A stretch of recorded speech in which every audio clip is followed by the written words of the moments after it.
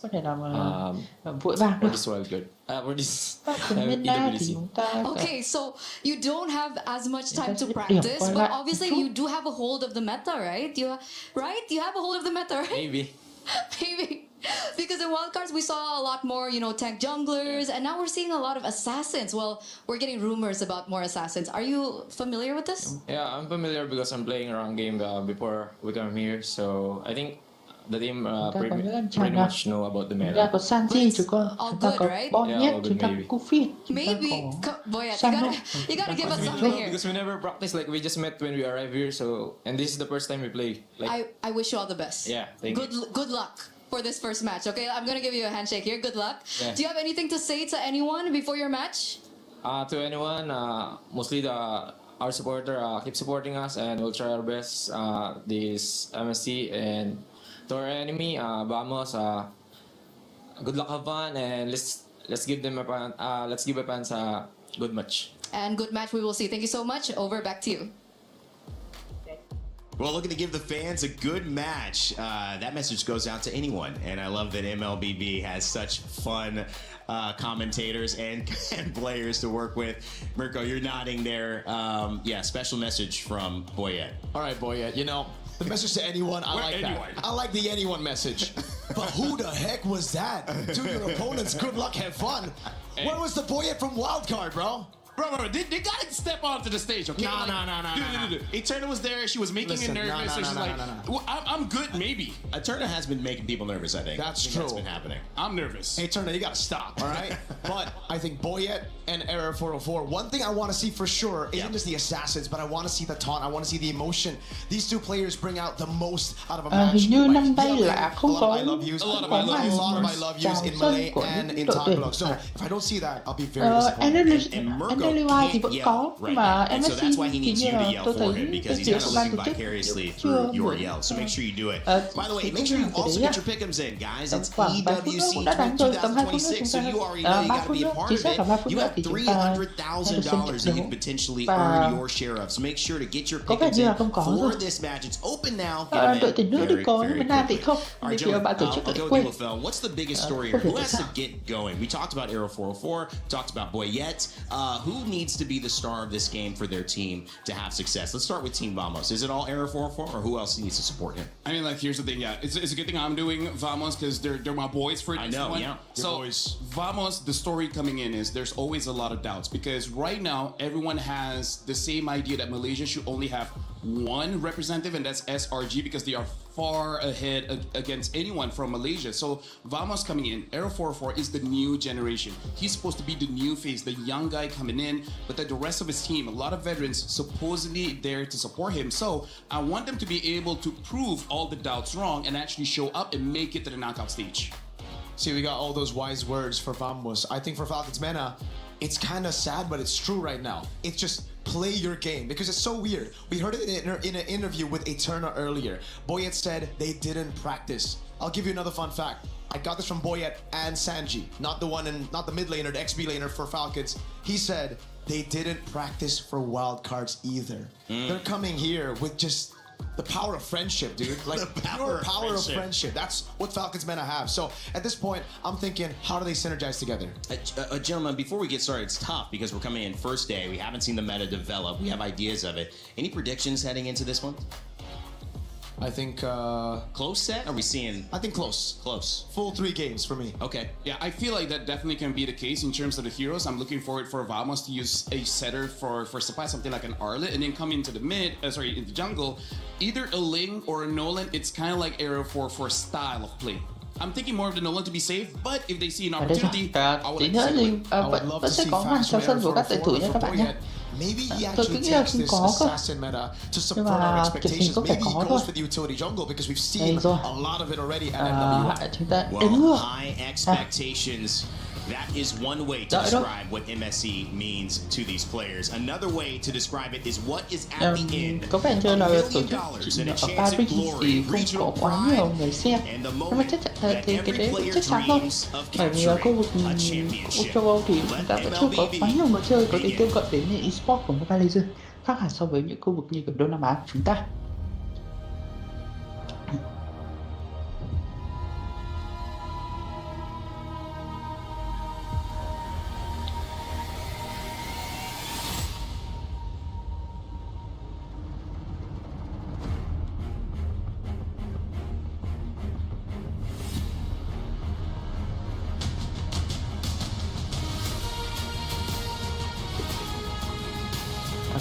giống với đội tuyển nữ, nhưng mà chúng ta vẫn sẽ có những cái anh gọi là đeo trống lên trước, và sau đó thì các tuyển thủ các đội tuyển của chúng ta sẽ hiện diện dần dần.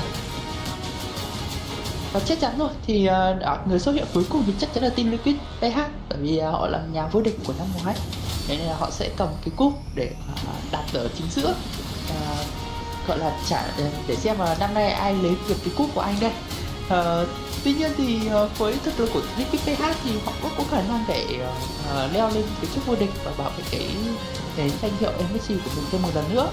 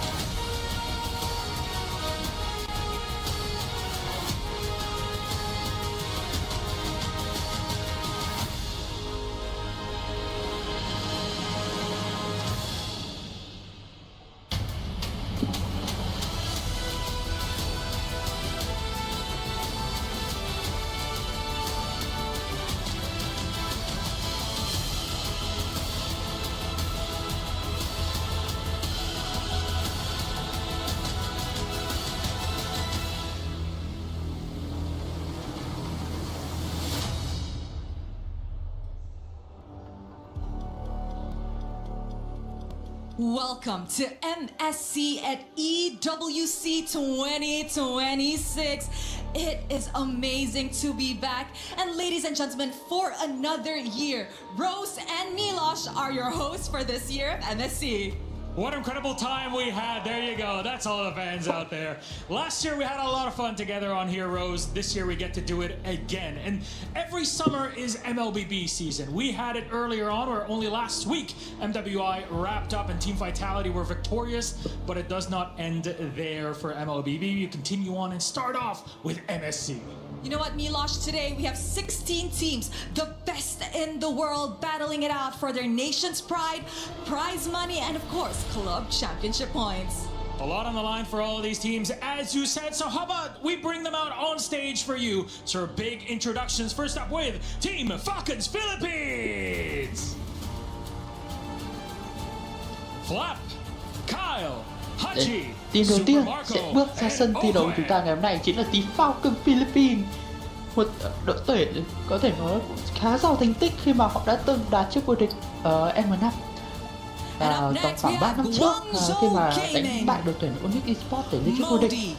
Theo tôi đánh giá thì Falcon Philippines họ trở lại với đấu trường quốc tế cũng khá là lâu rồi đấy. Để xem bên phía team Falcon họ sẽ làm được gì trong ngày hôm nay. Về đội tuyển tiếp theo ra sân chính là Guangzhou Gaming, và đội tuyển đến từ khu vực Trung Quốc. Và năm ngoái thì họ cũng đã cụ thể hơn là giải M7 họ cũng đã góp mặt rồi. Vậy nên năm nay thì họ được một cái suất tuyển thẳng luôn, thì nó cũng không có gì một điều bất ngờ. Đội tuyển tiếp theo ra sân như là team Vitality, cũng trở lại quốc tế sau một quãng thời gian cũng khá lâu, và họ mang cho mình một cái màu áo mới của team Vitality. Tuyển tôi nghĩ rằng đến từ một khu vực mạnh và cũng có thể gây ra chúng ta rất nhiều bất ngờ. Và đội tuyển tiếp theo đến từ khu vực Singapore đến là Iconic Gaming, một đội tuyển đến từ khu vực không chính xác hơn, đây là team Full Ripper đến từ khu vực Ấn Độ cơ. Và một khu vực rất mới và có một suất đến thẳng NSC. Team tiếp theo team Spirit đến từ khu vực CIS, gương mặt rất là quen thuộc của chúng ta. Một đội tuyển có phong độ thi đấu rất ổn định từ MSC năm ngoái, và đến tận năm nay họ vẫn được góp mặt trong giải đấu lớn nhất ở giữa năm nay. Thì tiếp theo là Iconic Gaming, một đội tuyển đến từ khu vực Singapore. Thì năm ngoái thì họ đã đánh mất cái suất của mình để đi đến M7. Năm nay thì họ đã được quay trở lại với trường quốc tế. Team tiếp theo của đội tuyển đến từ khu vực Ả Rập Xê Út, team GK Esports. Vâng thì cũng không có gì bất ngờ cả. Cùng với đó Falcon MEN thì để xem họ sẽ làm được những gì trong giải đấu MSC lần này. Và tiếp theo là Pro Esports đến từ khu vực Cambodia. Năm nay thì không có CFU. Năm nay thì những chú hổ đến từ khu vực Campuchia sẽ là người thay thế CFU thi đấu ngày hôm nay.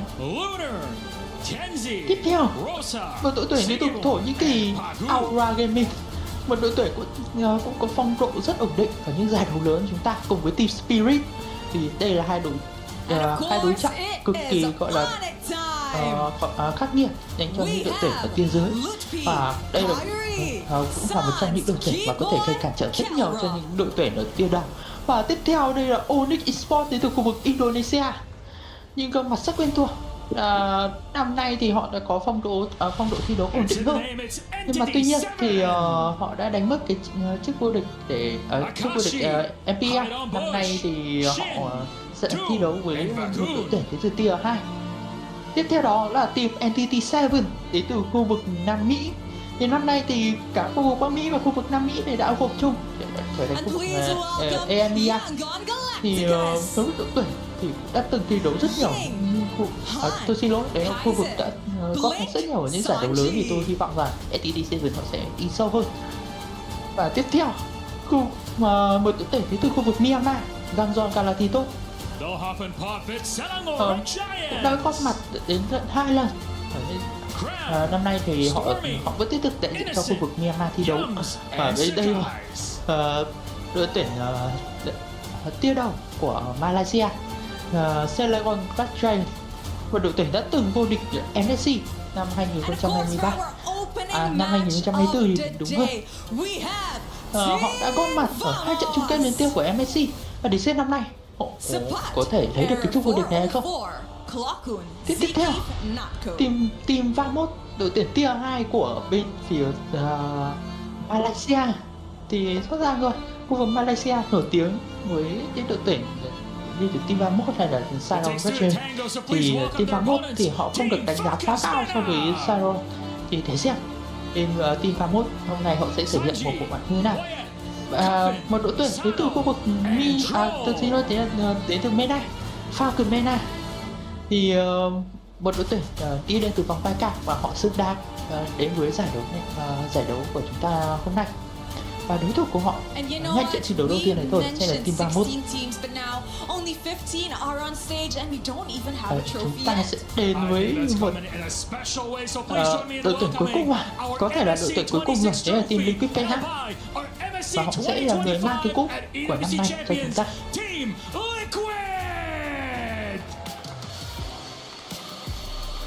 Có thể nói là đội hình team Liquid hiện tại có thể sử dụng trong một từ thôi là đội tuyển trong mơ. Đây mảng quốc áo cực kỳ ngầu. Năm nay thì bên phía team Liquid thì họ có sự thay đổi người, thì là anh chàng Chetty sẽ ra sân thay cho người anh em của mình, đó là anh chàng OH. Chắc chắn rồi, với một phong độ thi đấu hủy diệt của team Liquid ở giải FPL thì không biết rằng bên phía team Liquid họ có thể giữ một phong độ đấy hay không, hay đặc biệt hơn nữa là anh chàng Teddy phải thể hiện được cái sức ảnh hưởng của mình ở cái đội tuyển có quá nhiều những tài năng như KTG, như cả Phan Sanford hay là vị trí của anh chàng Sanji nữa.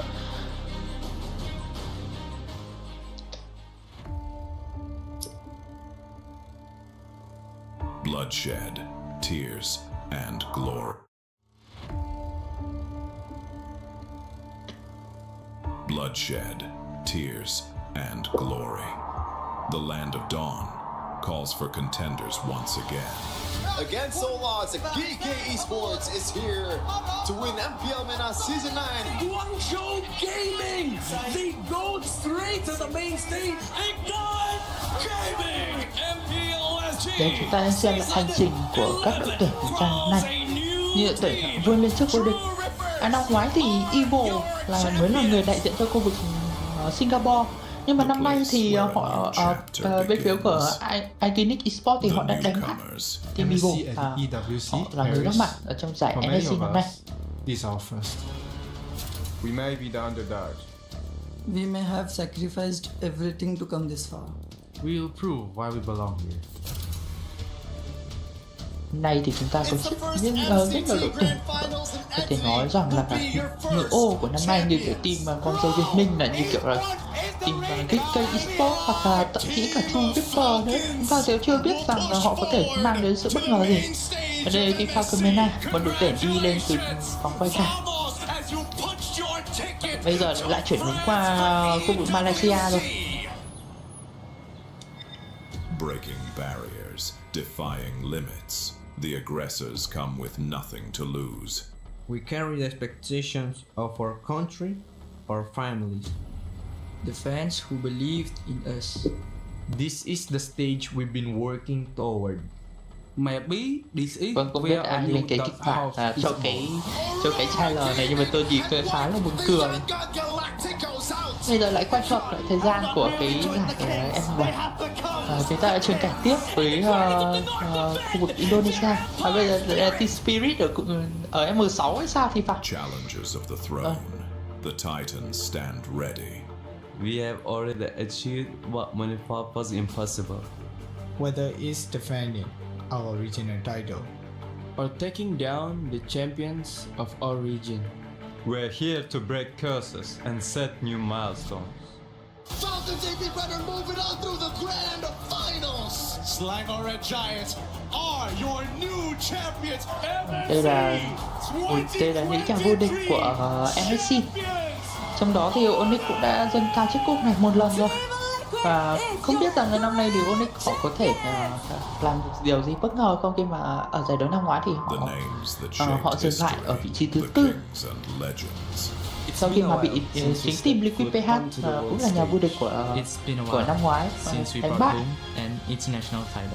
Our fights continues because our story isn't finished. Our legacy awaits. The journey to rise above begins. And Team Liquid bringing in the trophy, đây là đội tuyển đến từ khu vực đến từ team 31. Thì trận đấu đầu tiên thì chúng ta xem vào một đội tuyển từ khu vực Malaysia ở vị trí thứ 2 và một team đến từ khu vực MENA. Một đội tuyển vươn lên từ vòng quay cả để xem bên phía của team 31 họ có thể đả bại được team Falcon MEN không, hay chính Falcon MEN sẽ là người tiễn họ xuống nhánh thua đây. Any of these players, I think I speak for a lot of the talents as well. No one expected this game to bring us all the way to Europe, to Paris, to compete here. It's an honor for them, and to represent their regions, their organizations. It means everything in the world and more. Gentlemen, you know what I saw there? It's a lot of motive. But before that, this is my champion's pick. Yeah, and it's 2 champions, 1 game. My champion's pick. The event is now live from now until July 27th. So make sure to get involved. Lafel, you were saying. Like I said, man, watching that video was trước so khi đến với hype trận because đấu the thing thì that I got out of các that tuyển thủ is chúng the ta motives, thì man. Like vẫn đang chuẩn bị những thiết bị internet các thứ qua mắt các kiểu trước khi gọi là làm tay trước khi đến một trận đấu này. Thì trận này thì team 31 thì chắc chắn họ là đội cửa trên mà không có gì phải bàn cãi cả. Nhưng mà tuy nhiên thì không biết cái khu vực MENA họ có thể mang đến cái bất ngờ nào đâu. Khi mà đây là một trận đấu B3, nó không phải là một trận đấu B1. I'm gonna win it over and over again. Anh ơi, quên chi tư của người ta nha anh ơi. Camera quay hơi không ổn một chút. Idea of what could be the story for Team Vamos or Falcons MEN before they jump into the draft. Mirko, what would it be? Would it be rising against the unthinkable odds to secure what no one expected them to have? Trận này thì không có những cái đại diện nào quá lớn, quá gọi là tên tuổi ở đây cả. Thế nên là cũng ít khán giả là cái gì nhiều. Ngày mai chúng ta sẽ có nhiều đội tuyển nổi tiếng hơn. Hôm nay thì chúng ta có team Salon Western này, chúng ta có Falcon MEN này, tôi xin lỗi Falcon PH thì đúng hơn. To come here at EWC.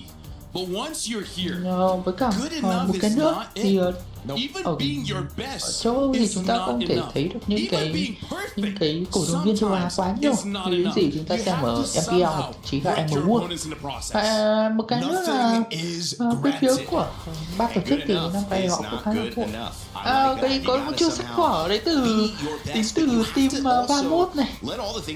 Vâng, chuẩn bị bài cực kỳ kỹ và bây giờ team Falcon Men họ cũng có một tí bài vở của mình. Cameraman thì vừa làm lộ một chút thì gọi là giấy tờ đến từ team 31 nha. Đang trao đổi chiến thuật lại với nhau.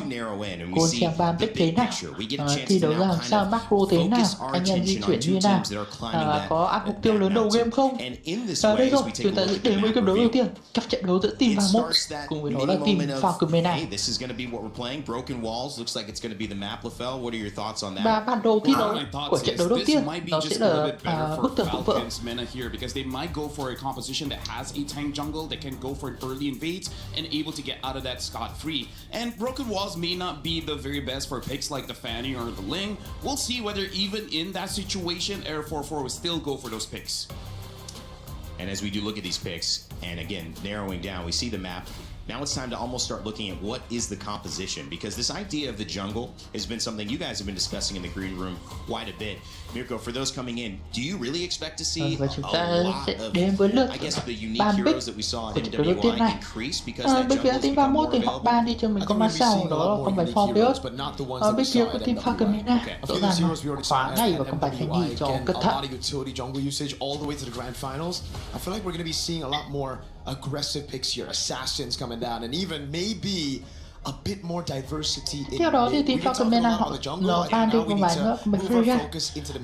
Có thể nói là ở giải Nam thì chắc chắn rồi, có Fanny phải là một cái lựa chọn 3 hàng đầu bất kỳ slot nào cả, ở bất kỳ slot mà bên phía bất kỳ đội tuyển nào cũng phải ban. Nếu mà team Falcon Men không ban thì tôi nghĩ bên phía team 31 họ cũng sẽ ban nó thôi. Bởi vì Fanny ở thời điểm hiện tại thì nó vẫn là một công tướng sát thủ có khả năng ra chiến mạnh ở giai đoạn đầu tiên. Cùng với nói cái khả năng cơ động của cô nàng này, vậy nên là một spot ban cho con bé Fanny đó là một thứ dễ hiểu. Và thì vào muốt họ còn một lựa chọn ban nữa, và tôi nghĩ rằng từ phía team 31 họ có thể hướng đến đấy là khu vực được dừng khi mà còn đó là con bé Barca và đó là Aka chưa được ban đi. Bên phía team 31 họ chủ động ban đi tên mình nó còn phải Juicy. Their synergy is amazing because nghĩ là các bạn nói về cái thì bên Thái Lan họ sẽ luôn ưu tiên ban vào team Fanny hoặc là Juicy, bởi vì hai đội này có khả năng giao tranh ngay từ đầu game rất chỉ là mạnh. Bây giờ Juicy sẽ có khả năng được tất tung liên tục, mặc dù cô nàng đã có nhiều lần giảm sức mạnh nhưng mà về được mặt đi đường với Juicy thì vẫn sẽ là tuyệt đối ở chỉ giữa mặt thôi. Thì ở slot ban thứ 3 của bên team Falcon Men sẽ lựa chọn ban tiếp theo.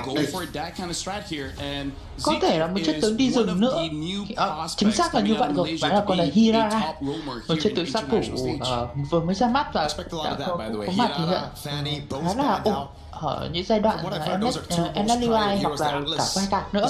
Bên phía của team 31 họ có pick luôn con bài đó là con bài cắt lao. Hay ở giai đoạn đầu này thôi thì tôi đánh giá đây là một lựa chọn cực kỳ khôn ngoan đến từ team 31 khi mà họ chủ động lấy một con bài tanker có khả năng mở giao tranh, có khả năng chiếm map cũng rất là tốt luôn. Và bên phía team Falcon Men họ sẽ đáp trả bằng hai con bài nào. Có thể bên phía của team Falcon Men họ vẫn còn một lựa chọn nữa đó là con Peric, hoặc là có thể lấy thêm một chất tướng ở khu vực được kinh nghiệm như kiểu là con Islanda chẳng hạn. It's really the EXP as well as the jungle that can really get counter out. So I kind of feel like that's something that Vamos wants to be careful of. Because they see certain things coming up from Falcon's Men and it makes it much easier. Then they can go for it. But look at this. Falcon's Men already picking up the Marlin as well as the Valentina. The Valentina I think is just an overall okay pick, but also maybe to deny anh chàng Sanji cơ. Sanji thì năm nay ở giải đấu này thì chúng ta có hai Sanji nha, một Sanji đi đường giữa đó ở khu vực Philippines, team Liquid. Còn Sanji còn lại thì chúng ta đang thấy trên màn hình, anh chàng này sẽ đi thực nghiệm. Bên phía team 31 họ có định chọn con bài Gunnerbeer cùng với đó là Eudora. một lựa chọn khá là bất ngờ, nhưng mà tuy nhiên thì Aurora ở thời điểm hiện tại nó cũng đang có khả năng landing cũng khá là mạnh rồi, khi mà khả năng clear lính của cô nàng này đã được cải thiện rất nhiều so với những gì mà bên phía của cô nàng này trước khi cái thời điểm debut.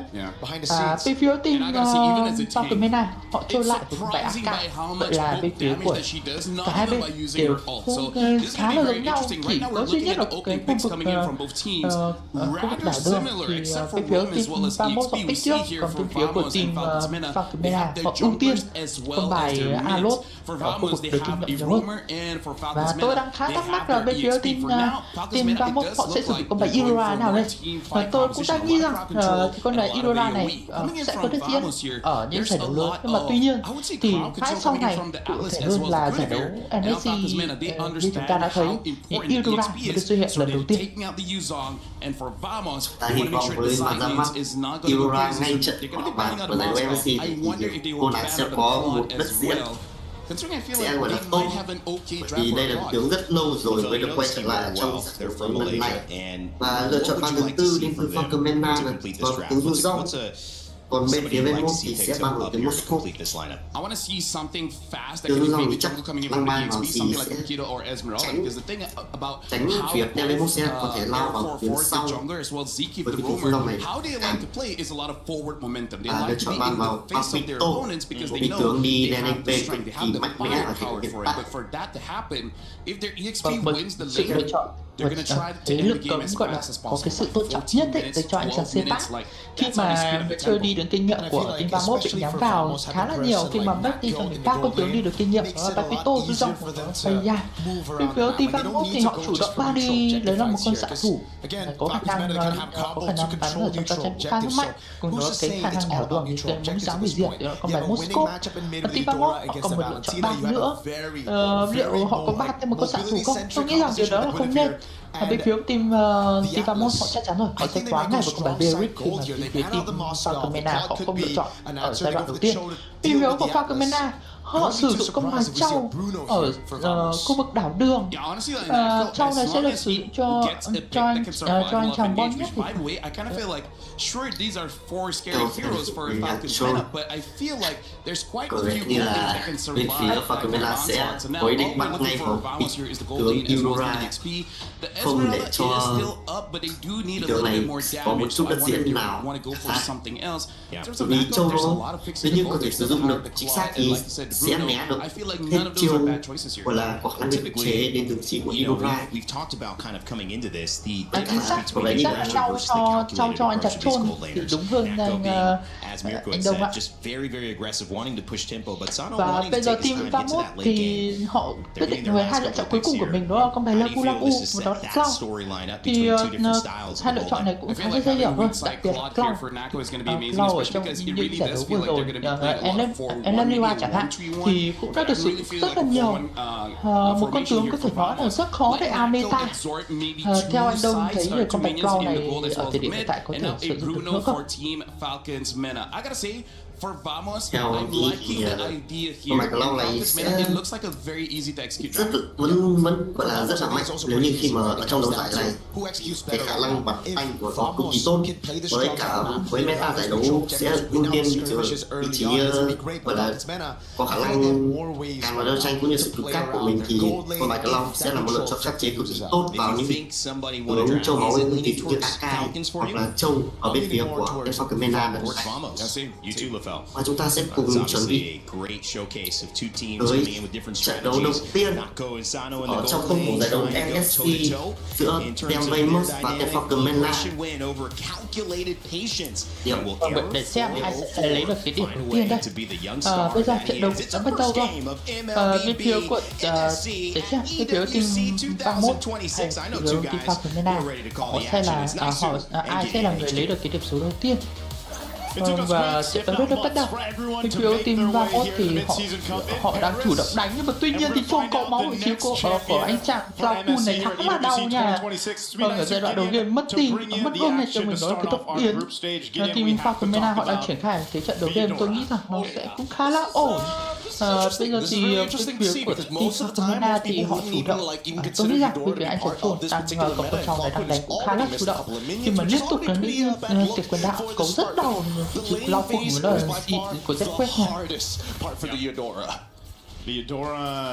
Ngay từ vị trí đầu game đã có sự giao tranh ghê tiện từ chiều pha từ Mena dần mặt đến 21 rồi, và vị trí của Irora chưa có cho mình level 2 bởi vì Tron cũng như Kofi đã chặn lính rồi và rất khó chịu. Rất chủ động. Yes, that Fork Lightning is now interesting now that they've kind of revamped the way that their passive. Vâng, và bây giờ tôi lại một lần nữa Tron lao lên, nhưng mà tuy nhiên thì Lao cũng đã cẩn thận hơn và chắc chắn rồi vị trí của Irora ở giai đoạn đầu game trong tay của anh chàng Cloud này đã thò tí khá là nhiều. Giai đoạn đường dừng thì sao? Boyat của nó lại Eros 404 thì vẫn có cái khởi đầu đường dừng khá là thuận lợi mà thôi. Bây giờ Guinevere đã hướng lên cho mình nó không có thế đường trên, nơi có sự xuất hiện của anh chàng Sanji hình như gửi thấy được mùi của anh chàng Eros 404 ở đây. Sanji đánh khá là cẩn thận khi mà đứng ở gần khu vực trụ của mình. Từ Eros 404 có lẽ rằng là sẽ phải từ bỏ anh chàng Sanji này thôi, khi mà Sanji anh ta đánh phá khéo đi và con rùa thần suốt ở khu vực phía đường trên. Bên phía team Falcon Mena họ đã chủ động để họ tiến lên khu vực hang rùa thần này rồi. Anh chàng Eros 404 thì vẫn muốn bắt anh chàng Sanji chăng? Tuy nhiên thì bắt anh chàng cũng khá là khó, cái và đây giờ có sự xuất hiện của Boyet rồi. Bây giờ thì hất tung lên bắt được vị trí của Sanji đang cấp máu, Sanji bị số sát thương, Sanji không nằm xuống, Sanji vẫn có khả năng hồi phục của mình và Sanji quay lại gạt vị trí của anh chàng Sebat về, và cái phút lốc đầu tiên thì cho bên phía team Falcon Mena cắt được hai người về vị trí của cô nàng Kufin, anh chàng Kufin và Sanji có thêm một mạng của Secret nữa. Và ở giai đoạn đầu game bên phía team Vòng họ tan vỡ khi mà họ mất đi 4 thành viên ở cái đội của mình, và con rùa thần đầu tiên sẽ thuộc về bên phía của team Falcon Mena mà thôi. Pha giao tranh mới vỡ trận rất nhanh từ chiều cái tem 11 khi mà Sanji cầm Balot múa rất hay. For Cuffin was the set. Yeah, great eyes on Cuffin actually. Vâng, hơi đáng tiếc một chút là lượng sát thương từ bên phía của team 31 ở thời điểm đấy nó không đủ để giết điểm Sanji cơ. Và còn thậm chí anh chàng Sepat còn bị Sanji dùng trung thương giảm phá để ra thẳng một chút. Các pha vừa rồi thì là do Sepat đã chiêu cuối vào vị trí của Boyet cũng như là Kofi để có thể ngăn chặn việc Boyet dùng con quay ngàn cân để quay vào vị trí của thì đáng ra pha đấy thì Sepat nên ulti thẳng vào vị trí của Anon, thì lúc đấy Sanji chắc chắn sẽ lên bảng số thôi. Nhưng mà tuy nhiên là có vẻ như là một pha xử lý sai lầm đến từ team Sepat mà rồi. Chính xác là như vậy rồi.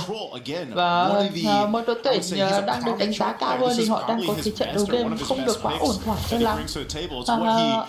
Ở EWC chúng ta đã từng thấy những cái đội tuyển được đánh giá cao hơn đã phải xuống nhóm thua như ở team Navi Philippines hay team Falcon Indo. Và bây giờ lại một tổ chức mắt nữa và bắt vào vị trí của Tron nên Tron vẫn có thể lướt về được. Và bên phía team 31 họ tổ chức đánh lần 2 không thành công, nhắm thẳng vào hai vị trí người kinh nghiệm của đó là người chơi đi đường đảo đường. Thì bên phía team 31 họ không bắt được ai cả, khá đáng tiếc. Và bây giờ thì bên phía team 31 họ tổ chức bắt vị trí của Boyet, nhưng mà Boyet vẫn còn cho mình nó con quay ngàn cân, tốn rất nhiều tài nguyên và tuy nhiên thì không bắt được ai cả đến từ team 31. Sanji thì lên đây vào thủ thôn của mình rất đơn ra chỉ tem 21 lại đi bắt vào hai vị trí gọi là tank cờ ở bên phía team Falcon Mena thì người sai, tốn rất nhiều tài nguyên không giết được hai vị trí này. Tôi nghĩ rằng là những vị trí như của Kufin hay là vị trí của anh chàng Sano thì cũng khá là khó bắt. Và bây giờ một pha tiền tôi đã đá về vị trí của anh chàng Sepat rồi, tuy nhiên không được, và bây giờ cắt được hai người về và cái đấy là Velas được trả ra luôn. Eros 404 cho mình luôn được cái double kill, coi như là trả giá ngay. Nói chung là gọi là có cái gì để trả lại thôi. Của tiên thì trả cho biết. Đến từ bên phía team Falcon Mena. Và bây giờ bên phía team 31 họ mới là họ đã lấy lại được một chút lợi thế của mình, và con rùa thần thứ hai sẽ dành cho bên phía team 31 mà thôi. Họ có vẻ như họ đã quay trở lại cái nhịp thi đấu của mình rồi. Team 31 tổ chức canh với 5 thành viên ở đây bên phía team Falcon Mena họ chỉ có 4 thôi, và bây giờ thì bên phía team 31 họ chủ động, họ đưa ra cho tình huống này. Và từ 3.000 tiền bây kéo xuống chỉ còn hơn 1.000 tiền mà thôi. Một tình huống xử lý giao tranh của rất tốt đến từ vị trí tem 21, và ở đây know if that's who you want to kick. You Đá know? vào vị trí của G-Quest không có gì xảy ra cả, chính xác là như vậy rồi. Vâng, và có lẽ rằng anh chàng Thôn nghĩ rằng những người đồng đội của mình sẽ có thể tiếp sức sang trận này, nhưng mà không. Những thành viên team Falcon MEN họ chủ động họ lùi về. Cái xu phục của phía bên dưới kia cũng đang mất đi. Team Falcon họ đang lấy lại dần những cái lợi thế mà họ đã đánh mất ngay ở giai đoạn đầu game.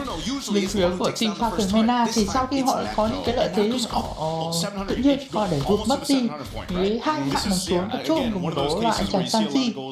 Hai cái hạng mà ở những cái giai đoạn phút đầu tiên thì team Vamos họ không bắt được, và sau một cái liên kết tử mệnh thì từ anh chàng G-Quest thì cuối cùng thì bắt được hai anh chàng này.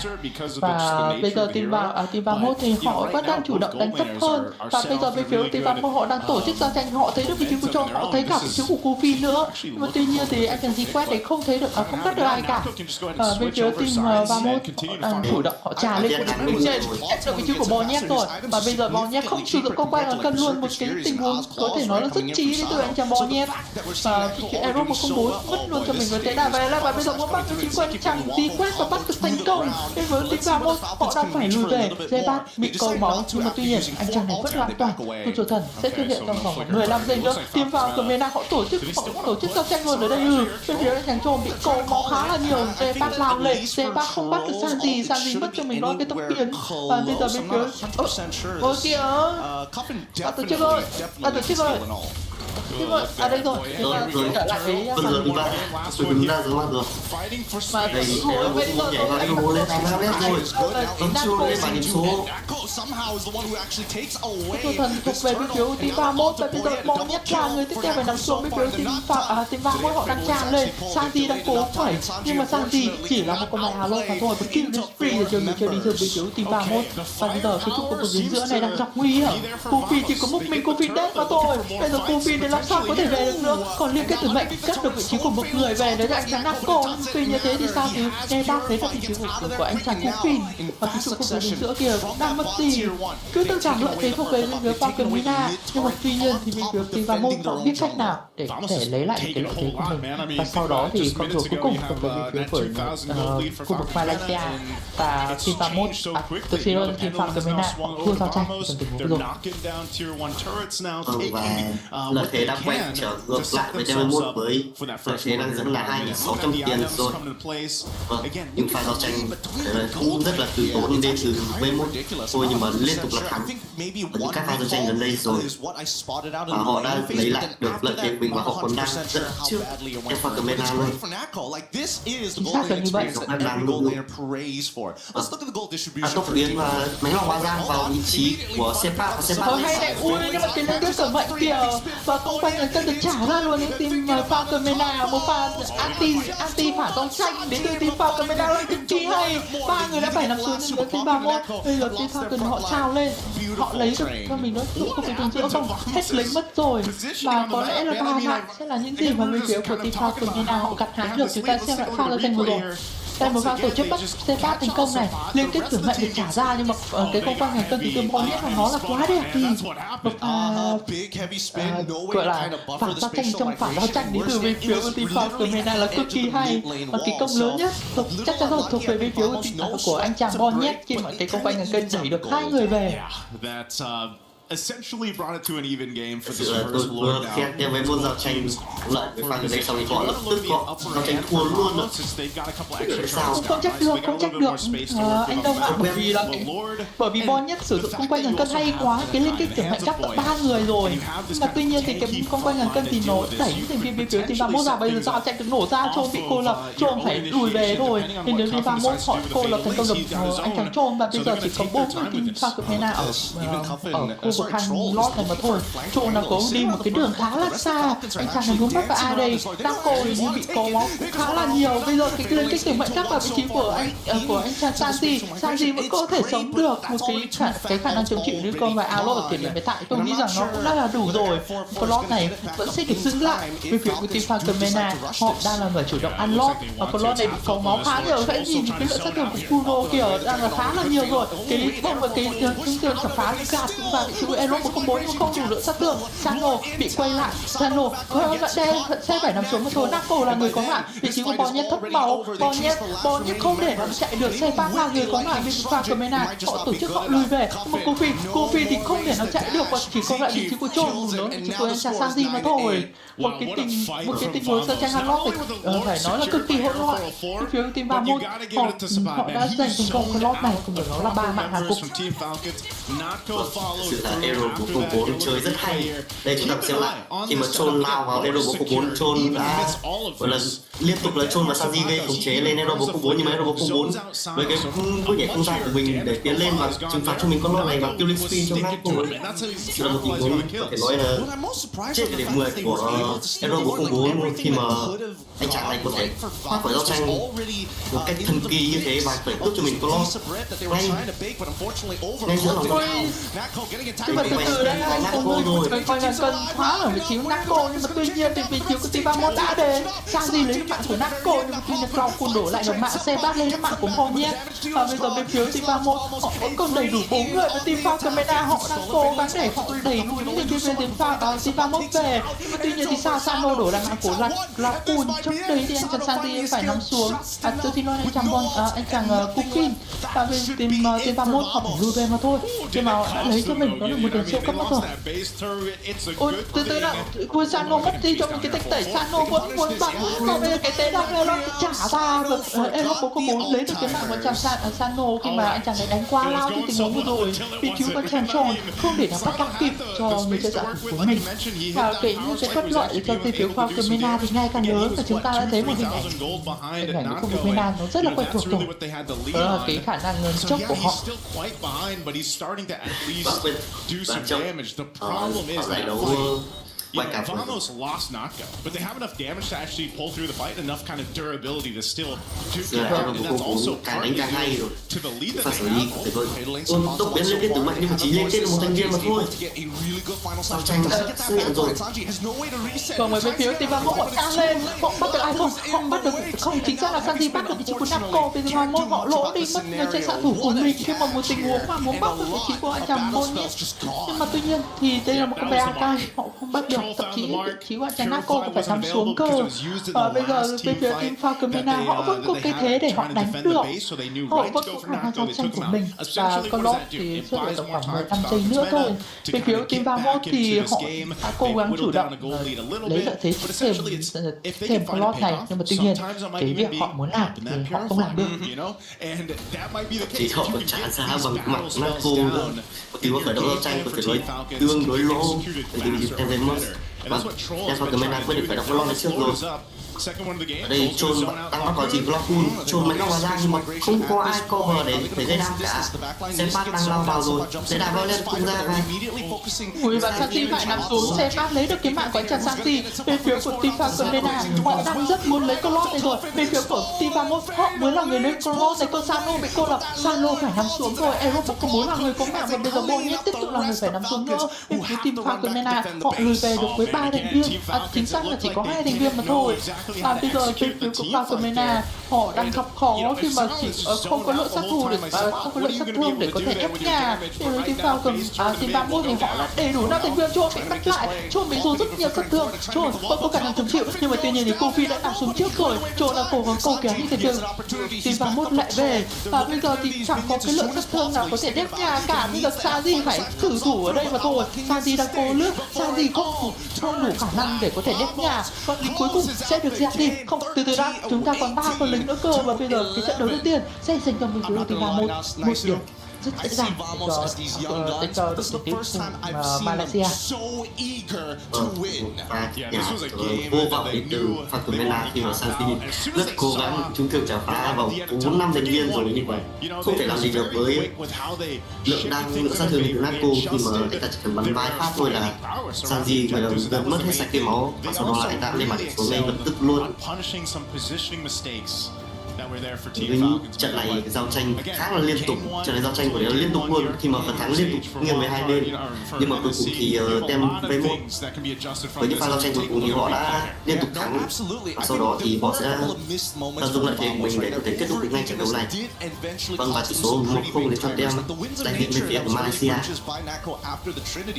Anh sẽ lại pha lại trận đấu này. Thì cuộc giao tranh ăn đến trận đấu liên tục đến từ hai tem, lúc thắng lúc thua. Cứ tưởng là bên phía Falcon MEN họ sẽ triển khai được những cái lợi thế của mình ở giai đoạn đầu tiên từ 4 match, nhưng mà tuy nhiên thì sau đó thì team Vamos họ là người xuất sắc hơn và có một cái pha thi đấu gọi là hơi ẩu từ bên phía team Falcon MEN dẫn đến trận thua đầu tiên của họ. Nhưng mà không sao cả, vẫn còn một trận đấu nữa ở phía trước, và bên phía team Falcon MEN họ vẫn có thể làm được. Cái tình huống giao tranh có thể nói là gần cuối cùng thôi, khi mà những thành viên bên phía của team Falcon MEN họ đã cố sức để đét nhà. Tất nhiên có một cái điểm nữa mà chúng ta nhìn kìa, lượng sát thương của các bạn Euro ở cái giai đoạn cuối game như thế này nó thực sự quá kinh khủng đi, khi mà vốn dĩ Euro có khả năng sốc sát thương mạnh ngay ở giai đoạn đầu game rồi, đến ở giai đoạn cuối game thì lượng sát thương chúng ta không thể cân đo đong đếm được.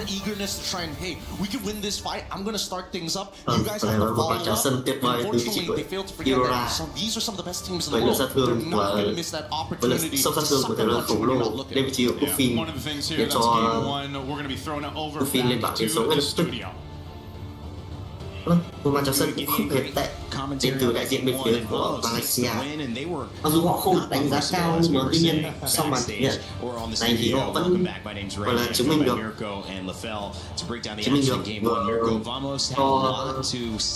tôi biết là khu vực của Malaysia tương đối là mạnh, không phải có mỗi Zero rất dày và kẹp vị trí đâu, và tem với Moss cũng có thể làm nên một điều gì đó.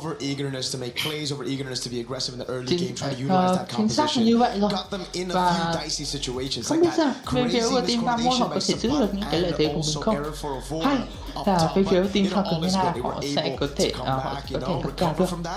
Và chúng ta sẽ nghỉ ngơi trong vòng vài phút trước khi đến với trận đấu thứ hai. Yeah, I feel like in that game, one of the reasons why the eagerness wasn't that punished that well is because really what Vamos was trying to do was to disrupt the tempo, because they understand the timing for Falcons MEN where they like to set things up. So Vamos did not allow for the setup to really happen. In fact, there are some situations where they disrupt that setup by Air 4-4 going in. Even though he's the jungler, he's the first one to go in. And I feel like for Falcons, the reason why it didn't look all that well is because I don't think they utilized their draft that great. They weren't able to get the catches. There are some counter engagement that was good, but not enough. Yeah, Sapat on the Lapu Lapu, obviously a big initiator and helped that team zone out. But also, I mean, in terms of the storyline there, at the M6 Swiss stage, I mean, we were kind of prepped on what this matchup means. Most of that team not here, but Sapat, one of the only members of Team Vamos when this team was formerly named Twisted Minds. The majority of this Falcons MEN team took them out of M6. So Sapat maybe still has something to prove, maybe a little bit more to his match than some of the others, and he certainly did it in this game. Yeah, he recovered really, really well, and they were able to come back in this game from that early. Wait, how bad was it? Was it like 1,000 goal lead early on, right? The four-man pick. It was almost 2,000. Yeah. It was almost 2,000, and then it goes down to 1,007 to 700, and then over to Vamos. I gotta say, Sapat, the biggest change a few years back until now. Those years, he was doubtful. He was like, I don't know if I can do it. But now he's like, you know what? I don't care. I'm the underdog. People don't see me as the potential champion. No pressure. I'm going to go in fearless. Yeah, and sometimes that, like, kind of being in the moment, losing out on it, but sticking through it, it makes you a little fearless. You're like, what else can go wrong, right? Morale is very important, man. Having that confidence, as this guy's doing 6-7 as well. Yo, Vamos right now, if I look at them again, if I look at Falcons MEN, I think it comes down to also Falcons MEN leaning towards their utility jungle picks that got them the wildcard win. The Akai pick was fantastic in the wildcard. Here as well, you can see why they picked it up against the Atlas. But I feel like if you look at this game again, you see that massive gold lead, you see that massive expedient between the junglers, and you can see why it's going to be very hard for an Akai this meta if you fall behind. If you get all this early neutral objectives, all G, brother.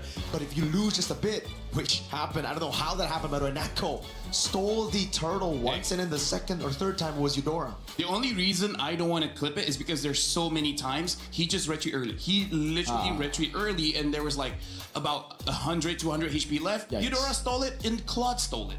Well, you actually looked at a couple of clips that caught your eye. We have some telestration you're going to do for us, LaFell. Break down what you saw on that game one. So I got 2 clips here. First of all, we got to look at the first mistake that really happened where for Vamos, like I said, over eagerness. Right now, I want you guys to see here the positioning of Air 4 as well as Supa. They're not on the same page. It looks like they're going for different targets here. Maybe the idea was Eric could solo kill the EXP lane here, and then Supa, he just wants to zone away, making sure that the 2 members of Falcon does not arrive. But the problem is, as we play the clip here, we can definitely see the damage is not enough, as well as we see the Akai really pushing Supa out of the way to the point there he had to use his flicker. And this is all while the turtle is going to be the next contest. This is not great coming in from Vamos, but it does look like they have a good idea that we just want to win the fights. We don't care about the neutral objectives at this point, and we can see it's heavily punished here, where looking at Falcon's lineup, you can see that they are a more team fight heavy composition with a lot more AoE and a lot more crowd control.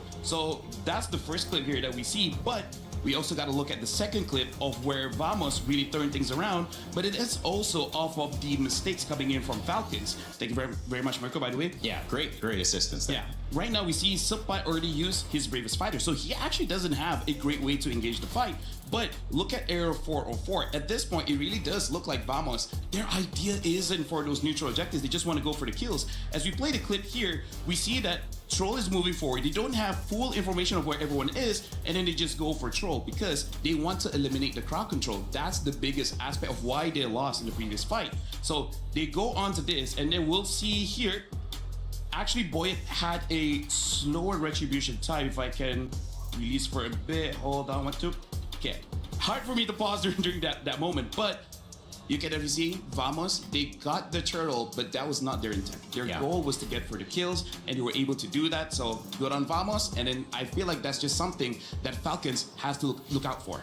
Great showcase and great assistance there. Assist of the game. We don't have MLBB right now. We do have an assist of the game. That was Mirko, assist of the studio segment.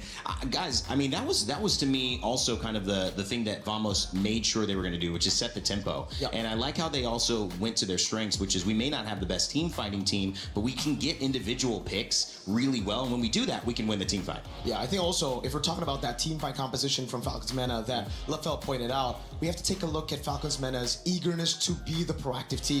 It seems like for the entirety of that match, they were just leaning towards, all right, we're going to punish Vamos when they make a mistake. A few times it happened, but a lot of other times, you could clearly see when they needed to push that turtle fight earlier, they didn't want to. On the Arlet, on the show, you need to jump on the Guinevere before the Guinevere jumps on you. And because they were just too reactive, it caused them to lose a lot of those early fights that got the Akai super far behind for the late fights. All right, well, we'll see what they can do to change things up. Coming up, though, for you, just a reminder that we've got Rhino Day.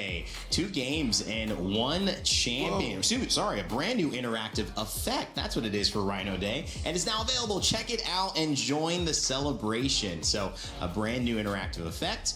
Rhino Day, baby. I love it. So it's close to Rain Day right there. It's not. Yeah, you know what? I was like, am I doing something for MLBB? That's you. That's you. That's me. Rainy Day. Well, I'm definitely down. Go check out Rhino Day. That'll be fun. And I think Mirko, too, when we start looking at game 2, what can we look at Falcons MENA bringing into this next draft that helps them in these moments? Because clearly they didn't suffer from having a good composition, but they did suffer from being able to execute it. And how do they solve that problem? I think it comes down to, again, in the game they were too reactive. I feel like in the drafts they were also too reactive, right? Instead of going for their own prio picks, they were just reacting to it. They see the Atlas, they go for the Cho and the Akai. They see the Claude, they go for the Bruno. They're just trying to counter, getting these good matchups, but ultimately not having a composition that works together overall, or not even playing into the metagame that well, right? So I think the big mistake coming into game 2 that they should fix would be try to be the proactive one. Steal these prio picks away from Vamos before they get their hands on them.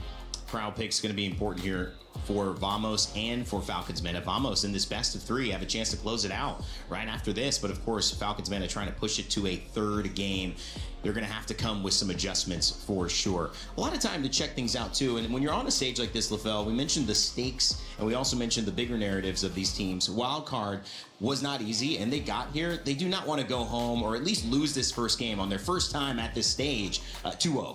Something that I do have to say is a lot of teams, they suffer from the fact that Vâng, chúng ta sẽ there's quay trở 16 lại teams cái and trận đấu thứ sometimes 2, các you trận đấu giữa can't team have the Falcon same MEN cùng mindset đó là for team all 31. 16 teams. Trận đấu For đầu tiên example, thì we team saw 31 just họ now that mặc dù Falcons họ tried to đã play đánh more mất methodical, cái play cơ more hội của mình ở slowly, giai play đoạn đầu more tiên, nhưng mà reactive, tuy but nhiên against a thì team sau đó like thì Vamos, team 31 this is họ a cũng game có that thể who giành chiến thắng starts một cách first, they rất will là dễ most dàng. probably win Thì trước unless they trận đấu just thứ hai miss a này lot team of 31 ability. So I họ kind có of thể feel like it's difficult, but đả bại you được luôn can't look team at Falcon MEN Vamos like không, team hay liquid. You can't sẽ look at them like team Falcon MEN họ sẽ SRG. cân bằng được tỷ số. Maybe against Vamos, you have to be slightly bit more disrespectful, being like, I'm just gonna go fight for you because you're not that good enough, right? Yeah. Because like again, Mình nhận not to thấy throw shade sự to Vamos, hơi but mệt this mỏi is the một chút reality. từ When team you're going up Falcon against thì phải. competition where many different teams Và are bây giờ here, chúng ta sẽ you đến với can't have the same map mindset. You tiếp can't theo. have the same strategy Sẽ against là map nào đây? every other Và vẫn team là for the tiếp tục simple là fact map not bức tường vực vỡ everyone thôi. has the same Map cũng habits. giống như cái trận đấu đầu tiên. Back to back. Ooh, I don't know. I mean, they played it so well, Vamos, in that game. They even like doubled down on some of these ganks as well. So I think go back to the drawing board, do exactly what you did in game number 1. Đến And với for màn Falcons băng MEN, tuyết again, it's all about của stealing trận đấu those thứ picks. hai Maybe này. even stealing blue side, Bên which phía they team Falcon did. MEN, cái Fanny lựa ban chọn and ban I đầu tiên believe của the bên Hirara isn't the question though, Falcon, right? họ vẫn sẽ là con Fanny mà thôi. Ở bên phía ngược lại, team 31 họ pha đi cho mình nó còn bắn xeo. But then Vamos just get their hands on the Eudora Atlas. Yeah. I mean, like, here's the thing. Even Hirara was open. I don't Hai lựa chọn ban đầu tiên thì cũng có thể nói là hợp lý từ cả bên. Bên đối team Falcon MEN tiếp tục ban tiếp công bài Forbeus cũng khá giống được ban đầu tiên mà thôi, khi mà hai con tướng đầu tiên Falcon MEN không thay đổi gì so với đợt ban đầu tiên của họ ở trận đấu đầu tiên. Bên phía team 31 thì họ ban đi công bài Aslat. Ở trận đấu đầu tiên thì Aslat ở trong tay của bên phía team 31 cũng vận hành khá là thành công. Nhưng bên phía của team Falcon họ là người pick trước, nên là bên phía team 31 họ chủ động thì họ pha đi công bài Aslat cũng là điều dễ hiểu. Assassin main, but going into the competitive scene, he was very open to use utility junglers, use fighters in the jungle, and I feel like that really stepped him up in terms of his career growth, because it makes it so much easier for Coach Valdo to draft for the team when you have such a willing player to do whatever it takes, whatever heroes you need to tuy nhiên thì nên lưu ý một chút về công bài Kunavio của anh chàng Europe 04. Nhưng mà tuy nhiên thì vẫn là lựa chọn Hirara đến từ bên phía team Falcon MEN đâu.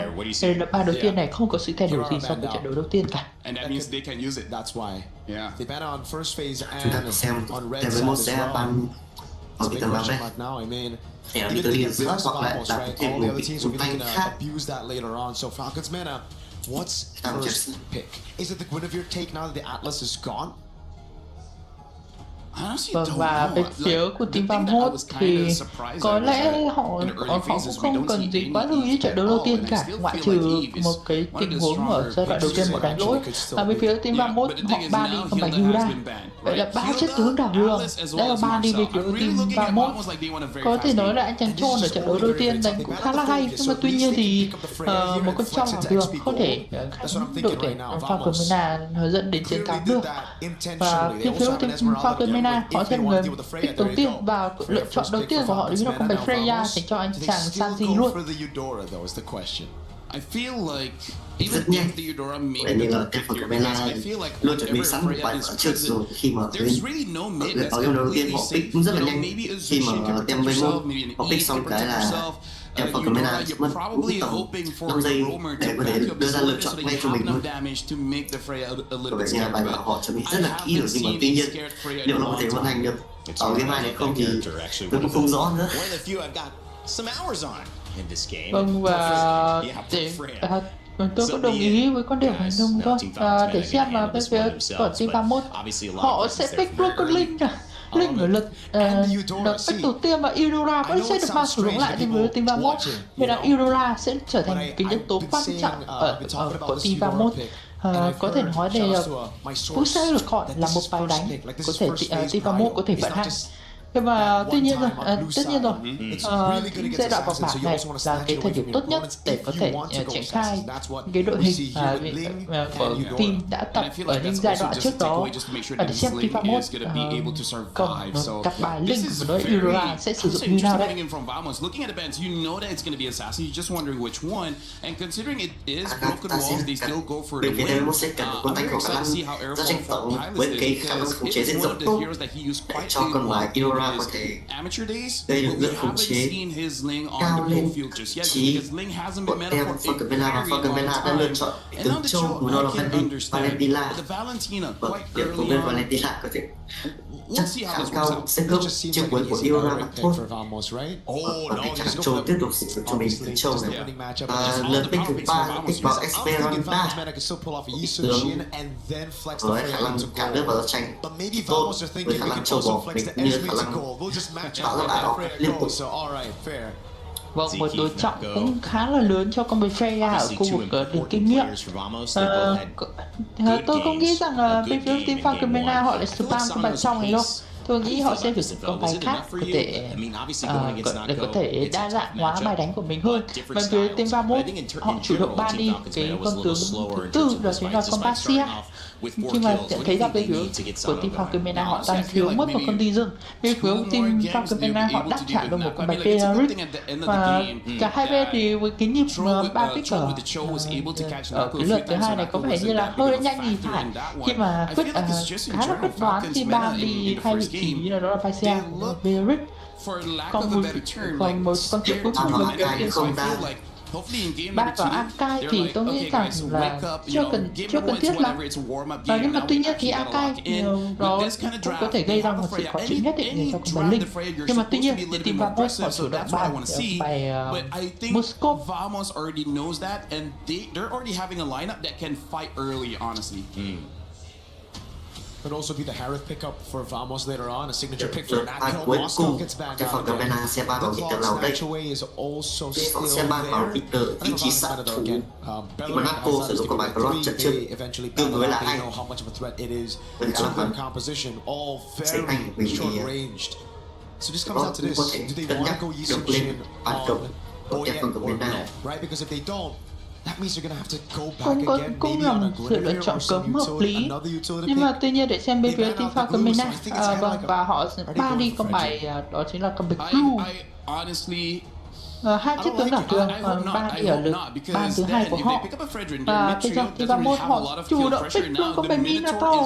Vâng, có thể chúng ta thấy một cái sự đa dạng đến từ những cái lượt farm pick của họ là cực kỳ lớn, khi mà cái bất ngờ đầu tiên cho chúng ta đó có bài Yura, và ở cái game đầu thứ hai này đó chính là có bài Minato. Epic Compact hay sao đây? Con Minato có khả năng gây khống chế rất rộng, rất tốt, cùng với khả năng hồi phục của bản thân nữa, nên là được lựa chọn vào tương đối là dễ hiểu mà thôi. Liệu hai lựa chọn cuối cùng của team MEN sẽ lựa chọn được nào đây? Họ đang thiếu một chất tướng đi rừng với một chất tướng đi phạt, đó lựa chọn vào Gurley. Chắc chắn Gurley sẽ bắt vào vị trí của Yura và rồi. Vâng, và họ quyết định đẩy Freya đi đường vào để họ pick vào vị trí của Alice. Sự lựa chọn tương đối là bất ngờ từ team Falcon MEN. Và Melissa luôn đi từ bên phía team Vamos. Vâng, chắc chắn đội hình này đội hình chúng ta chỉ có thể thấy ở những cái trận đấu danh mà thôi. Nhưng mà có cả Minato, có cả Melissa, đó là Yura. Epic Compact rồi. Chúng tôi có thể khẳng định các bạn ở điều như vậy. Khi mà team Falcon MEN họ chủ động, họ xoay bài với con bài Freya đi đường vàng, thì bên phía team Vamos họ đáp trả luôn một con bài Melissa. Cũng đánh dấu sự trở lại của bà Melissa ở giải đấu MSC năm 2016 lần này. Có một giai đoạn cũng là MSC khi mà con bà Melissa này cũng đã từng rất hot trong những giải đấu lớn, nhưng mà tuy nhiên sau đó thì những cái chất tướng mạnh hơn đã xuất hiện và Melissa đã phải Ameta. Và để xem bên phía team Vamos họ sẽ vận hành đội hình như thế nào đây. Tôi thật sự đưa ra những con bài tương đối là xinh và cũng tương đối là cố rồi. Em muốn có vẻ như họ đã chuẩn bị rất nhiều bài vở trước khi đến với giải đấu MC lần này. Họ đã mang in this game too from Vòng. Đây xa với đó là Iora rồi. Phản ứng rất lâu mới trở lại meta lần này. Trôi thì vẫn tiếp tục như đêm trước rồi, liên tục là từ vụ ép đầu game. Tuy nhiên lần này thì có vẻ như anh chàng Trôi lỗ máu hơn rồi. Lượng sát thương của Iora giai đoạn đầu game nó là cực kỳ lớn. Nhưng mà khám hay cho anh chàng Copin cơ mà không gặp quá nhiều vất vả ở giai đoạn đầu game. Không, chính xác là anh chàng Clockpool thì không gặp quá nhiều sự vất vả ở giai đoạn đầu game như trận đấu trước nữa. Và bây giờ Trồn đối đầu với Aerox 404 và cái sát thương kia, lượng sát thương của cháu giai đoạn đầu game cực kỳ lớn. Hình như là Aerox 404 cứ giữ cho mình nó có thần là thì phải. Và không được đứng dưới này thì Naco thì vẫn đang đi đường khá tốt với anh chàng Sano mà tôi. Trồn rất máu, Trồn vẫn có thể lùi về được trong tình huống này. Không mất quá nhiều dòng máu hơi của mình cả. Có lẽ lỗ một chút lượng máu, nhưng mà tuy nhiên thì về cái hạn hồi máu nó vẫn rất là đơn giản. Cái keo lỗ khu vực phía bên dưới này thì chắc chắn rồi, Sano với tầm tay dài hơn thì vẫn có thể áp đảo cái công bài Freya. Và bây giờ vị trí rồi Quýt thì anh chàng bị dồn sát thương nhưng tí vẫn có thể đủ lượng chịu. Bồ nhắc bị mắc phạt, còn chủ tên cái trận giờ cực kỳ vươn đến từ Aerox 404. Và nhìn cái tên thủ chúng ta bố linh kia, nhặt kiếm gọi là không chắc bắt từ phía của người chơi đi được một hướng gì vào một. Thực sự nói là tay quá nhanh đi. Khi mà tôi đang còn trước tôi chỉ mới nhìn thấy Mon đang còn khoảng nửa cây máu thì sau trong khoảng 0,5 giây hoặc là 1 giây sau đó thì vị trí của anh chàng Mon bị tua máu rất nhanh. Chất lượng của các vị tướng sắt của giải nam ở giải nữ hoàn toàn khác biệt. Mặc dù là ở giải nữ có cô nàng Vivo thực sự múa linh rất là tốt, nhưng mà khi mà nhìn sang vị trí của Aerox 404 múa linh chúng ta thấy khác luôn, rất nhanh, rất hiệu quả nữa. Vâng, và mức quyền diệt chúng được 2 nhân viên cho chân 2 nhân viên rồi. Bao lên Clockpool, Cupin và Sano đã lại Clockpool rồi. Và Sepat đây gặp nguy hiểm, Sepat còn rất thấp máu. Aerox 404 lao vào rồi. Ra thấy rất hỗn loạn đây, nhưng mà Sanji cũng đã chủ này tốt. Có vẻ như là giao tranh đã kết thúc và đem với một set tẩy độc cho mình con rùa này trước. Có vẻ như tem phẩm của Mena sẽ con rùa này thôi, hoặc không. Ở đây Sanji vẫn đang rất khó chịu ở đây và Aerox 404 đã có cho mình con rùa này và Đấy sẽ lùi về thôi. Khi mà vô tiên quyết định không lao vào nữa. Con số trận đầu tiên của bên phía team 21 và có thể nói là bên phía team Falcon họ đang triển khai cái lối chơi nó chưa thực sự là hiệu quả cho lắm. Khi mà bên phía team Falcon họ đánh mất đi khá nhiều lợi thế ở khu vực con số thần, sau đó để cho team 31 họ ăn con rùa một cách rất là dễ dàng. Để Sano có thể là gặp nguy hiểm nha, có cả cái chiếc long phun ở đây nữa, nhưng mà tuy nhiên thì chiến thuật vẫn có chính rồi. Trôn bị bắt lại, Trôn còn nửa cây máu. Lượng sức tương của Long Phun ở giai đoạn đầu game này nó vẫn là chưa có khi mà dồn vào vị trí của anh chàng Trôn. Tuy nhiên thì đây là một con bài thanh trò, vậy nên là cái lượng sức tương không đủ thì nó vẫn sẽ là dễ hiểu mà thôi. Bây giờ thì tôi đang quan tâm đến nhiều hơn là anh chàng Aerox 404 khi mà cái khả năng chơi linh của anh chàng này nó cực kỳ quỷ. Sano chủ động đánh cao lên và bây giờ team Falcon MEN họ tập trung tận 4 người ở đây. Falcon thì đang đứng ở khu vực đường sông này. Jet Queen thì anh chàng này thì đã cố gắng lấy sai cho những người đồng đội của mình, nhưng tuy nhiên vẫn chưa thấy được ai cả. Ở khu vực phía đường dưới này chúng ta lại một lần nữa hướng vào vị trí của Naku Sano. Không hiểu camera thích gì ở cái khu vực dưới này mà chiếu cam ở đây khá là nhiều đấy. Khu vực trên đường không có gì đâu, với hai vị tướng đánh cờ con một cực kỳ lớn này thì sẽ chẳng gì xảy ra cả.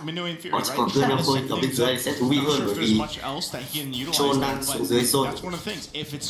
Liệu có pha lao vào thì bên trong không? Ôi tôi xong rồi. Xong hóa ra rồi. Naco có thể sẽ lên bản số rồi, đã lên bản số rồi. Đây chỉ là lý do mà camera hay đi xuống đường bởi vì những tình huống ganh của Troll như thế này cực kỳ là hiệu quả vào vị trí của Naco. Và tốc biến xuống một đầu mạnh trong hóa ra thì là Naco đã lên bản số.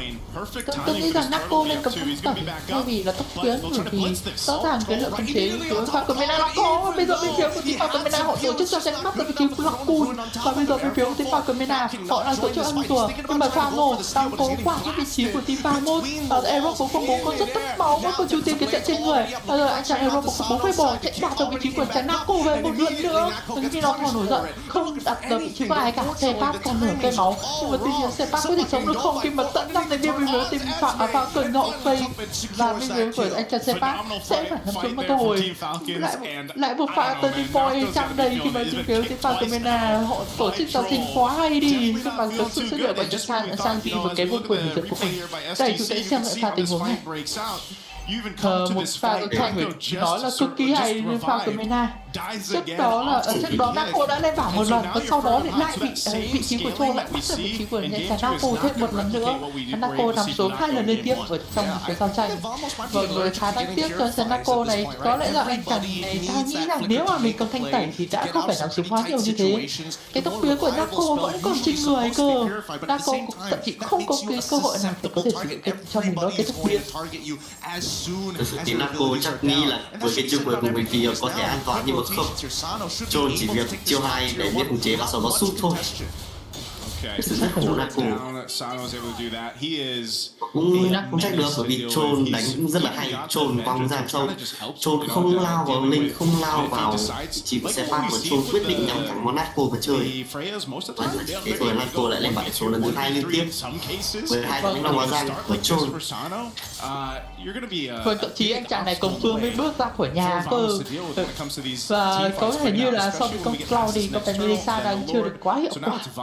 Thì vào môn thì họ đang chủ động đánh lùi, nhưng mà tuy nhiên John anh chàng này đang đánh cái thế trận cực kỳ gọi là láo khi mà anh chàng này muốn bắt cái chiêu Duy quét thì anh ta bị tổn sát thương, tuy nhiên vẫn có khả năng chống chịu. Linh chu tin cái trận ra, nhặt được 2 kiếm, nhặt được 3 kiếm, Duy quét lấy mạng của Vòng nhé. Đang có lấy mạng của Kofi và bây giờ chỉ còn chỉ của Sano thôi. John nó cũng đang lên bảng, nhưng mà Sano thì vẫn có đủ khả năng đủ sát thương để có thể hạ Kofi lọc cùn. Và rồi Duy quét có khả năng bồi máu về thì bây giờ thì thiếu Sano làm sao mà chạy được bây giờ, vì còn lại thì chỉ có Sanji mà thôi. Và Ero không muốn có cái mạng kill speed của riêng mình.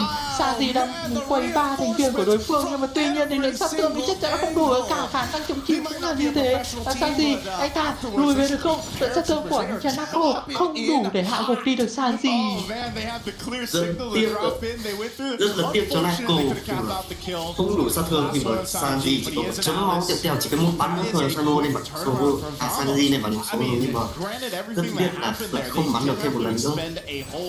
Và con rùa thứ 2, con rùa cuối cùng của trận đấu này đã thuộc về tem Famous sau một pha giao tranh có thể nói cực kỳ tốt. Vâng, Ero của Cùng vẫn chưa lên bảng số một lần nào. PD anh chàng hiện tại là nó 302. PD rất xanh xao cũng như là năng chơi linh của Ero của Cùng cực kỳ tuyệt vời. Ở đây Sanji bị bắt lại, Sanji có lên bảng số, Sanji rút về phía rồi. Vâng, mà anh chàng này bóc đi cho mình cái tốc biến thì Sanji làm thế nào để chạy được nữa đây? Vâng, anh chàng này không đủ lượng chống chịu để chạy nữa, và Duy quét là người có mạng. Bây giờ khu vực tuyến đường dưới này đang bị tiền team Vamo khai thác rất nhiều, bao nhiêu cả người được người xuống để đép lính. Nhưng mà tuy nhiên là sao có thể đép được đây? Lợi trụ này thì cũng sẽ được báo đi khá rồi, còn xe lính nó quá nhiều máu nữa. Lau Kun có thể bị bắt lại. Cái khiên đã được dựng ra đến từ Nako và Nako anh ta lùi về được. Nhưng tuy nhiên thì Lau Kun thì không. Vị trí của team của MEN họ trà lên, họ bắt tên được vị trí của tí quét nữa. Bây giờ mình trên chàng Ero có 40 xuống, nhưng tuy nhiên vẫn còn cho mình cái chuyện đó là cái kiếm trận của mình và bắt được vị trí của Cho. Ero nhìn kìa, và Ero cho mình luôn cái double kill cho nó cẩn thận. Vâng, kiếm trong trận chưa đầy 0,5 giây thôi. Tay quá nhanh thì Nako còn sống được rồi, đồng ơi. Cái lượng hồi phục nó chưa đủ để có thể giúp cho anh chàng này có thể sống sót. Và thậm chí anh chàng này mất tốc biến ở khoảng 1 giây trước đó thì phải. Nhưng mà không sao cả, Ero 404 vẫn xanh, Ero 404 vẫn có thể gánh team được trong trận đấu này. Sự Ero 404 chơi con lịch quá hay đi. Nhìn anh chàng thì trận này bố Linh nhìn sướng nhỉ. Linh thực sự 3 kiếm rất nhanh. Vâng, không khác gì những idol TikTok mà chúng ta hay xem. Nhưng mà tuy nhiên thì nếu mà Linh phải nằm xuống ở một cái mạng nào đó thì có thể nói là tai họa dành cho phía team Vamo. Nhưng mà tuy nhiên thì với cái lối chơi của Europe cũng không muốn để hiện tại tôi nghĩ rằng thì anh chàng này vẫn có thể giữ cho mình cái mạng của mình thôi, và thậm chí có thể bắt lấy những thành viên bên phía Falcon MEN. Và chúng ta xem cái thời điểm điểm hiện tại Team Vamos họ đang có gì? Họ đã có 2 cá tiền chênh lệch, cùng với đó là cái lượng đồ rất nhiều đến từ anh chàng Linh. Từ mình Linh anh ta thậm chí xanh đến mức anh ta lên luôn cái gươm tuyệt vọng cơ, và con lót dành cho bên phía Team Vamos một cách rất là dễ dàng. Thêm những cái lượng thêm những cái sự cách biệt thì bên phía Team Vamos. Ta sẽ cùng chờ xem sẽ có thêm pha giao tranh nào trước thềm lót hay không. Câu trả lời là không rồi, khi mà Aero muốn quyết định chỉ đẩy dưới 1 phút. Còn đường trên này đang tập hợp 3 thành viên lại, ở dưới kia ở đây xe bát thì đang lùa từng thành viên một đến từ Vòng MEN. Ông trời rất khó chịu. Ở đây Aero cũng muốn quyết định solo kill với Sano hay không? Tôi nghĩ không, bởi vì nếu mà đánh giáp lá cả với combat Freya, tôi nghĩ rằng nó sẽ khá là nguy hiểm. Sẽ đợi con lót để có thể công nhà tiếp thôi. Trên Team Vamos họ tập trung 4 người ở đây, trong khi đó thì có một mình chỉ có Sanji của nó trôn ở đây. Nhưng mà tuy nhiên thì con xe lính nó không còn quá nhiều máu, và đường lính tiếp theo khu vực đường trên cũng đã có rồi, và cái trụ khu vực đường trên này không thể giữ được nữa. Và về phía Team Vamos họ sẽ chủ động họ lùi về thêm một nhịp nữa để có thể đón lấy được cái lượng lính của đường dưới cái kia. Cái khu vực cái đường dưới đang theo cạnh con lót kia. Liệu trôn có sút ai không đây? Trôn sút vào chỉ có Naco rồi và lao vào với Sano không khi là diện. Nhưng mà từ từ đã, Aero cũng không muốn bắt được một thành viên, đấy là anh chàng Costream. Bây giờ thì sao đây? Hai chàng bo nhất đổi lại mạng với đổi lại mạng của anh chàng Costream này, cái mạng của anh chàng xe pháp. Và một pha giao tranh có thể nói là cực kỳ nhiều những cái lượng không chế lựa chọn được sử dụng, cái vũ quyền hủy diệt, cái Minato nổi giận và cái chui tiên kiếm trận nữa, còn một cái lượng cái lượng khống chế của cả hai team này nó là cực kỳ nhiều. Và bây giờ để xem về phía Team Vamos họ sẽ làm nào đây. Aero 404 bị số sát thương, nhưng mà tuy nhiên thì anh chàng này có khả năng đào thoát. Ở thời điểm hiện tại thì Team MEN có thể nói là họ vẫn có khả năng ép nhà được, nhưng mà những vị trí của anh chàng bon nhất này đánh vẫn đang khá là cẩn thận. Vâng, Sano đánh hơi lắm, nhưng mà tuy nhiên anh chàng có thể lùi về được. Chẳng vẫn lùi được. Rất khổ Naco khi mà vừa lấy trôn lao vào Naco, bánh ngọc vào Naco về, sau đó là Sano bay ra. Ngay lập tức Naco lên bản điểm số một lần nữa. Ở đây Naco liệu bắt phát lướt rồi. Vâng, rất khổ Naco lên bản điểm số ngay lập tức, và vừa giao tranh Sano đang đánh bò lưới giật, kích hoạt bò lưới giật, cuối cùng hai thành viên và Sano có mặt ở Block Pool. Vâng, một tình huống tổ chức giao tranh đến từ Vòng MEN cực kỳ bất ngờ, đặc biệt là có cái chầu quá nhiều đột biến đi. Naco bị bắt lại là lần thứ 5 rồi. Và thì vị trí Sano kìa, khi mà combat Freya đang là 6-2-5 cơ. Và vị trí với Naco anh chàng này cũng không được sử dụng cho mình cái tốc biến để có thể tự bảo vệ lấy bản thân mình. Không thể trách được với phía Team Vamos, nhưng mà cái quy anh ta chỉ còn combat Minato thôi. Và một khi đã mất cái hết tung thì không có cái gì để có thể bảo vệ được Naco. Và có một chút lời máu đi combat Minato đấy, nhưng mà tuy nhiên tự sát thương của Vòng MEN thời điểm hiện tại nó sẽ là đủ để có thể xuyên phá cái lượng hồi máu của con bánh Minato này, và nó sẽ tiếp tục không phía đường dưới kia. Và tôi đang mong chờ rằng anh chàng Naco này có thể được chơi ở một cái vị trí nào đó, nhưng mà Naco liên tiếp những pha giao tranh vừa rồi còn là người lên bảng đầu tiên. Bên phía Team Vamos họ đang cử đến 4 thành viên ở khu vực Hanlot này, trong khi đó Team Vòng MEN họ đang tập trung bắt đấy anh chàng Aero 404. Aero 404 mất quá nhiều máu, nhưng mà tuy nhiên anh chàng này cũng có thể đào thoát về được. Và bên phía của Team Vamos họ triển khai ăn lót này luôn. Bên phía của Team MEN họ bị lỡ. Bây giờ Team Vamos lấy được con lót này. Bên phía Team MEN họ mất đi anh chàng Sanji, và có thể đó là anh chàng trộm nữa. Bên phía của Sano lao lên hất tung được 2 người. Sano đang cố gắng bắt vị trí lao cùi nhưng không được. Naco lấy được mạng của anh chàng Sano. Bây giờ Team MEN họ mất đi 2 thành viên, họ phải lùi về cho tình huống này mà thôi. Anh chàng Naco đã chơi cẩn thận hơn khi anh ta đang bật luôn chung của anh để khiến cho Chôn không thể lao vào được nữa rồi. Thì chơi rất cẩn thận, và đương nhiên nó là một lựa chọn chính xác. Chỉ mà sau đó Naco lại có cho mình cái double kill để chúng ta xem. Khi mà thấy Chôn, anh chàng lập tức bật lên cái khiên của mình, và sau đó là Chôn không thể nó sút về được. Sau đó đây Naco đã có mạng Sano. Đấy, Naco phải chơi thế này thì mới sống được chứ. Naco vừa chơi nhưng vừa đánh rất khó khi mà liên tục bị Chôn mất vào. Vâng, bây giờ Naco thậm chí anh ta còn được bắn rồi cơ. Và bây giờ cái của Falcon MEN họ lại gặp nguy hiểm này. Linh Naco bắn đến khu kỳ nhưng mà tuy nhiên không bắt được. Còn nó rất được không với cái đường dưới này, nhưng mà tuy nhiên thì bên phía Falcon MEN họ không có khả năng đép nhà được. Bên phía của team Vamos họ đang không muốn mở con tranh, họ đang muốn đánh lùi hơn. Và bây giờ bên phía của team Falcon MEN không đép được con lót này, chắc không mà thôi. Vâng, cái Minato nổi giận rồi và nhưng mà bỗng nhiên đấy là mạng của chàng Naco, đấy là mạng của Sanji. Sa đổi lại mạng của chàng gì quét, nhưng mà tuy nhiên Ero có cái double kill. Bây giờ chỉ còn lại một vị trí của Chon mà thôi. Chon đang cố gắng đép nhà lại là Chon. Và Chon anh ta là người sống cuối cùng ở trong cái lab của Falcon.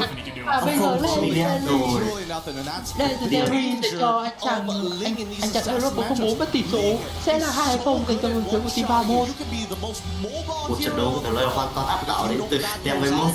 Thì mà ở game đấu thứ nhất thì họ có vẻ sẽ có đôi chút khó khăn ở giai đoạn đầu game giữa game, mà tuy nhiên cuối game thì họ vẫn có thể giành chiến thắng. Tuy nhiên trận đấu thứ hai thì họ hoàn toàn áp đảo luôn. Giai đoạn đầu game họ có thể có một chút gọi là xử lý lỗi tí.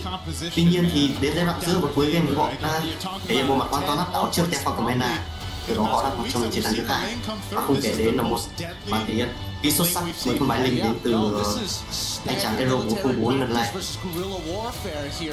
The rigidness of this composition is what makes it so good, but on the opposite end for Falcons, they gotta figure out ways to really get creative and get those backfires. To be fair, và đây là tranh sai đây, Naco lại bị bắt nữa, gồm sút rồi Naco bị bỏ ra hạng. Yeah, this is they had their moments in the game. You know, as you're looking at the highlights here from STC, there was multiple moments where it looks like they had this game in their hands. They were able to go ahead, take the team fight over to Vamos, but then they also got into these instances where I think their head was on a swivel too much. You know, they had to look around too much, and then they just got in this position where it was like, man, how do we keep track of Arrow 404? Because when we're caught in this team fight that's being breaking out, as you see us looking there, it's like, hey, we forgot there's a Ling on the other side. This guy's gonna shred through us, and we're so hard focused on Nako. But then again, when Nako can survive, and Arrow 404 can roam around and do his thing in the skies, basically, you have free reign. And that's the thing. I think that right now in Mobile Legends, the meta needs to understand, yes, it is risky to have a singular win condition. We need to see multiple win conditions in a composition baked in naturally. Well, let's go ahead and throw it over to our interview for this matchup. An amazing opener match coming up from Team Vamos, and right now with us on stage, we will be having a quick chat with Error 404. How are you? Very good. Okay, now, you know what? Let's talk a little bit about the game, because prior to the game, we saw an interview with you and Eterna, and you looked very stressed. You looked very tense. Now that you won your opening match in MSC with a 2-0 clean sweep, how are we feeling? I feel very relieved because we got to close the game 2-0. Now, I'm sure a lot of the Malaysian fans back at home are definitely happy with your win today. Now, let's talk a little bit about the game. We saw that in your opening match, you picked Eudora twice, and the Ling came out, played perfectly. Talk to us about the Eudora pick first. I think we got it from other teams in scrims, so we just started practicing it, and we use it today. Yeah. Do you think it's going to be an effective mid laner moving forward? I think it's a really meta pick right now, Eudora. Okay, now next question. The Ling. How are we feeling about the assassin picks making a comeback this MSC? I know that you're an assassin user yourself. Yeah, for me, I'm happy because I'm an assassin user, so it's my time to show my heroes. Oh, I cannot wait. Is there anything you want to say to the Malaysian fans watching back at home? Thank you for all the support, and I hope you guys can support us for the next match as well, and we will do our best. Aw, thank you very much, Era404. I'll see you on your next match. That's it from us. Let's show it over to the studio to break down what happened in this amazing clean sweep match. Throwing it back to you guys. It's my time to show my heroes. Error 404 puts that on the screen of every single player from Team Falcon's meta, because there's something that they just could not compute in that win. Unkillable was the assassin heavy jungler, and they take the win 2-0 Team Vamos against Team Falcons Meta. Mirko, Lefel, and I'll go to you first since you are our Malaysia man here. I mean, that was a team win for Vamos that was, to me, it left no questions, right? Even despite a lot of people thinking that it was going to be, look at these predictions, 92% vote for Falcons coming up, but it was a 50-50 for ours. If you didn't see that, most people thought this would be a lot more even, and Arrow 404 showed that's not happening. Yeah, for sure. People do know me as the Malaysian man, as they call me that for MM. Yeah, MM for a few years. But yeah, I gotta say that was exhilarating because I think, Mirko, we're on the same page here, where we haven't seen the Assassins for a good 3 weeks, 2 to 3 weeks. Seeing how Arrow 404 pilot that lane, that was refreshing. That sets up MSC so well. We see tank junglers like the Gwyn, it works out well. And then you see the link, and then after that first match, that's the best way to open up MSC because now you know it's uphill from here. The meta is gonna look so good. And you gotta remember, it was a Fanny and a Hirara banned out. So already 2 assassins banned out. Then we see the lane contested as well. We don't get to see the items here. I actually came into it. All right, so we got in game. I saw the Melissa pick and I was like, all right, Melissa. Then I went in, I saw the battle spell and I was already disappointed because, hey, usually on Melissa, you go Inspire. I would know. I'm a one trick. Not really, but I play the hero a lot.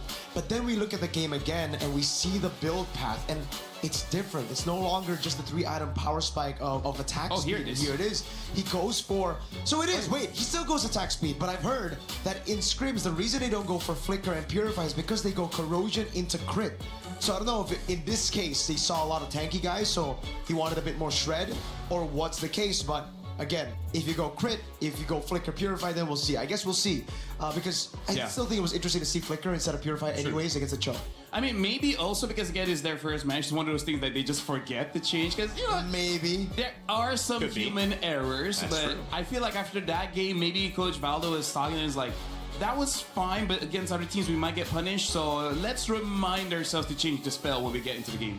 And I feel like now the interview with Boyet, it strikes us a bit different. Now it's like, yo, you didn't have enough practice, so if you didn't scrim too much, you don't know what the meta picks are, right? And the Eudora, the Melissa, it definitely messed with them. And when you know you're getting kind of beat in the macro and kind of the decisions before the game, you're kind of like, wow, wait, are we ready for this? And now it does kind of make it seem like they knew they were going to have to go back to the drawing board, study up a little bit, and get ready for their next match. Good thing is we still have more games for Team Falcons Meta. They're not out yet, but it's a great start for Team Vamos as they take the 2-0. Team Falcons PH and Guangzhou Gaming. Well, you thought it was 92% to 8% that Guangzhou Gaming would take the win over Team Falcons. And of course, Falcons in that 92 percentile. We'll see if that is going to happen as we come up with that as our next match. Of course, Vitality Rippers and Team Spirit Ignite closing out our day as well.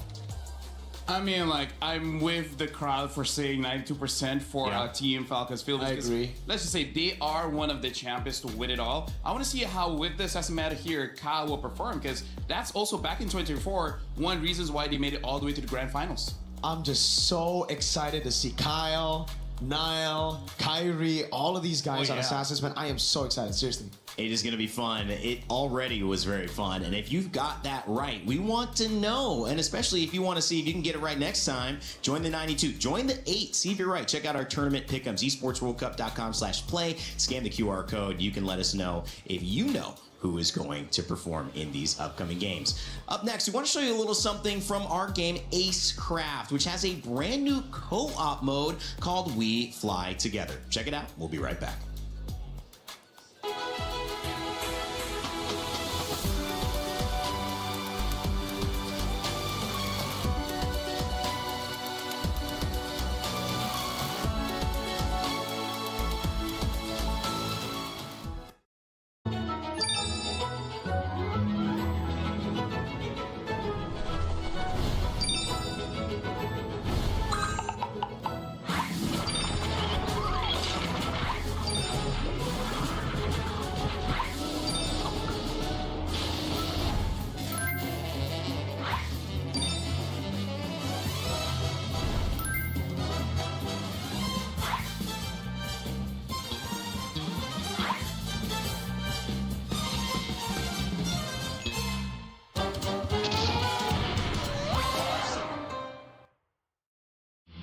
A lot of people are haunted by their past. I'm inspired by it. They're not just playing for themselves, they're really playing for their entire family. They have defeated their demons! They have crushed the curse! He thinks he can come in here and play my game! He knows nothing but go! Tyler 1, you're done.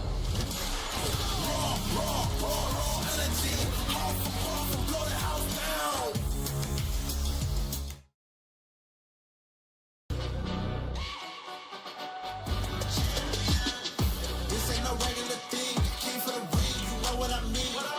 You see my name in the lights. Better get right, I'm champion.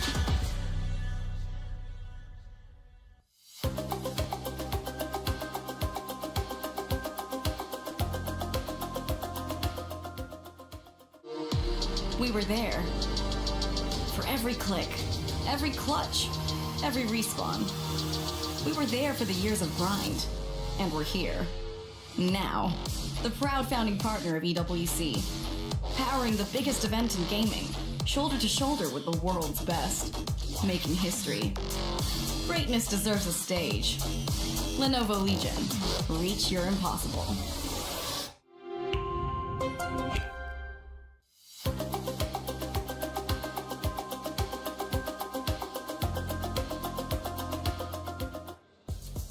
Well, not only can you watch EWC and MLBB MSC at EWC 2026 with all of our YouTube and Twitch official channels, you can also become a co-streamer and join in on the action. If you want to do so, make sure to check it out and go to our creator program, which will allow you to not only earn some cool prizes, but also help to build an audience with the great content that is available here to be put on Showcase. So if you're ready to join, check out that QR code, scan it with your phone, and become a co-streamer. We'd love to have you as well. And if you just want to watch, that's okay too. You know, if you want. But hey, we'd love to have you here. Rain Day back on the desk with Mirko and LaFell as we start to preview our next matchup in today's 4-game series. And we've got Team Falcons yet again, this time PH versus Guangzhou Gaming. Fellas, just some initial thoughts on what it looks like to see Team Falcons after missing all of the international events last year, finally back on the stage versus Guangzhou and their first international here.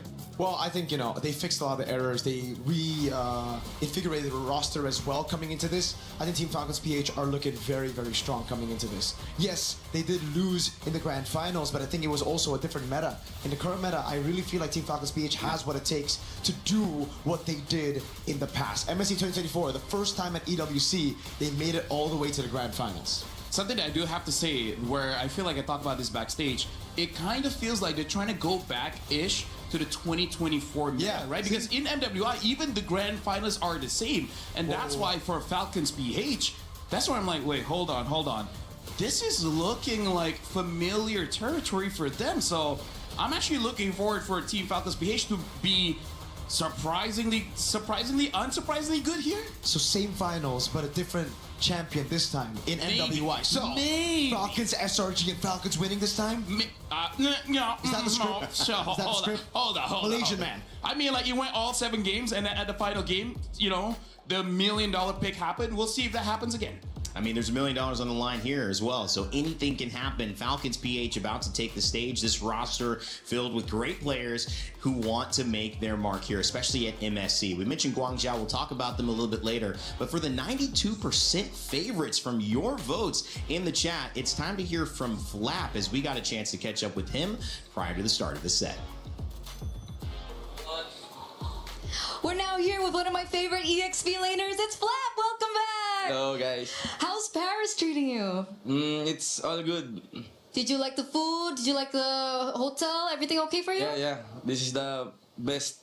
Oh, this is the best. And we are with one of the best, right? So, Flap, we haven't seen you in quite some time. I think the last time we saw you on an international stage was MSC 2024 runner-ups. What's different for you this time around? The difference is that I'm more hungry to win this championship. But you had breakfast, right? Yeah. Oh, okay. Just, making sure. How did you prepare for your next match here against Guangzhou Gaming? We just trained in the hotel. Yeah. Train in the That's hotel? pretty much it. Anything else? So you do specific to Guangzhou Gaming that we should know about? Nothing specific. Nothing specific? Yeah, we're ready. They're ready. We're ready as well. Flap, good luck. Thank you so much. Over back to you. Flap, a two-time M Series world champion, M2 and M5. He's got to play a big role in today, Mirko, if Falcons are going to do well. Absolutely. He's crucial to Falcons winning. And I guess, what the heck? You might be right. What's going on with these players when they get interviewed by Eterna? Who is that? That's not Flap. Hey, I mean, like, here's the thing. Flap does the thing. He always like taunts and poses. What? Who is that? Posing some problems. Hey, you don't know. Eterna behind the scenes. She's a girl boss. She intimidates. You know what? She might have just arm wrestled him right before that. Oh. And with two hands as well. And then he was like trying to catch his breath and just get ready to go. I think that could be it. That could be it. That could be it, honestly. You guys haven't seen Eterna. Like, she's strong. Yeah. She's like, what, 82 kgs now? Yeah, she's strong for a twig. Oh my gosh, we're having some fun here on the desk. We got plenty of time to talk Falcons, and we got plenty of time to talk Guangzhou as well. As a roster, these guys have been really effective, and obviously coming from China, this is a very important story for them. Yes. It is their first international event this year, and I think this is an opportunity, hopefully, for them to not only be a hope for China, but also to be starting a path which they hope to finish as they improve as a roster. We had a chance to catch up with May again, so hopefully he can get some words down with Wolf and Eterna. Eterna here with Team Captain May, and of course we do have Wolf here to help translate this coming into this next matchup. So first and foremost, what was your reaction coming into this, knowing that you are going to be up against Team Falcon first?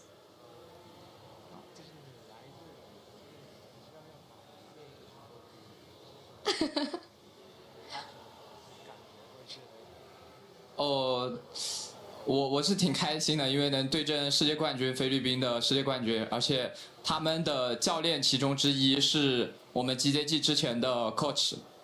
He said that he's happy and he's glad that he's able to go against Falcons, knowing that the former coach of Guangzhou Gaming before is currently a coach of Falcons, which is Coach Ren.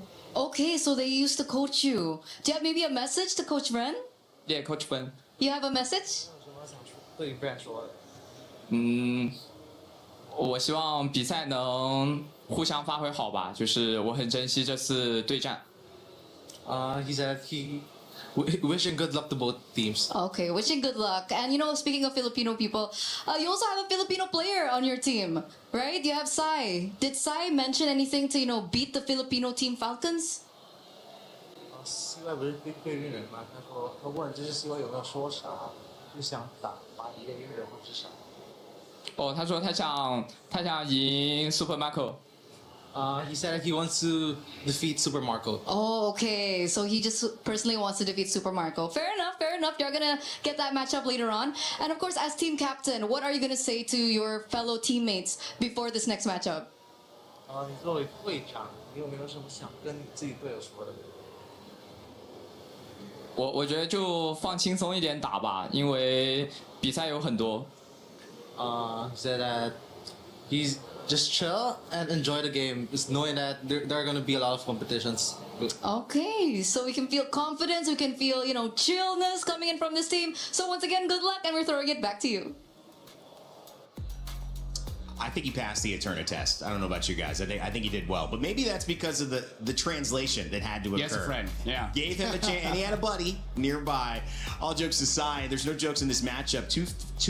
There's a very few tougher opponents that Guangzhou Gaming could face in an opening matchup than the Filipino Titans of Team Falcons PH. But if they are going to prove that they deserve to be on this global stage at this level and that they can make a run, Mirko, some would say this is the type of team they have to beat. Oh, absolutely. You know, we got to see a glimpse of what Guangzhou Gaming had in their arsenal at M7 wildcard, and they were the favorites to actually win it. Unfortunately, they didn't, but they stole the show a couple of times. Modi, fan favorite of the chat. Everybody loves Modi in the chat. He's amazing on these playmakers in the XP, and I feel like him and Maze, they're going to have to work double time here if they want to get a win against Falcons PH. LaFell, what's the most important matchup here? Is it Modi and Flap in that EXP lane? What do you think is the need for this game's focus to be on in terms of who wins or who loses this matchup? I mean, it does look like this is the meta where we're going to be looking at the EXP as well as the jungle here, because Here's a general rule for Mobile Legends. If your EXP is losing, your jungler is losing as well, because your EXP laner really opens up the map, and when the map is open, your jungler can get a lot of farm, and by proxy, you're making the other jungler weaker time by time and time again. So yes, Modi is an excellent player, but flat, man. 2-time M Series champion. Like, that guy is an icon in Legacy. the EXP. If somehow Modi can take down Flap, now that's the bigger statement. Like, that's one of the things where even if you lose, it's fine. You can say you beat Flap. And that's also, I think, the different stages of where these teams are at. So many of the players on Falcons have trophies in their trophy cabinet. It's kind of completing the cabinet now with MSC, because this is one of those trophies that many of the players do not have, right? Yeah, I'm not gonna lie, a bit annoying. A bit annoying? A bit annoying. They have so many trophies, could, you know, like give us some. Yeah, that's true. I mean, I would like for them to share, but it's okay, because to be the best, you got to beat the best. Yeah. That's why they still have to beat Vitality. They haven't done that. Yes, you're right. Yep. Vitality champions for sure this one. Undefeated at EWC across 3 years and M Series across 7 years. Never lost a single game. Never. Wow.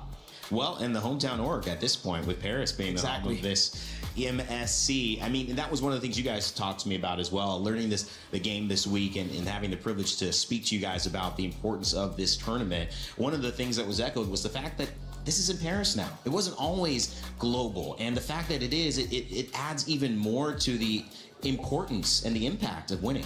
Absolutely. I think you heard from the players as well, man. They feel like it's the best. FlapTZ literally said it's the best because, man, I think for them, it's just a dream to visit Paris at the start. They would have never thought that MLBB would bring them here, and to compete here at the biggest stage for MLBB in front of the world, in front of millions of people watching. That's the dream. And for Flap, that's why he's hungrier than ever. And speaking of Team Vitality, speaking of Na'Vi, speaking of Team AG, and all of those orgs, they're playing for something maybe even bigger than just a single championship. They're playing for the club championship trophy. We've got Chris ready to give us an update on how things are faring so far.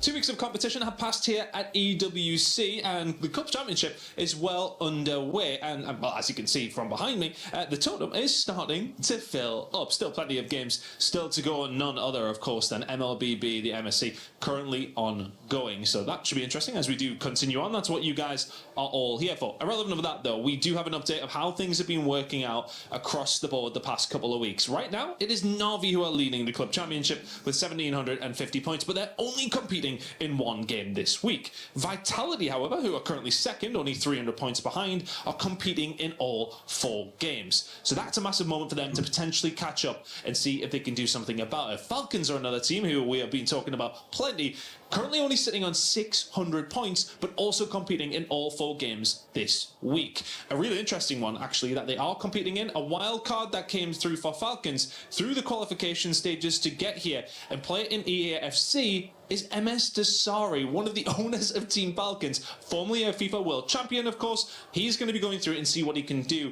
when things do come down to it. Let's see how he can do at EAFC. That's a hell of a story to continue with. But yeah, I'll be giving you updates across the Club Championship throughout the rest of the week. Thanks a bunch, Chris, and also reminding us all that Falcons are back-to-back winners of the Club Championship. Will we see a new Club Championship winner this year? We'll find out. Stay tuned for all the action. We'll keep you covered with what's going on in the CC. Now, as we head back to MSC, on the desk, Mirko, as we preview this lineup, what to you stands out as the biggest narrative? Again, we've talked about Falcons being winners. We've talked about, them representing the Philippines. We've also talked about the story with Guangzhou Gaming. What rings the most important here in game 1? I think it comes to just understanding the meta right now. Both teams. Both teams. I think it comes down to understanding the meta. We saw earlier a big contrast of one team really pushing all of it, all of the meta picks from scrims that they said as well into the stage, and the other playing it very conservative, playing it with the old picks. So right now, I think it comes down to who has adjusted better, Falcons PH or Guangzhou Gaming. And you mentioned that the coach of previously Guangzhou Gaming is now the coach for Team Falcons, Vren. How does that play into maybe feeling comfortable, LaFell, that they kind kind of know what's going to show up for Falcons, or for Falcons feeling that they know some of their opponents? Yeah, it's good for Falcons for sure, because at this point they know the identity of Guangzhou Gaming, and that's also the other thing. Like, meta is very important, but you cannot stray too far away from your own identity, because you might end up making mistakes just because you're breaking out of your habits. There are some habits that's good for you to break out of, but some of them is so drastic to the point where you're getting out of character, your passion is not there, and your decision making might be the worst. So for Guangzhou Gaming, I do believe they need to follow the meta, because if not, they're gonna get stomped. But at the same time, you gotta follow your identity. Which so far, coming in from the China region, is all about that gold lane. They try to make the gold lane the strong lane. We'll see if they can do that. And that is going to be difficult from what I just saw. I mean, with Era 404 dominating the game like that, you can just see that assassins in the jungle, Mirko, I mean, if they're played at that level, they are going to need to be dealt with. Oh yeah, it's going to be very, very tough, especially when Kyle Teasy's on that lane, that Fanny, any assassins that he can get his hands on. Again, we saw Fanny and Hirara banned. If we see a Hirara game, it's going to be ridiculous. But also though, I'm glad that we got to see the Minotaur in game number 1, because if it wasn't for that, I think May is going to hesitate a bit on that pick. It is a pick that they've actually found a lot of comfort with, playing it a lot in the M7 qualifiers for the Chinese teams, and coming into this, I still think it makes sense with the identity that they have. Play around team fights. I gotta say, Mirko as well as Ray, this is gonna be our second match, but I'm already seeing that the bans are gonna be something the coaches are gonna have trouble with, because now with the assassins coming up, a lot of assassins has to be respect banned, and that will become a problem when you know a team can use these certain assassins. There's gonna be a big difference when it comes to the bans here, where certain teams like Vamos, like Falcons, maybe even Team Liquid, making it so that they're gonna win the draft just by proxy of a threat that's not even there just yet. The winner of this match will face off against Team Vitality versus True Rippers. Our next match's winner, while the loser will face the loser in an elimination match. Remember, we are going into an upper and a lower bracket for both Group A and for Group B. So that will be maybe different if you're used to certain upper brackets and lower brackets that combine these groups. No, it's going to be different. So Group A, the teams you're seeing here, are going to be playing against other Group A opponents. So every single match is going to impact every single other match. There's something to learn from every single game that we're watching here, especially if you're one of the teams that didn't do well. It's going to be waiting in the wings like Team Falcons Meta previously against Team Vamos. Guys, I just got to say, predictions. You think Falcons is taking this one to start off? You're coming in stronger? Yes. They're pretty confident, yes. Very confident, yes. If Guangzhou's going to steal it, what do they have to do? Quick thought. Is it just get a better draft? They got to shut down because I perform, but that's one of those things that's easier said than done. They got to shut down Marco, Kyle, Haji, Flap. They got to shut everybody down. We'll see if Guangzhou Gaming can impress yet again as they face off versus Team Falcons PH in Game 2. Yes, my friends, that is the setup for our second matchup for today. But first up, quick recap, right? We have two dark horses to open things up for matches Zeros and MSC. And happy for Vamos, they got it in. Yes, indeed. Hala Vamos for the Malaysians back at home. That was an incredible series. 2-2. A lot of amazing picks off the board. But now we enter the second match of the day, where we will be seeing Falcons Philippines going up against Guangzhou Gaming. Yes, this is a pickup in its own right. It's a fight between a giant and newcomers in there. I can't wait to get this one started. So without further ado, ladies and gentlemen, join me in welcoming Falcons Philippines. Và nó sẽ đến với một cao sân của The team last Falcons time Philippines. that they were on this very stage, they went all the way to the grand finals. Now the question is, this time, will they be able to start their journey on the right foot after not being in MSC 2025? That is indeed a lot of pressure on their back, but of course, no game is complete with only one team. Please join me in welcoming their opponents, Guangzhou Gaming! From Heartbreak at M7 wildcard to the main stage of MSC, their journey has been a treasure to witness. As the rising tide lifts the ships of their region, their goal is clear. Show the established powerhouses that there's new challengers for them to fear. Ooh, this matchup is going to be interesting because, like I've mentioned, Falcons Philippines went all the way to the grand finals, meaning they are veterans, they are contenders. However, Guangzhou Gaming, on the other hand, they are the newcomers. Will an upset happen in today's match? It's the cool part of it. Everybody loves an underdog story, and this game has it in space. So please, gentlemen, Guangzhou, please place your keys, please, Team Falcons. Remember, captains, to shake your hands before this game starts, and we'll see it. They're gonna go to the middle, and well, the handshake. It's all love and care, but in the server, it looks different. Let's send them then to our desk to get our game started. Thank you so much, Rose and Milos. Man, it's a fun green room with those two. Some great talent and some great games starting us off here for MLBB, MSC in Paris, France. 16 of the best teams in the world vying for that $1 million prize pool. Now it's time for China to see what they can do against some of the all-stars of the Philippines representing Team Falcons in our second series of 4 for today. As we kick off the draft, we've got Mirko and Lefel with me. And guys, this is important. If Guangzhou's going to do it, you guys said maybe an uphill battle. The audience thinks so too. 8% only thinking that they can get the job done. They're going to have to do something in this draft to surprise Falcons. Right now, I do have to say, if you're new to MLBB, one of the reasons why I feel Falcons Philippines will win this one is, in the current meta, if you lose the first 2 minutes of the game, it's actually very hard to come back into the game just by how the jungle has changed in terms of the values and everything like that. And Falcons Philippines have, I would say, all across the board, one of the best laners in every lane. Flap is amazing in the EXP, Super Marco is amazing in the gold. And it makes it so that winning those lanes is going to be very difficult. And I'm just worried if Falcons just wins the first turtle fight, and then they just start controlling the jungle, and then it just becomes an unfair battle.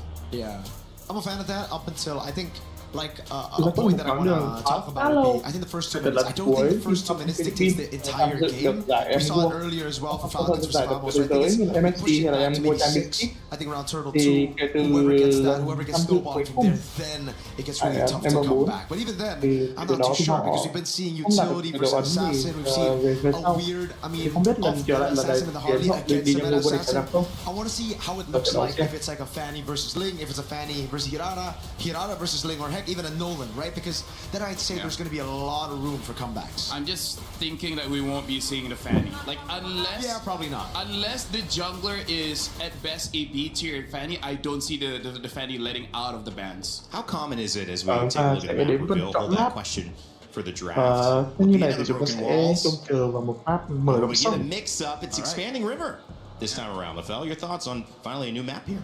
Yeah, expanding rivers make it so that winning the lanes is going to be that much more important, making it so that you can go through the neutral objectives like the turtle as well as the lord much faster. So now the lane matchups gets even more punishing, honestly. So if you're winning lane, you have even more access to the jungle, basically. You can snowball that. Can rotate around very quickly, so guess we'll find out again what picks get picked up for both the teams here.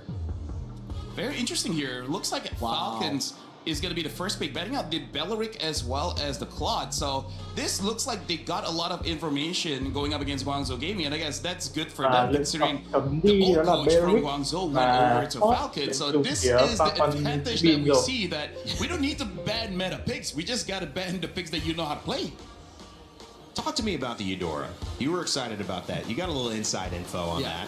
I'm not knowing where it came from. I'm not like teasing you about it and saying reveal, but clearly has been an impact. 2 picks already. Seen her in every game. You expect to see her here. I think so. If both teams are planning to go for Assassins, it's great to night pick. That's number 1 against the Assassins, but it's also very good against the Assassins, right? You can lock her down. So the Atlas gets banned out their final ban. I think we will see more Eudoras. Maybe not first pick, though. I think first pick. Here, Hirara got banned, Vanny got banned. Even the Freya. The only pick that we've seen banned out that finally gets open here would be like the Phoveus Jusin.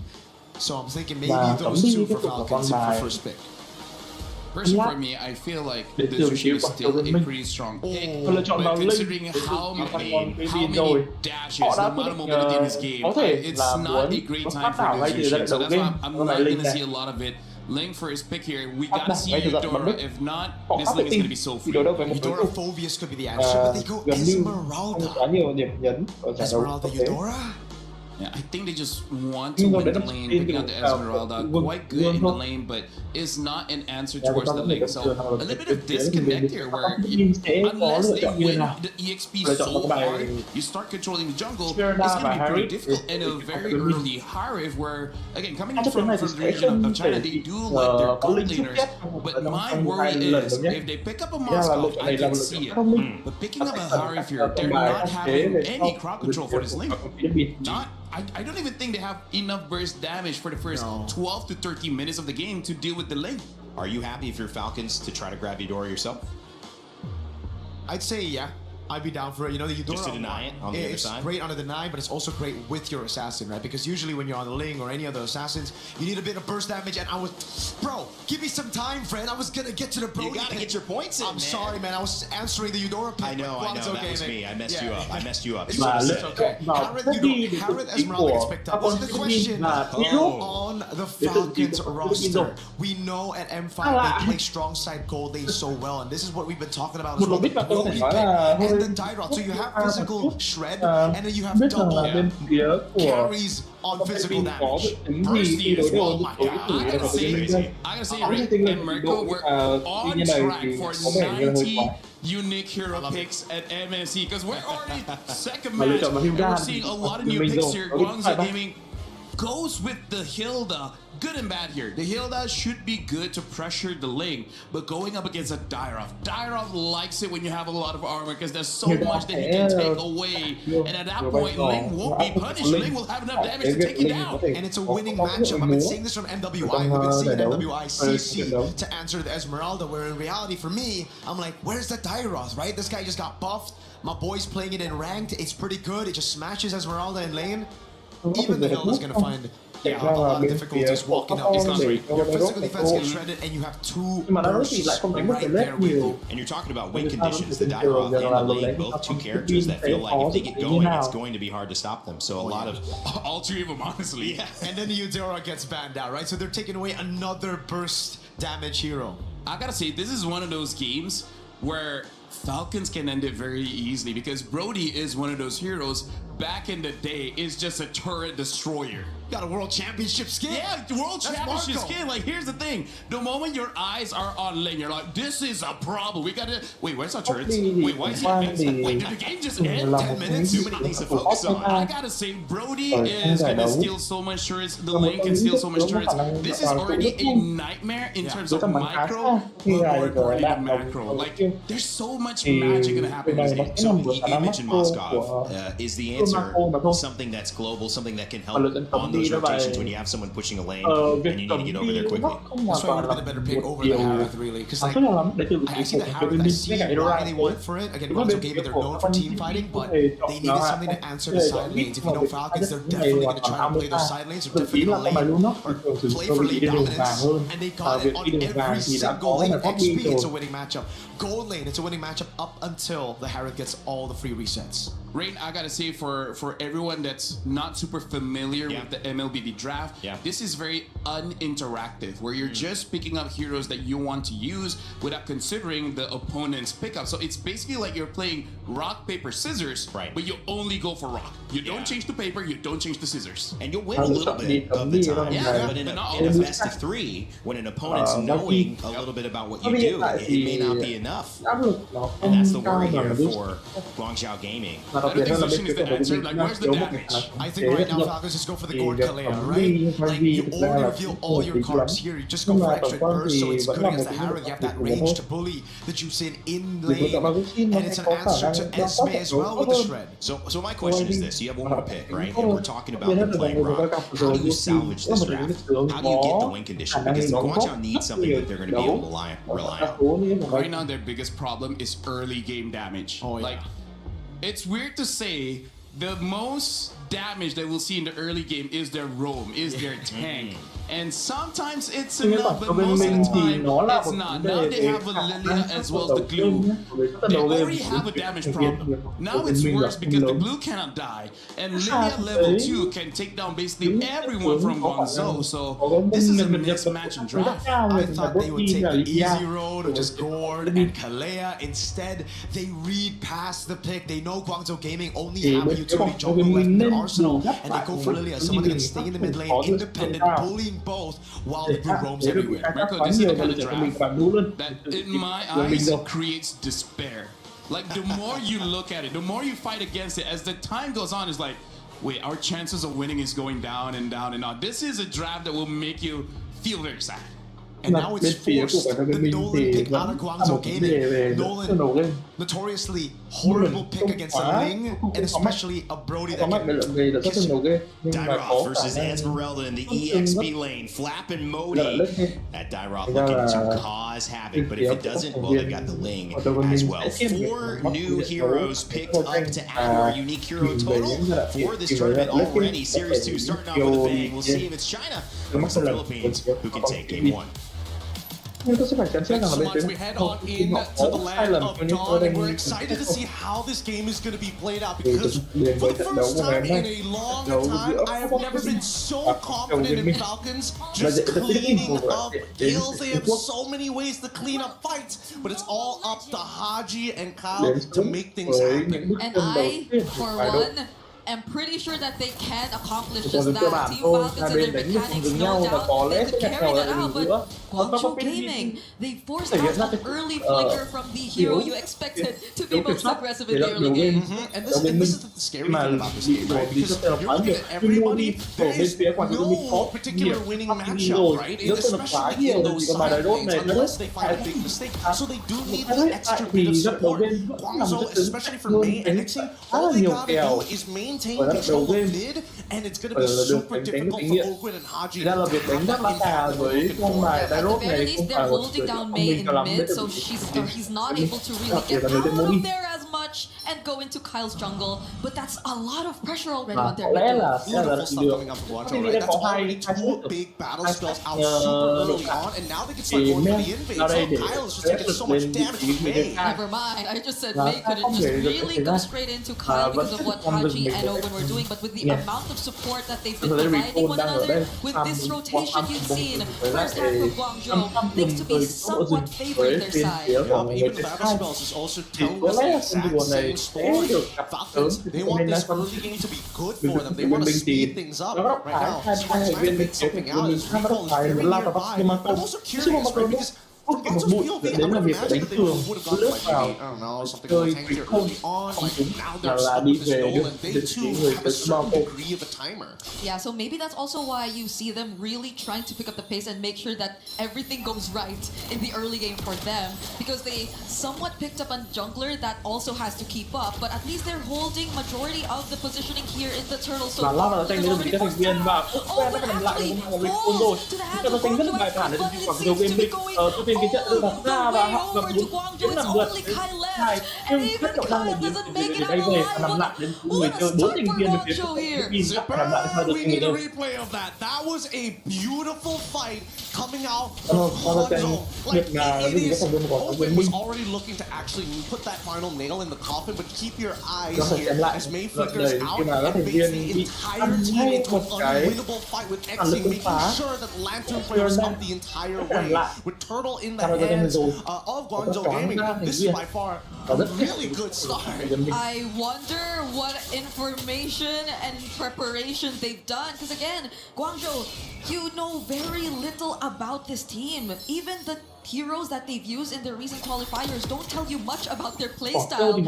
But what has changed? Why have they seemed to adapt so well to the current meta despite them picking or having these heroes which Falcons attempted to counter? Well, I think, it's a lot of research, and I definitely think, the life of the MLBB played a part of that. That's true. Unintentionally, but here, when it comes down to the meta, that's what everybody's trying to figure out. What is not only the metagame for the game, but specifically perfectly for the tournament. We need to see that to fill out. But with the lead that they have 4-1, I'm expecting Guangzhou to play more reactively, right? They want to make sure they punish the Falcons everywhere they go. They need a man-to-man defense. Make sure that Haji doesn't scale too fast. And honestly, that tournament meta, I feel, is something we won't really get to figure out until maybe day 3 or 4. I mean, we can speculate. Because day 1, first 2 matches in series have already shown us so much of the more unorthodox picks already. Well, is it unorthodox or are they just ahead of the metagame? We won't know until day 2 or 3. But in the meantime, you can see both teams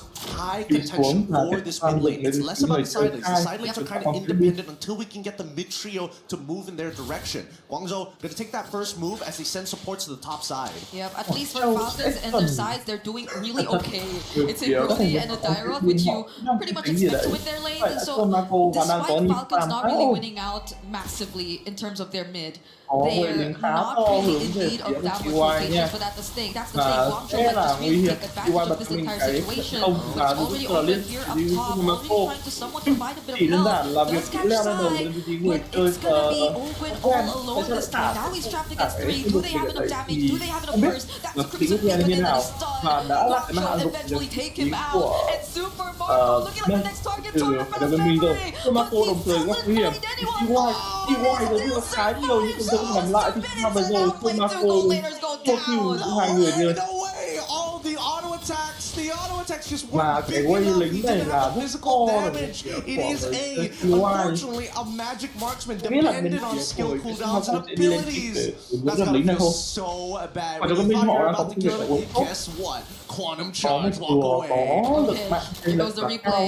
So he was definitely left all alone there. I think he kind of survived it for a bit longer than we expected him to. But và cho mình là một cao độ mạnh. Even the coaching staff thought it was unbelievable for the second time around. What? Super Marco. Thôi Trường ơi, anh nghe thấy em nói không? Recall set team. Ok, các em cắt nhanh nha, bởi vì là phải em cũng ăn cơm rồi, 18 giờ cũng ăn cơm. Từ đây trận đấu giữa tuyển Falcon Falcon Philippines với cả Guangzhou bên mình đúng không anh? Rồi, bây giờ thì đây là vị trí của Wicon đang muốn đánh vào tầng ống khóa được sử dụng bên tầng Modi nhưng xoáy vào chữ Hardy sử dụng đưa tay H8 được chỉ có thể lui về nhưng bị lôi vào tới vị trí của đó là Team đã có 100 triệu Raptor thì lao tới người em đập lại và bay đã phải đập lại rồi và phản đối hay đến vị trí của Falcon phải rằng là một không chỉ có mình phải cũng chỉ hơi quăng sau đấy cho mà take care mà ra cái người rồi dùng lao vào thì đi làm lại đến là việc là làm lại thì mây để cứu mất thì Modi và cho nên là rồi và chúng ta thấy rằng là bên phía người chơi đi dùng ở bên mình họ đang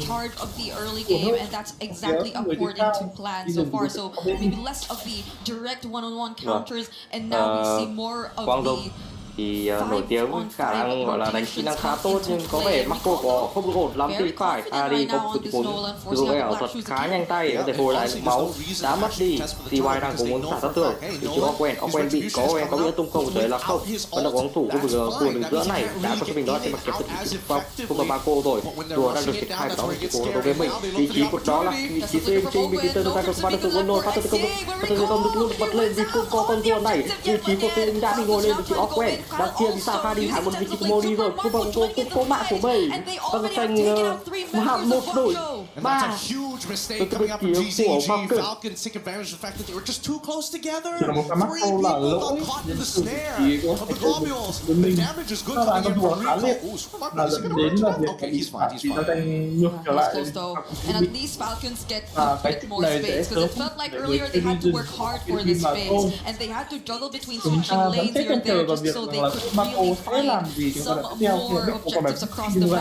Bây giờ thì sẽ là những điều tiếp tục farm thôi. Chỉ có Kai đang có một Kaya cũng không phải gọi là tệ lắm. Bên kia thì Wicon đang farm mạng là rất nhiều. Bây giờ thì đang cố gắng muốn đẩy từ giữa này cắt một tí với chip Hardy còn có 2/3 cây máu. Bây thì lao tới Flapper có một cú đẩy một cú sử dụng con cái chiêu 1 của Dyrot. Elder với em mới để ý đó là con Dyrot á. Có vẻ là Falcon muốn test tướng thôi. Game 1 test tướng là ai còn gì nữa. Anh nghĩ là warm up chứ còn đâu. Đúng rồi, bởi vì con Goldie các bạn là nó kiểu gồm bất tương thôi, chứ không phải là quá mạnh lắm. Vì kìa chỉ dính một chút tương tự thì chịu quen rồi. Flap ở đây thì mình có tương Flap có con chạy nó không đây. Nhưng Flap có chưa từng sử dụng Wincon có mạng của Flap rồi. Và thường thường là rất nhiều mà chúng ta thấy rằng là 4 thành viên đang ở đây, chúng tôi 3 thành viên mình cũng không thì vẫn đang còn chờ vào việc cái đảm bảo dẫn lên và Costream MEN nhất thì ai đảm bảo là tài nguyên của thân mình, đồng thời là sẽ muốn được đánh để lên để và hãy đi quá hay cho rồi thì bay bật đi là kịp hẳn rồi lướt 4 cú hạt chiếm và của Kai và thế là đi về. Và Marco khá hay ở vị trí Falcon để họ có thể khiến cho Guangzhou không thể di chuyển được, nên là bây giờ thì con Lock đang nằm trong tranh chấp bên phía của Falcon.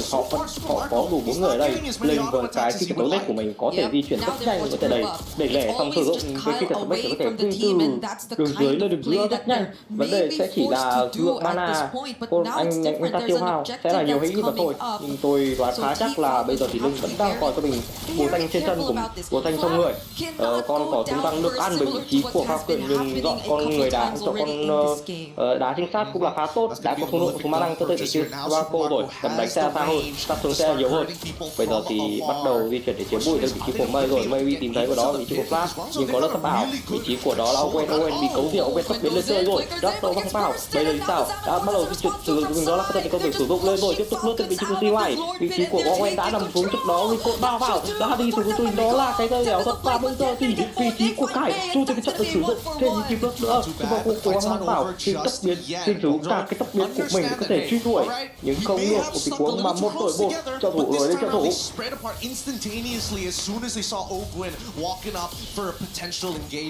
Thế là khó. Không phải mình cứ là y sinh bị tìm thấy được bị sai rồi. Và Kai đang lật lại dần thấy đầu gần mình, và cái trụ này đồng thời bị mất thì phía bên Rico đứng đây là bị mất lẻ, việc lấy như thế class đi ra hay là đi về.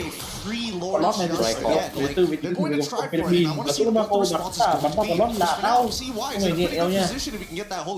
Một con Porky nó có khả năng gây sát thương theo thời gian là khá tốt. Bây giờ thì vô đi muốn băng vào tại một bá thủ nhưng bên trước thôi anh ơi, cho cộ rồi chơi lên quỳ một cài có thể không được bật lên tại vị trí bên ngoài, nhưng mất một kiếm tại vị trí một cài cháy đẹp lên. Vâng, thì đang rất tốt rồi. Còn dầu thì sao? Dầu có lẽ là họ chưa luyện tập con Linh này nhiều nên là họ hơi chưa tìm ra khắc chế nào cả. Cô đang có cô muốn dọn lính bắt đầu nhưng nhìn vào cuống theo là vị trí của team muốn dọn lính rồi, giờ muốn bắt đẻ với chỉ con Rico bóc rồi. Thì vẫn kịp bật chiêu cuối có thể vui vẻ. Mày vị trí thấy mày có lẽ sẽ phải nằm xuống, đang có muốn tóc thêm mày đã phải nằm lại mạng số vị trí Super Paco. Cái trụ từ dưới đã sáng nghỉ bởi đó là Lock, ông Vic sẽ chỉ clear được lính rồi, còn Lock vẫn còn rất nhiều máu.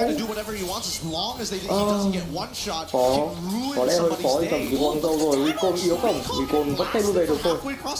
Vâng, rất may là con Lock vẫn có một máu, vẫn có lúc máu không quá nhiều để và vị trí của con dâu vẫn có thể đép được, trụ không mất quá nhiều máu. Giờ này có lẽ sẽ phải bỏ vào thôi. Con cấu diện cố gắng rồi tới vị trí của Recon nhưng không được rồi. Thế là mất lợi thế rất nhiều từ cái bên mình. Cái đấy là bên phía Philippines họ có lúc thái họ nhả đầu game, họ mất đi rất nhiều lợi thế về đầu game. Nhưng mà ngược trở lại thì đến tận bây giờ họ cái khoảng trông họ đánh không cẩn thận, họ đánh chủ quan quá mức, đến là việc thì Philippines một đội hình không hoàn toàn là quá mạnh hiện tại nhưng lại có khả năng lật ngược cái cờ trong cái thời gian không bây giờ. Và lượng sát thương của Rico là cao nhất trong map này nha, nhưng mà hiện tại vẫn không thể tạo được những cái đột phá trước các thành viên bên phía Philippines để đẩy lại ảnh hưởng ở cái cờ. Và vào đây thì cái ở đây có Philippines bị giữ Modi, có sót cái gì có các bạn Modi rồi. Anh ơi, em nghiền cờ nhé. Yeah, and it's great because again, the one combination people don't think about is the shred specifically. Tôi nghĩ là bên phía của Philippines họ có ý tưởng họ lựa chọn đội hình như này.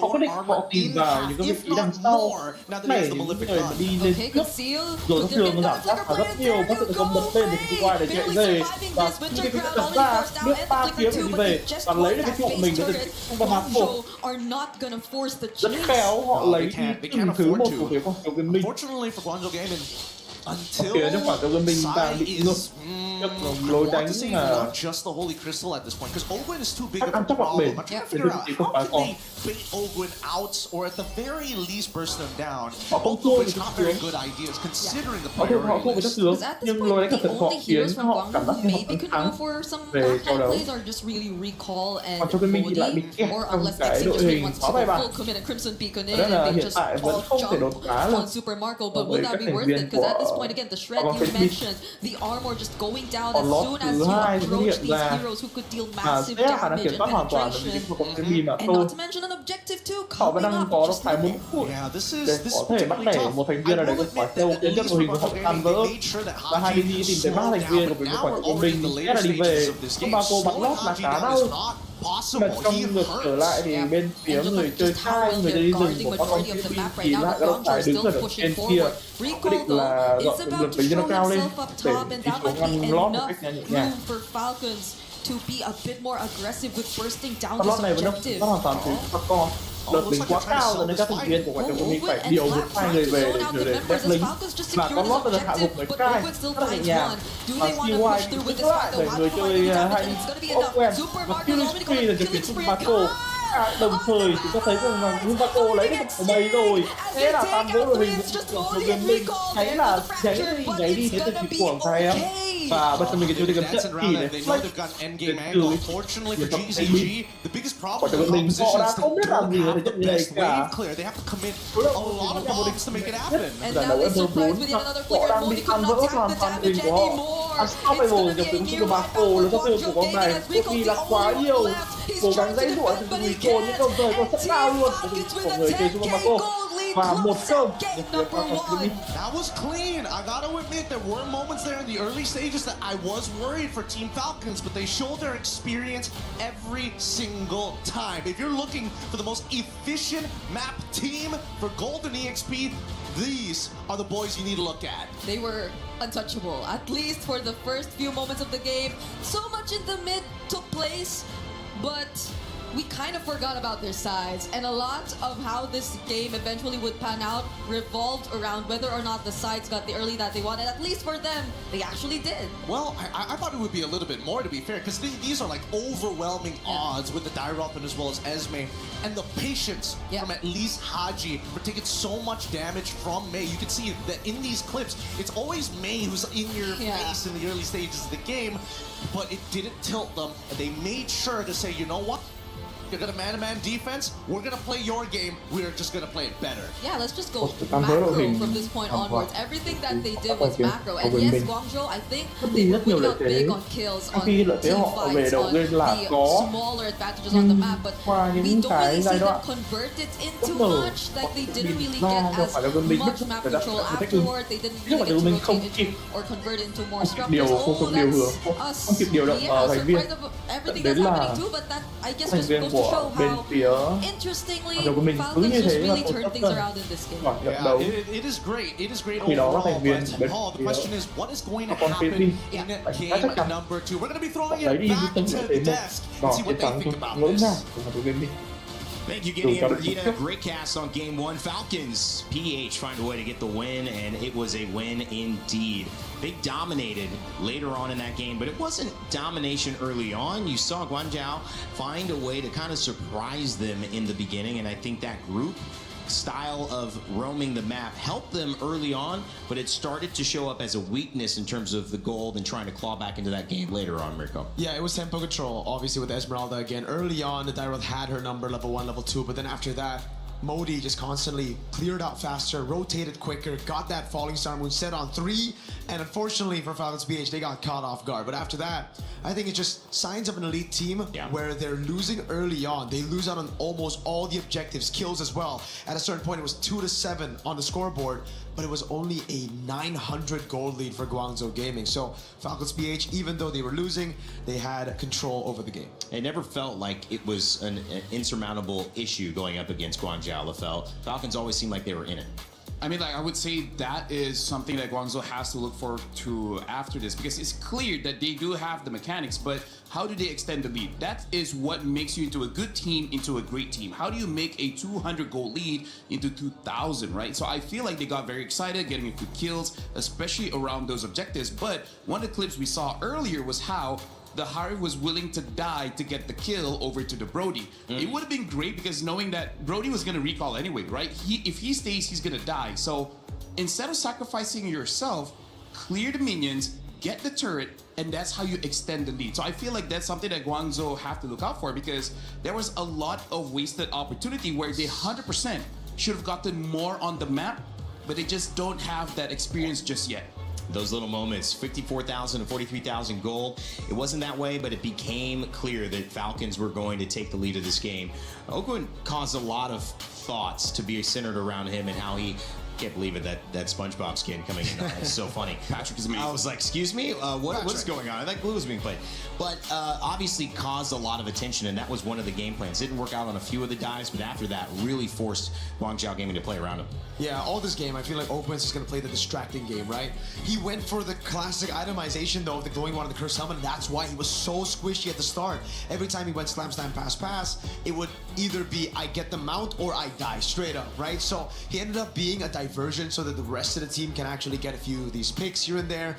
And for the most part, it worked out because Kyle on the Assassin, on the Ling, was sent into these side lanes to farm up so well. That was also one of the reasons why they were able to keep the gold lead from skyrocketing away from Guangzhou Gaming. How much of this is just a style? Because, we had Gideon break down why this gold lead was starting to happen, and he was pointing out that side lane was not being farmed, and that Guangzhou were just grouping up. They wanted to take fights like that. They wanted to roam all 5 on all sides of the map. Is that something they can afford to do against Falcons? Honestly, no. I feel like you can split the map. Maybe you go for a 3-2 formation, because we saw wherever a recall is, wherever the Nolan is, they can either get a kill or make the opponents low enough so that they have to back. There was few ganks onto Flap where I feel like, okay, you got Flap, and now what, right? You gotta either control the jungle or get those objectives. So I feel like that's just something that you have to understand, right? You know that recall can give you the advantage. So what are you gonna do with that advantage? Because against a team like Falcons PH, Liquid, SRG, even Vamos, if you give them time, especially up against a Ling, once Kyle got that Blade of Despair, then that was it. The damage coming in from the Ling was just too much for them to handle. You have to, again, remember that that's the reason he went for just pure damage at the start, right? Very unorthodox Ling build, just going rushing BOD, but it's because you already have physical shred, you already have consistent damage from the Dairoth, and then the Brody, and then the Lilia as well. So it was just a mix of damage, constantly going at it. She just wanted to go for those last hits, and that's why a couple of times you saw some surprise moments where I think Xing just got blinked completely taken out with just one ability, one Defiant Blade. So it's the small things, and I agree. There were a lot of throws from Guangzhou Gaming when they were ahead, forcing in mid. I remember diving onto Haji for some reason. May dove in, lost, died there, and completely lost control on the map. Another star, I think, moment, or had a couple of moments from Guangzhou Gaming was Nolan. Nolan actually had a pretty good, he was 5-1 for most of that game. Last person alive, defending the base, tried to make something happen, but couldn't. LaFell, he's an important part of Guangzhou Gaming's strategy if they want to win this. I gotta say, so far, looking at that previous game, the draft might change how this will look like, but it does seem that if there's anything that Guangzhou wants to exploit, it's the front lines. Take down Ogwen as well as take down Flap. Because the thing is, once those are gone, you should hope that the discipline for Falcons PH to respect the damage coming in and not force a defense.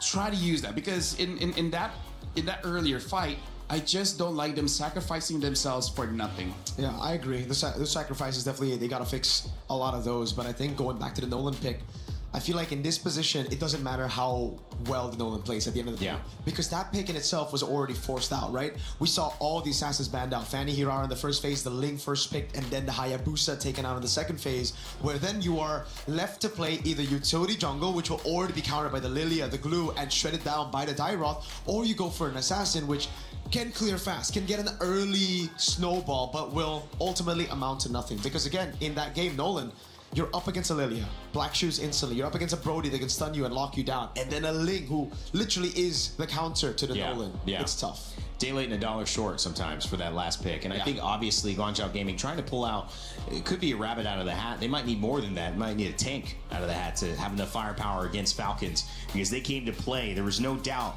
that these players want to show up like we know they can on this global stage. MSC looking for one winner for that $1 million prize pool. Falcons on their way to be it. One more win that will put themselves in a strong position in this group with a 2-0 start.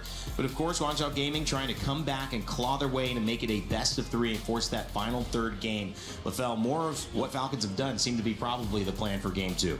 I don't know if Mirko agrees, but I was hoping for much more coming in from Falcons here, because yes, they win, but even as analysts, we're like, interesting. It's not going to be enough just yet, because you got to look at this tournament as a whole. Guangzhou Gaming, they've shown that they are strong, but there are some games you need a statement game to show that you are far above and beyond the competition for you to go to the grand finals. Because at this point, it's not about beating Guangzhou, it's about getting that momentum, that tempo for you to make it all the way to the grand finals. And I hope this is kind of like a wake-up call to be like, okay, there's mistakes here, here, here, and here. We got to fix this before we get to the grand finals. Because personally for me, I want to see a bit more coming in from Falcons. Okay.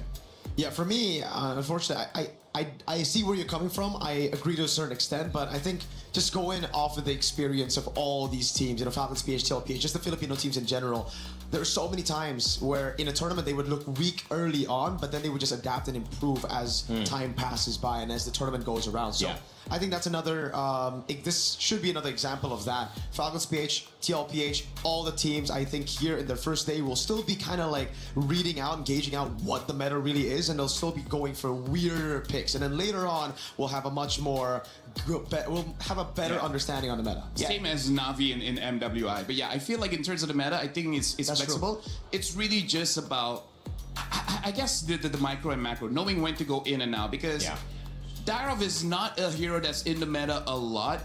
It's one of those where you kind of punish yourself. You know, interestingly enough, a lot of MOBAs have this sense of one really strong counter pick that's like you can't deal anything with. That could change your entire game. Do you feel that that's available, at least in this meta right now, where you could see a lineup come out like Falcons PH, and you see a last pick or 2 last picks from a team like Guangzhou Gaming that go, oh wow, we can't deal with that. We got 5 good heroes, but we cannot deal with those 2 once they get going? Or is it more of the fact that you're kind of needing to draft this lineup that sets up you to be successful from the very beginning, and then having members of that final pick complement it? Yeah. I think it's possible that one pick can just be like, all right, we're done. But that's a very rare case, especially on an international stage. Yeah, so where we'll have that would be usually in the laning phase, right? Like the Dyro thing and the Esmeralda. But then that's where the others come in and help her out. And I imagine that's because, again, this is a much faster game. When it comes to MOBAs that can last over an hour, we had Dota 2 on the stage, right, just last week. It's a different pacing, it's a different timing, and it's a different scale. When you're here, you need the tempo, you need to be available in those first 5 minutes, those first 10 minutes, because those turtles, that Lord, it's gonna maybe change and secure your victory right away. Though I gotta say, here in the Mobile Legends ecosystem, we have another thing to consider. It's not sometimes just one hero. Sometimes just the draft does not have the answer against the composition that opponent has. For example, we've had teams draft a no crowd control kind of draft where you're going up against a lot of fast moving assassin, mages, marksmen, and they're like, how are you going to stop that? How are you going to... They're just dancing around, and there's literally nothing you can do. We've had teams where you have so much crowd control, but 0 damage, so you're just fighting for 2 to 3 minutes, and nothing happens. So that's also a balance we have to see in the drafts. When you have a team that is so good at being aggressive, do you try to match that and say there is no version of Peel that we can provide that's going to stop them? So the best chance is actually try to hit them back. Sometimes it's better to fight fire with fire. Some other times you might have to just double down on Peel, right? And right now, I think for Guangzhou Gaming, the route is double down on meta. Because again, they had a pretty good composition from the start of the game. They had tempo, they had the snowball, but unfortunately, they weren't able to capitalize on the leads because they didn't have any pick that could deal with Kyle on the Ling, constantly clearing those side lanes, right? So again, with the Nolan, you aren't able to 1v on the Ling in the side lane. With any of those picks, you're kind of like forced to group up. That's why we were talking about the Moskov. I think the Moskov, just that one pick added into that kind of composition, and they'll be pretty good. Yeah. Dangerous grass picked up for the map. How does that change things, LaFell, if at all? Well, it really helps out a team that really wants to be aggressive, and it forces you to never autopilot because you're playing a normal map, you know where the bushes are, but sometimes it just disappears in your brain that there's a bush in front of you, you just forget about it. Oh, man. Goodbye to Assassins, I'm guessing here. Fanny, Ling, both banned. I believe that Hirara should be coming out next. Yep, and we have a fun fact here. Sunday, formerly known as Ahao, was a world champion in a different MOBA. And will his winning formerly help Gonzo Gaming pull up an upset today? I mean, like, it was pretty good at the early, but again, it's all about utilizing the advantages that you have. And it's also about timing. And I think certain players, we see this across multiple games as well, I'm sure in MLBB, fit different metas better. And you could play the meta, but sometimes it's not the meta you would prefer to play. It's not your style, it's not where you feel at home. So having a winning formula in one game, in one meta, may not translate over to what we're seeing now, which clearly has given us a little bit of a different look here as we see our bands start to come out for Game 2, Falcons versus Guangzhou Gaming. Yeah, back again to that point though, hey, I've seen a lot of different coaches come in from different MOBAs, and it's always a clear template that they bring into the team, right? Early games, great. They have these templates where this is where you need to group up. This is how you get prio over your laner. This is how you get prio over the map itself. But then it's the mid and late game where we get to see a little bit of that question mark. And it's because compared to other MOBAs, this is a lot faster, like you pointed out, Rain Day. And because it's a lot faster, it's almost like they're coming into it with the mindset of, all right, we're going from gear 1 into 2, 3, constantly. But in MLBB, it's kind of like you go gear 1, and you kind of have to skip the next 4 gears into 5. Yeah. Something to note as well, the longer the game goes, the less that the coach can really impact on the decisions of the game, because that's why certain shot callers in Mobile Legends is so highly valued that even if your mechanics isn't that great, but you have a good head over your shoulders, your price is just gonna skyrocket. So shoutouts to V. Shoutouts to V. And this is why, honestly, we're going into a game where teams that have incredible mechanics as well as good coaches try to end the game as fast as possible. Because I would say after 10-12 minutes, it can get chaotic. And that's where the point surprises happens. And Hirara first pick here for Guangzhou. And now an early Akai as well. Oh god. We're getting spicy over here. Hirara finally let through. And Eudora back again for the 3rd out of 4 games with the early Akai. Yeah, that's why Falcons were happy with the trade. They're like, all right, go for it. We'll take the Eudora, we'll lock her down completely, and even the Akai pick. Now, we've seen more Assassins do well, find success over the course of the last 3 games that we casted, that we analyzed for. But the Akai works when it's still against the Hirara, and it's just so difficult for the Hirara to walk onto these neutral objectives. So, Guangzhou Gaming, I think they got to build for a strong side goal. Yeah, and also just to note for the fans watching, just because the hero got nerfed doesn't mean it's unusable, right? Akai is still very strong. It's still a top pick in the jungle. Is just not as oppressive during wildcards and basically during wildcards, because during MWI it's already been nerfed. So now Guangzhou answered the Claude as well as the Eve, and now the Harley Pictor. So this is Akai role. I think so. I like it more than the Akai jungle, not gonna lie. I agree with you, it's not entirely out of the jungle, but I prefer it to be somewhere else, especially considering right now it's all about having those fast clearing jungles, and Akai did get kind of nerfed in that aspect. The Barats gets banned out, very interesting. Why so? Okay, so I've also seen this in scrims. The Barats usually get an answer to the Arlet or the Paquito. So I think Falcons might actually be eyeing an Arlet here, knowing that again, they already have Akai. It's very good to stop that. The Brody gets banned out by Guangzhou Gaming, another pick that can actually bully the Claude. But if you see the Eve, you're already kind of thinking it should be no problem. Either way though, it is what it is. The Uranus is the final for Falcons. Yeah, so it looks like Falcons is trying to set up for a strong pick in the EXP. Now, the Clint has been banned out as well. So for Guangzhou, I would say their opening is pretty solid, but they still need someone to be a proper frontline, if possible. Push the Eudora away so that it doesn't become a problem for either the Claude or the Herrera, because they got a lot of damage coming in from Guangzhou, but I feel like if one of those pieces is missing, it's gonna be a bit awkward. Laying pressure with Moskov, able to have that global rotate to join in on the fights. That was one of the things that Casters picked up. Gideon mentioned that was a problem for Guangzhou. grouping together, not being able to kind of 4-1 or 3-2 có as you gì biến mentioned nào before. cũng hạt lên. Moscow going to open up some Và things một, and some playmaking potential một as we HDG have biến two nào more picks here với coming câu from bài Vòng Aurora, game to close bất out ngờ với Aurora their draft. và biến Yeah, nào. especially now we're in dangerous Và price. They need a thì dedicated chúng ta pick sẽ Desmond xem role or rằng EXP là bên phía của just Jamaica to be kiểu able to thì open họ up the đang map kiểu rất because nhiều Eudora as well as the heart he can take advantage and there's It's a the rock roll. Rock.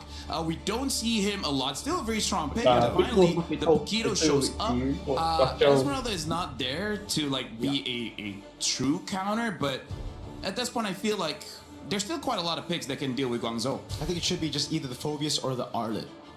Well, yeah, the Phobia is still open, yeah. The Arlet, you're going to get bullied quite a bit by the Keto, but then you're just relying on the stuns coming in for the resets with the Akaina Eudora in your team. If you want to take more into your hands, you would go for the Phobius, but instead, they go for the Sora. Vâng, và lựa chọn cuối cùng đem Falcons là at least for chọn this một bài matchup looks Sora. like like just more damage and a good offense as a good defense. So a lot of firepower coming in from Falcons for the first match in game number 1 and game number 2.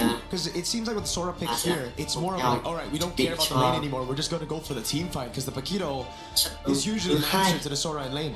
At this point, why would they? Whatever works last game could work again. Confidence for Team Falcons PH trying to close it out over GZG. Let's send it over to our casters, see what they think is Gideon and Brigida join us for game 2. Khi mà Qualify sẽ đi đọc được. Thanks so much, Reindeer. Let's jump right into this. We are ready for battle, of course. But right now, it's about trying to figure out how to get underneath the skin of each of our competitors here. And so far, currently at match point, it's Team Falcons who are leading that charge. We want to see how GZG is try and turn this hiệu quả cho nên là bên phía Team Falcons cũng đã quyết định lựa chọn con bài Aurora cho Haji cầm cho xem thì với con Aurora ở trong một đơn tiền có thể nói là hàng đầu Push them to the limit just a little bit. So this time around, both things seem to be pretty different, draft-wise especially. Oh, what a sneaky little invade here by Kyle. Take a camp out. He figured out the starting path and was able to take at least one of these camps. This does mean that it's going to be a bit of a delay. However, we're going to see recall here. Và có vẻ như là Rico đã quyết định tấn công vào phần 19 rồi nhưng mà có vẻ như không thành. Còn võ tụ tăng đã thuộc về cho Kai Kenzie phải. Chỉ sao như vậy sao? Rico thì quyết định là chỉ cần tầm độ nhưng mà không thì sẽ ra cả. Interesting stuff. Không về đâu, không nó rồi. Trải nghiệm với mây. Falcons are actually playing this right now. Trên là gì đó. What's that? Một gì và cho mình em bóng thôi. Yeah, if it weren't for Oakwood. Yeah, but even then, I think that should have been a solo kill, right? Empower Jab cho bọn em 15 giây nữa ở đây Rico đang lúc rồi. Rico lao vào. Chọn chân là 2 thành viên và first blood dành cho Rico. Vâng, và gia đình rất tốt. Rico đang chạy, Rico chạy không, Rico cũng chạy được một cái cho mình double kill. Sau khi tiếp tục YP, người đó Irola. Con rùa sẽ được ra mắt cho 10 giây nữa thôi mà khả năng cao khi con rùa sẽ thuộc về em Falcon. Một đi đó cho mình làm một 4 rồi. Để xem gì đấy. It's not a fight on a dime type hero. You really have to kind of set the plays and really find the right angles. At the same time, with tempo. Alright, so we know that Kyle's on top side. Okay, and now you know, the Mo's just holding this push. We're seeing dangerous grass in a while, and now it's Falcon starting to get up. But Cole and the rest of the members are going to be here to left with different angle. So not going for the setup just yet, and there you go. But it's still Rico actually winning out the perfect battle. Placing into a nearby side, and SLD will not connect. But Open still goes in for the knock. They still actually find XJ, but they might just get traded out. Unfortunately, that is going to keep them safe. The knockouts, however, close score for Open right there. What a timing by both. Hai thành viên yếu máu và chạy về là We're about to hit level 4. Just give me the right timing. I just need to reveal one extra person. The tech charge alongside with the heavy spin, life-changing spells. And now you get to see how these compositions actually want to play the game now, right? Falcons, understandably, hey, even though it's a skirmish, we can't risk losing these big spells before the most important fight. But look at Kyle repathing down towards the purple side, knowing that Hirama is on the board as well. I think the only small win really really that we could có really thể consider quay from về that ăn ba was bãi the luôn. fact Trong that khi đấy Recall Recall có still vẻ như là got the chưa phát hiện objective. rằng là Other than đã that, mất the team fight, the khá là post ổn turtle để takes seem to Recall. have really favored Falcons, especially as Recall Ở has đầu tư là lost khó khăn, mặc on dù so much Rico có cho mình con resources rùa đấy at nhưng this mà point already. như Fortunately là though, bị he's mất bùa. not really as behind. Cái But level you can nó see đang that có sự Tyler's chênh been lệch having such a good tương đối. start. Wait, keep your eyes out here. Flat might find an angle. If he gets on top of Xing, it might just be Kiểm over. It soát doesn't mục reveal tiêu him. He's mục gonna tiêu walk kế through. của Good Kai chat, là good tốt game hơn sense. khá nhiều so với They're Rico not nhé. afford, Hiện or tại they could not Rico afford đang to lose out on không anymore. chờ At với least Modi, I think, tài would nguyên be đường cánh. communicating every single time he feels that Flap isn't within the area. Another goal. I think that's the second time Sparkle stole it away from Guangzhou. That's ridiculous. That's ridiculous. Committing the all just for these Sao mà đâu small không quen đang advantages. lúc bụi kìa. That's what separates Không quen. players from the men. Không quen gần cân không? Có sử dụng không quen gần cân và mất cho mình thanh tẩy từ CI. Vâng, CI cũng đã lên bài số. Tazi là người có mặt. Và đây ông quen đang là nguy hiểm luôn. Ông quen vẫn luôn về được. Không. Câu trả lời là không. Khi mà Jing đã bắn cầu vũ trụ lên và cuối cùng thì mạng dành cho mình. Ông tôi rùa thứ 2 đã được khởi động rồi. Flap cũng tin trượt rồi. Chiều 2 cũng trượt luôn. Và rùa tiếp tục thuộc về cho Rico. Rất nhẹ nhàng từ người tại vì rằng một quả của người mình vì cái cấp độ này không có khó khăn gì cả. Không chịu áp lực từ việc gì được không thì và lao vào cầu Kai nhưng vì cô đã rất là Kai tiền và từ vị thứ 2 và lấy được cái mạng của Rico của Kai rồi. Nó có vẻ như là Modi đang có tài muốn gỡ gạc trận đây mũi đáo người Việt là trượt Okay, he does have body slam, but G1 chasing this really isn't going to get much until he gets that Trinity build. But my goodness, getting to see the fork lightning being spammed like what, 3 times? I know that they changed the cooldowns to it so that you can like chain it together much easier than last time where you needed to be like level 11, level 10 around there. Thì ai đã lên được giữa để tham gia tranh thì Super Marco rất nhanh tay. Anh ta đã có cho mình chụp dưới rồi. At least for Falcons, despite what happened earlier on, trận này việc để ở đi they didn't really lose the advantage. Like they still have the advantage in their hands nonetheless, despite Flap slipping up on that setup and them có thể sẽ actually khiến not cho being trận able đấu to này trở contest thành 2-0 their nếu có một objective. cái tin đấy mà bên phía của Châu họ đang đánh không hề cẩn thận một chút Try nào. to capitalize on the fact that even if the Akai is on the other side, the way that they just get in and out of these Mặc dù là có cho mình fights hai con rùa đấy nhưng mà có cách chênh lệch không những thu hẹp mà nó còn gia tăng dành cho tên Falcon nhé. Modi ở Owen còn I think GCG they rất got the máu thôi. mechanics and I think they also Không have dính nguy hiểm cho communication Owen with each cả. of their members, but I think Falcons is much better at just playing patient and honestly Rico la vào rồi. Rico chắc chắn làm gì Rico cũng Let's luôn see here how he figures out, but they find themselves under the real manipulation, but they're not gonna fight under that anymore. So that's just resources burned again from the side of câu được kết thúc biến đến từ chỉ Haji rồi. Con rùa lại còn người dưới đã xuất hiện nhưng mà Kirara cũng đã mất trừng phạt rồi thì khả năng cao là con rùa thứ 3 sẽ thuộc về tên Falcon mà thôi. Liệu là sẽ có giao tranh để cướp rùa trong tình trạng không trừng phạt hay không? Especially when you're playing against a team like Falcon. You know Falcon they've cũng got không vừa định ăn rùa luôn. Kyle shows up here Nhưng mà Kai còn đang ở bên giữa này. at least positioning here in the turtle. Mây và Rico đang núp bụi nhá. A lot of information. Anh rất tinh ý khi mà quyết định vòng từ buổi đó qua thôi. But does Flap start things off again? Con có lẽ là không muốn con rùa này chăng? Hôm nay cần được ta bởi Con quay người kêu là Mây thôi. Mây khả năng cao sẽ lên bảng điểm số một con. Mây vẫn sống. Còn Rock rất cứng và con rùa thứ 3 đã về cho bọn châu viên minh.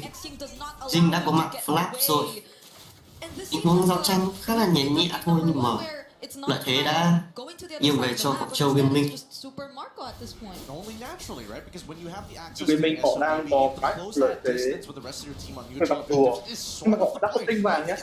Con đánh khá chắc chắn nhưng mà đang mất tin khá như thế trận với 15 điều đã làm được. Hiện tại đang trên một K2 tiền. Now he doesn't need to. The more he's gonna spawn on that top side, he's staying down bot. Over half HP. Ta phải đánh gì xuống Super Marco. Super Marco chênh lệch trước. Cái lót là gần 1000 vàng rồi. Mặc dù anh ta có KD là 000. Tuy nhiên với việc free farm bên dưới thì khoảng cách tiền nó được gia tăng một cách tương đối lớn để từ 2 vị trí đồng vàng của cả hai team. Anh vừa thấy rằng là bên phía Super Marco cũng tinh vàng nhiều hơn. Chỉ là có thể nói là vô vàng nhẹ nhưng mà tổng quan suy ra thì sẽ không có cái mức độ trên đỉnh vàng tốt hơn và hiện tại thì Super Marco thành trên rank rồi tới giờ đi từ đéo vào tụi mình Một hiệp phải lùi về chỗ 2 rồi. Liệu có chỗ 2 dành cho tem Falcon hay không? Dành một cá mốt tiền, dành một cá tiền. Chênh lệch không đổi lớn. Rồi là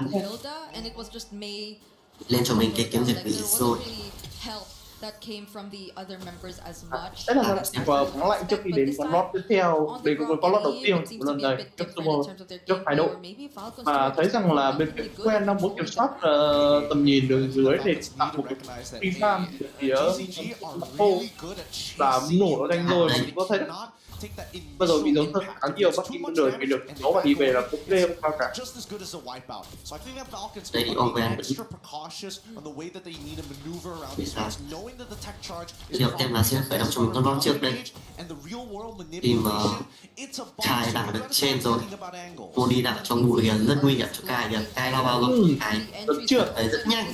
Nó bắt được từ thuận và Modi tốc biến rồi, Modi lại lao, Modi lại chết rồi. Từ đấy sau Modi lại còn phải lao vào. Sao vừa rồi là Modi đang muốn không biết là anh thấy sao vừa rồi Modi đang muốn vào vị trí của Kai nhưng mà Kai giúp nhanh tay hơn Modi để cho Modi không thể tay hoặc mọi người cần đặt ra choáng được hai thành viên tại sao lại lao vào hôm đó nhỉ thì đặt ra đau đến vị trí của hai thành viên và CY có vẻ như sẽ không chạy được không chạy được rồi nhưng mà lại Modi có thể làm lại khoa này thì rất là khá nhiều và Modi cái lựa chọn ảo khá tốt đây thì nó đây mày lên bảng số rồi mày mày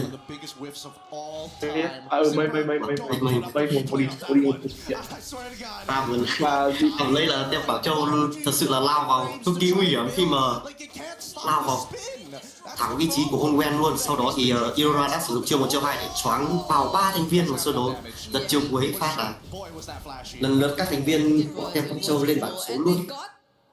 Thực ra không bao giờ CY nó thẳng quen nhá. Cái quen có cái đấy lao thẳng vào cái không cái bàn chân recall nhá và dẫn đến là việc bị choáng liên tục khiến cho cả các thành viên phía con có thắng để tạo thương. Nó tranh khá lỗi từ các thành viên của tem Bảo Châu. Và bây giờ nó đang xuất hiện ở đường dưới rồi nhưng mà có vẻ như là tem Falcon cũng không có định ép đâu mà con lót này gọi là để trưng thôi. Còn thực tượng lót này nghĩa là sẽ chỉ sử dụng để lấy phóng trụ nhưng mà sẽ cần phải điều nhanh để vào phóng trụ thì cái con lót này đi mất. Vâng, lấy phóng trụ cái thành viên của con bây giờ là phút 11 rồi phóng trụ mất ở giai đoạn thứ về phá là phút thứ 14 không phải là cần đặt vào tàu quen rồi không phá đi theo kinh nghiệm lại số rồi nhưng mà sẽ là nguy hiểm là lên Rico hai đang gặp nguy hiểm với Modi nhưng mà Modi thì không có quãng lướt nữa bắn đến bị bắn đến Sumaco bắn là khá đau nha lao lên Modi có biến lên kìa nhưng Modi nha Modi nguy hiểm nha Modi vẫn sống mà vẫn sống ôi không sống được thì là đẹp còn Iora có vẻ như là đã khá là mạnh trong giải đấu lần này. Không hiểu sao họ quyết định pick Iora test tay và rất hiệu quả trong ván đấu trước Quảng Châu.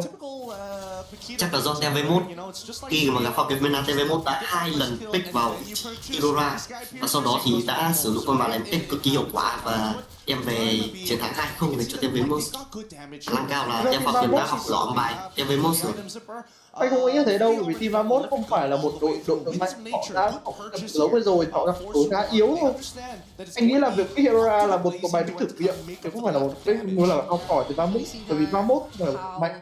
31 bộ khá là bình thường và không có gì cặp phối như con Mena thì khá là dễ dàng thôi.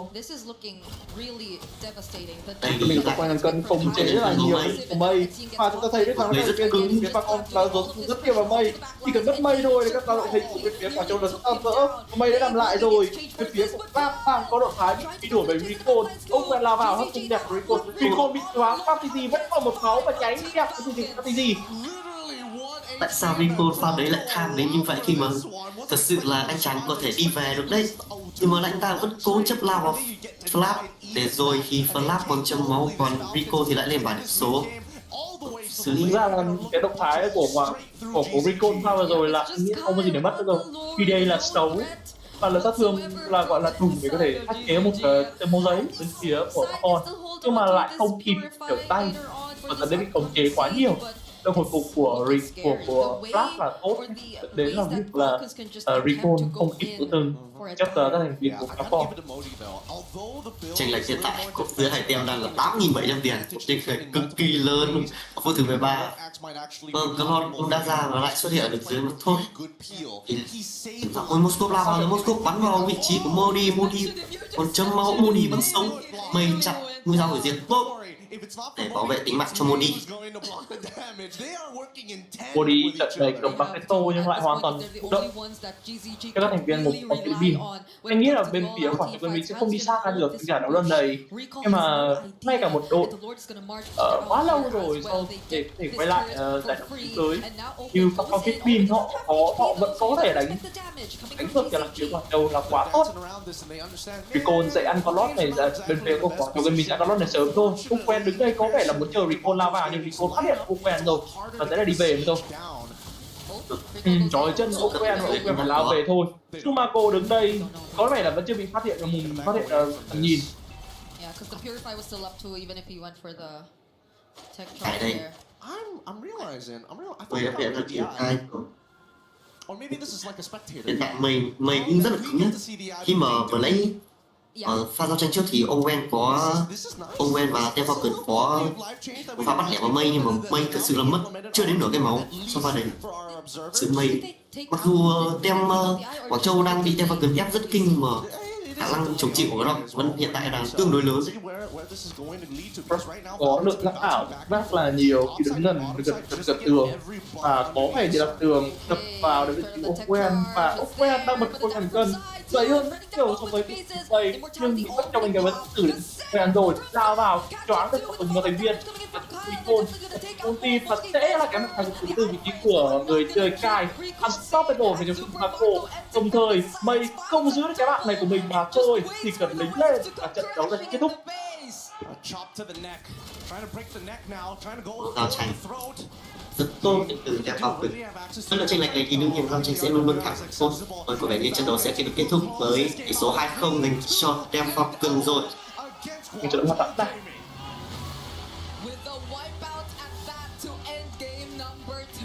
Anh em có thể nghỉ ngơi vài ít phút trước khi đến với cặp đấu thứ 3 ngày đấu hôm nay, sau một trận đấu quá đảo giữa các con Philippines và team Quảng Châu Gaming. Đi qua flag luôn là vị trí của Owen. But this is a learning experience. It really comes down to the little things in the game that slowly add up. I wouldn't say that this is a complete defeat for GZG, but a huge learning experience for what is to come later in this group. Yeah, the fact that Falcons haven't had the cleanest of games in their debut here in MSC already goes to show the potential that GZG actually have in this debut match. It's some good stuff and a very good showing so far, as our second series of the day has been exciting just to see what our professionals are pushing the meta towards and what they've been experimenting. And I kind of like it because now they're showing multiple flex picks, and even over and going on the Sakai opens up opportunities for other teams to say, hey, this could be a drafting technique we can utilize. How long have we been wanting for different picks in the mid lane, right? You get it in the first day of MSC, where the Eudora seems to be showing up more often than we expected it to. And the flex picks on the picks you're so used to seeing in certain roles as well, the direct counters, the draft sequences, there's just so much to understand and uncover here in MSC. What is that? They get you every single time. You should expect it these days, especially now that the meta is heading towards Eudora. Because now, there's so many things Eudora can do. The extra movement speed, the multi-stun, which has been changing a lot of these fights. Like a surprising amount of AoE that most people don't associate with Eudora because it's been too long. Now, we're going to head on over to the stage to have an interview with our winners, Team Falcon. Hey guys, Rose here with Super Marco up on stage after a 2-0 clean sweep up against Guangzhou Gaming. Super Marco, welcome back to MSC. How are you feeling? I'm feeling good. You're feeling good. He's shy. Now, Super Marco, I want to ask, how different is the Super Marco this year compared to the one we saw in 2024 that made it all the way to the grand finals? I think still the same because I'm still motivated and I'm eager to win. Wow. No, that was a really good answer. Okay, let's discuss game 1. Because in the first game, we saw that the first few minutes of the game was primarily dominated by Guangzhou Gaming. So did you guys get shocked, honestly, at how aggressive they were in the early game? I think they just maximize our errors in early game. That's why they got the advantage. And how did you guys manage to keep yourself composed and come back for the later part of the game? We just maximize their errors. That's why we came back. Yeah. You guys capitalized on the mistakes that they played out in the game, which honestly boils down to experience if you ask me. Now, Super Marco, 2 matches into MSC and we have witnessed some very, very interesting picks that has debuted this year, like the Brody coming out from you. So I want to ask, what made you guys decide to pick Brody? I don't know. Brody's just meta. There's no other reason. It's just meta. It's just meta. So why didn't you pick your Brody skin?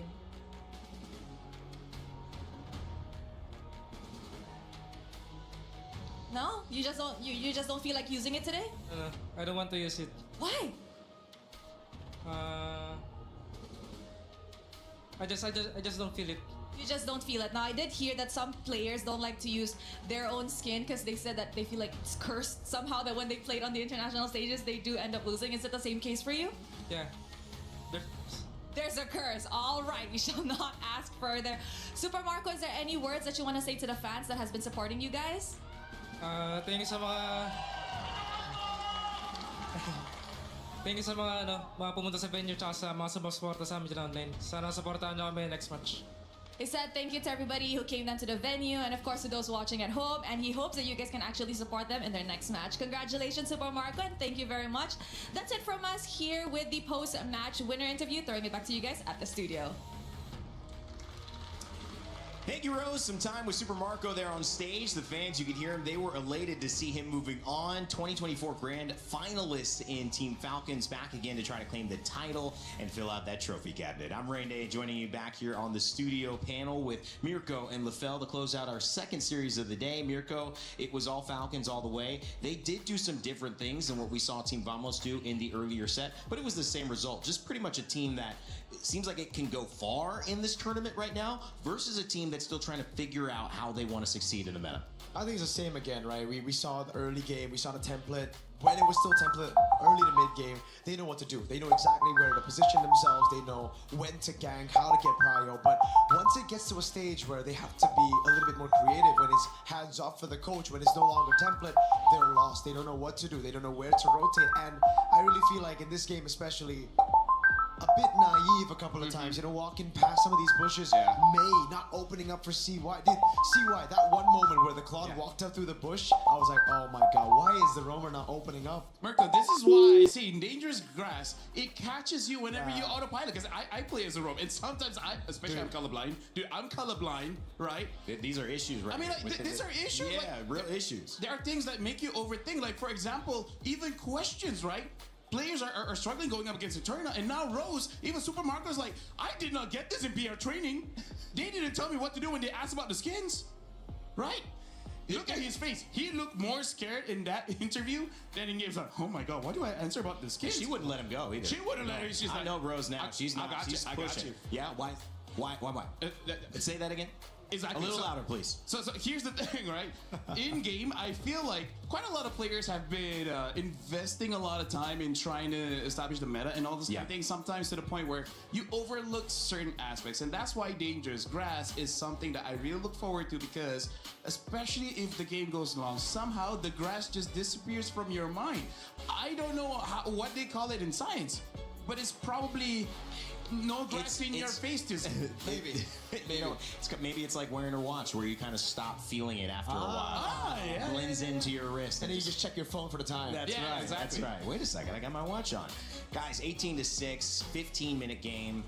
I'm struggling to try to figure out a question to ask you guys that could have an answer to support Guangzhou Gaming or a team on this back foot so far moving forward, because it just seems like there's total control over our leading teams here. Absolutely. You know, Falcons PH, not only do they have control in the mid to late game, but I feel like in the drafts as well. And now this I think brings it back to our questions that we had in the draft. Why not Arlet? Why not Phobius? Why didn't you go for the Sora? And mainly, they needed a second setter. I think in the XP lane and in the roam departments now, we're going to be seeing a lot more CC-heavy heroes, guys that can stay up front, they can be the initiators to open up for the other damage dealers, right? And I think that's what Guangzhou Gaming lacked. Yeah. They went for Yves, they went for Hirara, they went for Claude, and then the Paquito. So it's like, who do you want to carry? Who do you want to initiate? At that point, it was Mei doing everything. Opening up, initiating, peeling. Everybody else was trying to deal damage, and when everybody else is doing, you know, individual tasks, you don't play together as a unit. Although I do have to say, I like what I saw coming in from Guangzhou Gaming. I feel like those are mistakes that is very much fixable, right? Yeah. Look at other teams play, get some bits here and there, maybe 1 or 2 scrims, and I feel like they would catch up very, very fast. I feel like the micro is there. Now it's all about priority, the draft, as well as how you move around the map, which is a lot. But hey, we're playing for $1 million in the champion slot, so you just gotta go all out, because everyone here is going all out. It's very difficult to be a team that goes the entire way in a tournament this big and never loses. And so what that means is getting comfortable with taking a big lesson after your loss is going to be important. In fact, maybe necessary to go all the way. And Guangzhou Gaming, and when you look at Team Vamos going up against Team Falcons MEN, there were lessons that were applied to both of those teams. If you guys now were taking a different role, so we're going to be switching out our talent for our next series. What are the lessons that you've learned so far? What are your takeaways after seeing 2 series as we kicked off MSC? I still think it's a draft. I still think it's how do you look at it in the draft, right? In match number 1, it really just feels like they were leaning too much on identity. They didn't really respect the meta. In match number 2, it's more on the side of, all right, we know the meta. We want to go for damage, but it's just too much, and we don't have anything else to fill in the gaps of the composition. So in terms of the draft, looks like Eudora as well as Ling is going to be very, very prioritized, but also looking at the game so far, the mistakes is going to be magnified by quite a lot, because Vamos, they saw 1 mistake where Falcons made and then they just roll with it. Same as Falcons here, they saw 1 or 2 mistakes coming in from Guangzhou and then they roll with it. That's why even in the interview just now, Super Marco was like, they capitalize on our mistakes, but eventually we waited for them to make a mistake and then we capitalize. So I completely agree with Mirko. The draft is going to be very important, where you can get wins and loses just based off the draft, but also try to minimize those mistakes, because they just make it super big. A great heads up from 2 guys who talk MLBB for a living. Now let's talk about what's coming up next. For those who are sitting back, relaxing, not doing any work and just enjoying, unless you're, trying to be a co-streamer. If that's the case, then you're scanning that QR code and trying to start your stream up. Team Vitality and True Rippers. This is a true matchup right here. Indonesia coming through, and Team Vitality representing France. Here in the hometown of Paris, France. This is going to be a big one. Team Spirit and Ignite Gaming following up afterwards as well. Make sure if you think you know who is going to take the lead and win those series, you get your pick'ems in. That's right. You go to esportsworldcup.com/play. You'll have a chance to let us know if you can tell the future in MLBB. And if you can't tell the future and you just want to deal with the present, well, right now there's a pretty cool collaboration that you've been seeing a few teases of in-game. And I'm talking about my boy Guile, maybe some Ryu. It's Street Fighter and MLBB. Human body was built to move, not trapped at a desk in one singular posture for 12 hours a day. It's time your chair evolved. This is Secret Lab Titan Evo. Ergonomically engineered for you, gamers, hybrid workers, artists, backing your every move.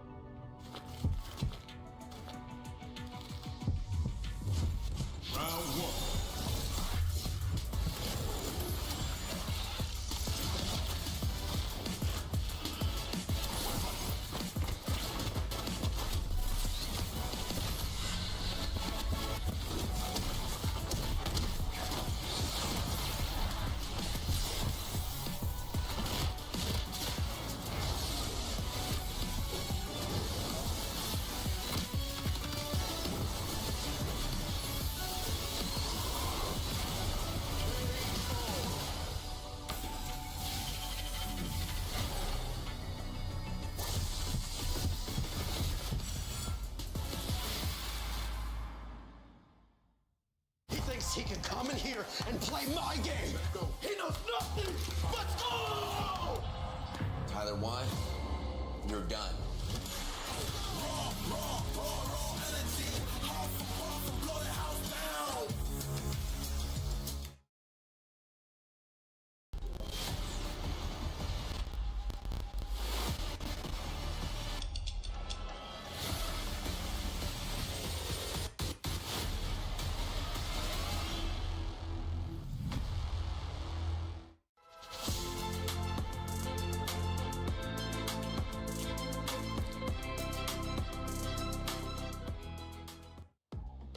Sixteens of the best MLBB teams from across the world have traveled to Paris, France for a chance at $1 million and raising the trophy, cementing themselves in MLBB history, and hopefully a little bit of glory for whoever they're representing. This one is a big one because we've got hometown Team Vitality going up against Indonesia. Incredible stories here to kick off our third series of the day, and I want to welcome you back to our studio. My name is Rain Day. I'll be your host here throughout these 2 weeks of MLBB action at EWC. And of course, I'm joined by some amazing faces who know this game and you know very well also, Rinmar and Trex. Rinmar, it's great to have you here, man. You've been watching these first couple of series. I mean, we've had some great games so far and some strong moments from teams that are clear competitors here. Yeah, I love what we've seen from the meta. Trex and I were talking about it behind the scenes and on the way here. We were expecting excitement and unpredictability, and we got that. It is exactly what we've got. We've seen things like Ghidorah pop up. The Ling is back. So many. I mean, we saw Brody earlier. Yeah. I mean, overall, we're at a place right now where the meta can go just about anywhere, and we are literally just getting started. One of the great things about this kind of conversation too is the global aspect of these matchups. And sometimes you don't get to see these regions go toe-to-toe. Now we get a chance to do so. And it is our Crunchyroll story of the day that we are going to bring up for this third series because it's India's international debut versus hometown heroes. Rinmar, talk to me about the impact both of these teams have in terms of their fan bases, in terms of this matchup. Oh, of course. So with True Rippers carrying the pride of an entire region, finally getting representation in Mobile Legends Bang Bang international tournaments, I'm so excited to see them in action. It's going to be a tough one. It is David versus Goliath. It is, who's that guy who rolled up a stone over and over again? It's going to feel that way. Atlas? Atlas. Was it Atlas? Yeah, Sisyphus? I don't know. He holds Atlas the is the one who holds the world, and that's Sisyphus? what India's going to have to do today. Yeah, exactly. I mean, they're the hometown of Team Vitality, but I'm excited for them, and I'm so happy for India to finally be here. Welcome to International MLBB. I mean, Trex, it's hard not to talk about some of the bigger picture items here before we start getting granular. You mentioned Eudora, but I mean, really for Indonesia, how big is this moment? This is huge, right? I feel like they're coming to a place, not just a place of, we know how strong Indonesia is, but Vitality in general. It's the Cinderella story. What were they? I think they were 6th, or they were 5th place coming into playoffs. Yeah. Have a lower bracket run, take the championship, and now they're sitting here on the stage of MSC, welcoming India with open arms, ready for this first match of today. I mean, it's a big day for them, and it's a big tournament for them, because if they can get great standing in this tournament, if they can win this tournament, it's a huge statement, not just for Indonesia, but for Vitality in general. Yeah, Vitality coming in alongside Indonesia, looking to represent both dreams and contenders. It's not just about getting here, Rinmar. It's about what can you do when you get here. Both these teams now have their work grounded in terms of, can we get a win? Can we jump out to a strong start? Because so much of how you begin a tournament like this can give you the confidence going forward to perform. Yeah, and for True Rippers walking to the stage, I'm pretty sure they understand the magnitude of the series they're going to be going up against, the competitors across them. But it's good for True Rippers that, yes, they're also representing India, but then they also have 2 Indonesian imports with them. They have Rehansha and Ians, who both came from Indonesia's development leagues. They're hungry to prove themselves alongside players in the region who's been hungry for this opportunity. Yeah, and Team Vitality also just coming in from, having that org represented here in France, that's got to feel big for them. You see the team members on the screen here as well. We actually had a chance, like before, to have some time to speak with Team Vitality's Moreno to talk about what they were feeling heading into today's series.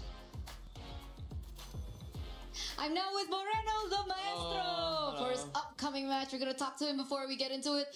Moreno, you're coming here with so many fans and, you know, expectations from the Indonesian fans. How does that feel for you?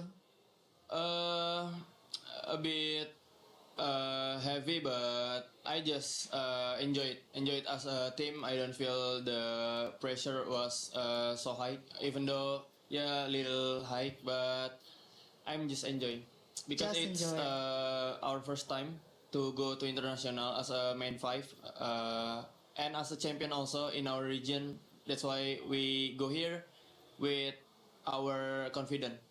He had to slip that in as champions from the region. And, you know, Moreno, honestly, despite you guys being champions, it looks like the popularity, you know, out there from the viewers, it looks like they're still in favor of Onyx. How does that feel for you? To be honest, I don't really care, but it's just a fully statement for me. You guys cannot underestimate us because our team first timer now, but I think we can do better here. Beautiful, beautiful. Don't underestimate them. So, coming into your next matchup, you're up against True Rippers. Yeah. What do you think about the team? I think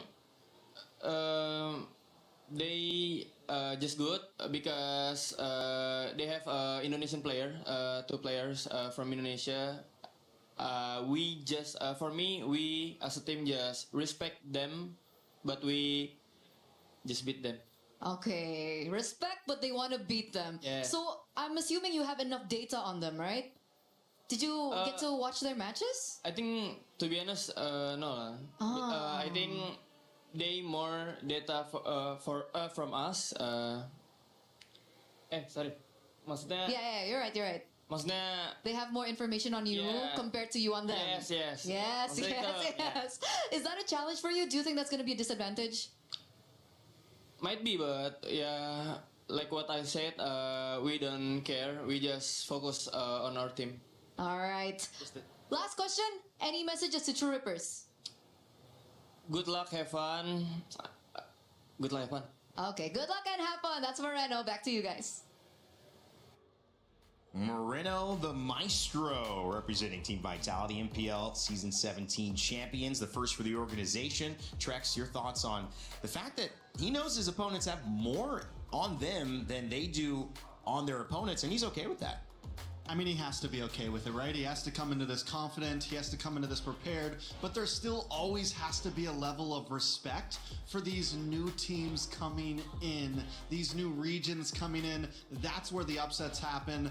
That's where the chaos can start. And my question is, you know, the question on my mind is, can True Rippers be that underdog that come in and kind of flip the table a little bit today? Yeah, and I think the team cams, them in their holding areas, pretty much paints the picture of the underdog story against a big giant in Team Vitality. Team Vitality has an army of coaches, their staff are there, the players are there. In True Rippers, it's 5 or 6 dudes with the dream and hopes of an entire region who was just begging to finally make it here, and here they are.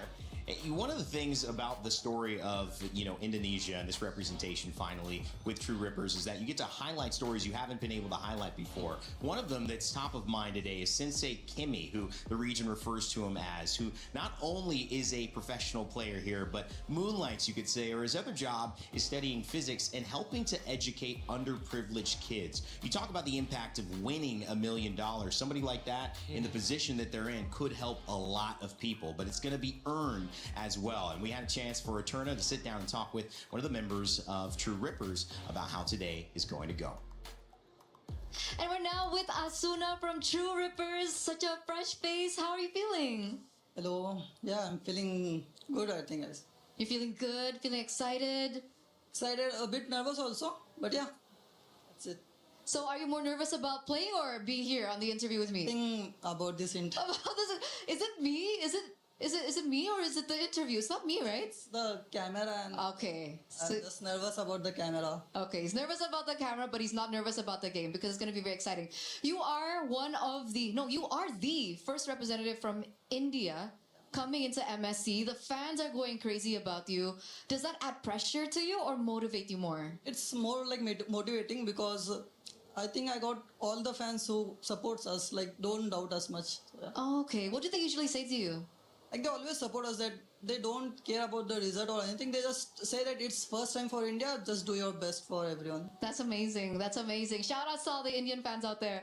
Coming up next, obviously, are going to be up against Team Vitality. I think they are crowned as one of the favorites, and you're a bit of an underdog here in this matchup. What do you think about that? We'll see that, but yeah, it's a little bit nervous to like play against them, but yeah, we are prepared though. Prepared. You have a lot of data on them? What? Do you have a lot of data on them? Yeah, we have done many watch their games and everything, read their drafts, and our coach is doing everything really good. Yeah. Okay. So you can beat them? Of course we can try. We'll try our best to beat them. Okay. You have a message to Team Vitality now? I think just good luck, guys. We'll be there. Okay. Good luck, but you will beat them. We'll be there. Awesome. Awesome energy. Thank you so much once again. And back to you guys. The man was nervous, Eterna, and you made him answer the question 5 times in a row. You know, you could have let him off easy, but no, if you're with Eterna or Rose, you're going down in an interview. That's all I got to say. You're losing the interview. You are not getting out easy.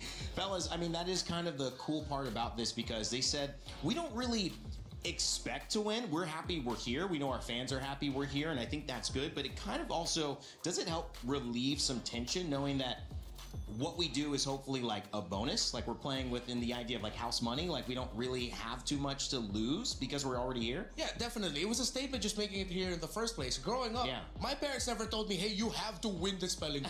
Hey, you gotta win this tryout or whatever. Just do your best, son. And look where I am now. Yeah, nowhere near a spelling bee. Yeah, but you know, I made it someplace, you know? Trex, what about you? I mean, I feel like, yes, you come in without any worry.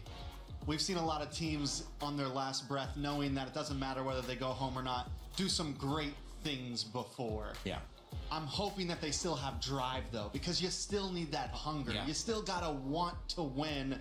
And right now, True Rippers are just kind of a blank card for all of us, even us as casters. We don't know how they're exactly going to play. Yes, we've seen some of their games, but what's their mentality going to be on that stage? Is it going to be carefree? Is the pressure going to be on? Are they going to be nervous like they're talking to Eterna? You know, exactly how are they going to walk out there? And that's going to be, you know, this game 1 is huge on how we see True Rippers for the rest of this event.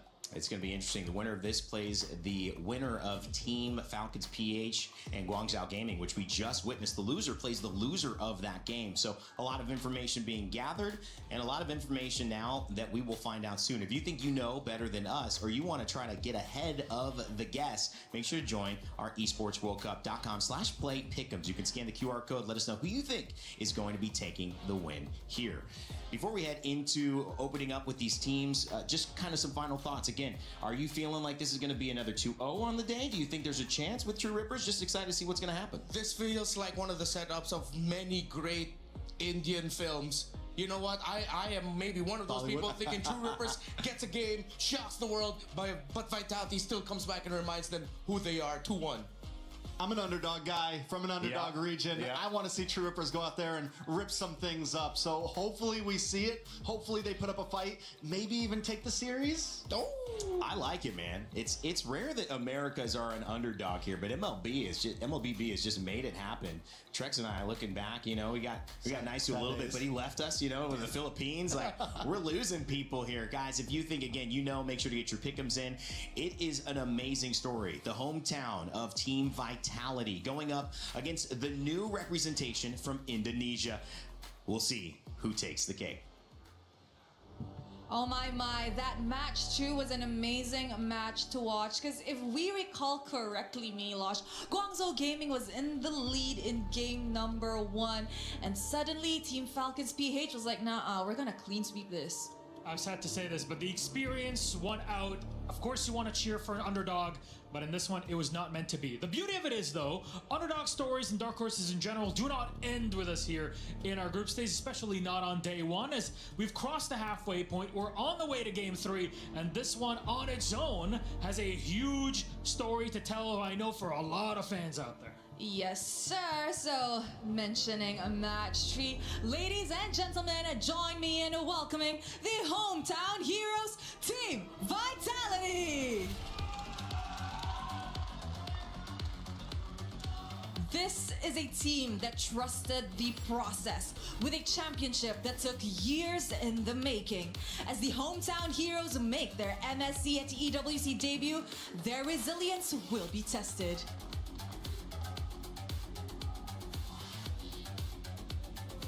Big day for Vitality and their fans also here joining us in the arena. Today's only day one, and you can notice they get loud. They did get loud at MWI. They're going to do it again here at MSC 26. Though the game cannot begin, especially not without the dark horses awaiting in the corner. Let's welcome them, please. True Rippers!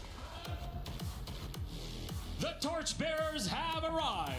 And from viewers to participants, the inaugural ML Masters champions step onto the international MLBB stage for the very first time. Will their in-your-face aggression be the winning factor? My friends, we are about to find out. Big moment for them, big moment for India. Also here, first time participating internationally, Rose. There's a lot of pressure.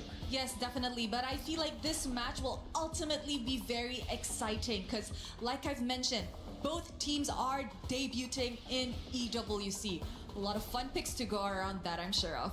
Very much so. So, my friends, please, you may go place your keys. Team captains, please go ahead. True Rippers, Vitality, place your keys in their positions. Take your seat. And remember to shake hands at captains because it's all about friendship and love before we get into the server itself. And there it is. Respect between our two team captains. And it's time for us to get into it. Who can take this matchup? Vitality, True Rippers. We'll break it all down on the desk before we get into game. Thank you, Milos and Rose. A big moment for India's first debut here at MSC. And of course, when you look at Vitality, these guys have an incredible sense of, I think, confidence going into this one, but we'll see if that confidence is going to be earned, Ridmar. Yeah, I think it's great here that for True Rippers going up against a confident team like Team Vitality, their styles aren't so different in the sense of both of them are just going to be looking for aggression. At the center of the map, they love to make sure they get to build advantage, and True Rippers is very familiar with that. Maybe through that angle, they could find a way to slowly chip away at Vitality. I mean, yeah, be ready to go toe-to-toe. Maybe take advantage even of the aggression. Yeah. A lot of times you see the more veteran teams that have been doing this longer, try to push in, try to bring that to your face. And if True Rippers are ready for that, maybe build a composition that can kind of absorb that initial shock. There could be something there. I like the point that you mentioned, though, feeling relaxed and feeling like you've done enough to get here. You still have to somehow combat that with the drive. And as we narrow down into what's coming up next, the draft's certainly in about a minute or so. Rinmar, how do you do that practically? What does, a team like this in True Rippers need to do to maybe get ahead of the draft, which is where Mirko previously was saying a lot of these games have been won and lost. Yeah, when it comes to how True Rippers played in their Master Series, they love to make sure that they have an EXP laner that can get out of lane relatively quickly, go into the river, and try to build some advantage there through the roam and mid, and then just continuously bombard the opponent with, hey, well, how come you're not laning? This is the laning phase. You should be taking more time with your minions. Suddenly they're not, because they know they can get leads through making sure that their jungler is safe and even more dominant compared to the opposing jungler. Pushing out the space with the XP lane, and obviously the jungler has more room to roam. Same idea for you, Trex, or what is, if you're at Vitality, don't know as much about True Rippers, how are you drafting to make sure you don't fall into that trap?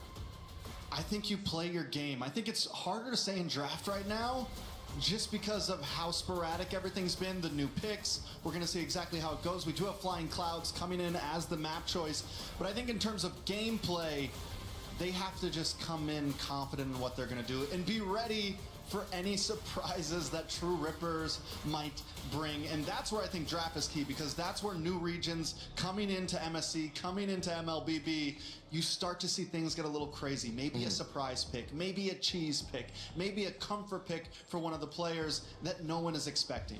MSC at EWC 26 makes history for India. and True Rippers as they represent the region for the first time in an international MLBB tournament. In many ways, guys, it's a chance to measure how far this region has come. This is the first draft that they will be able to make, and obviously bands coming out initially, Trex, to get a start. Yeah, we got a Freya band from the side of True Rippers, Jushin, Phovius on the side of Vitality. Nothing too crazy. The Harara coming off from True Rippers as well. We haven't seen the Harara get picked up. It's pretty much been on the ban field so far, right? Yeah.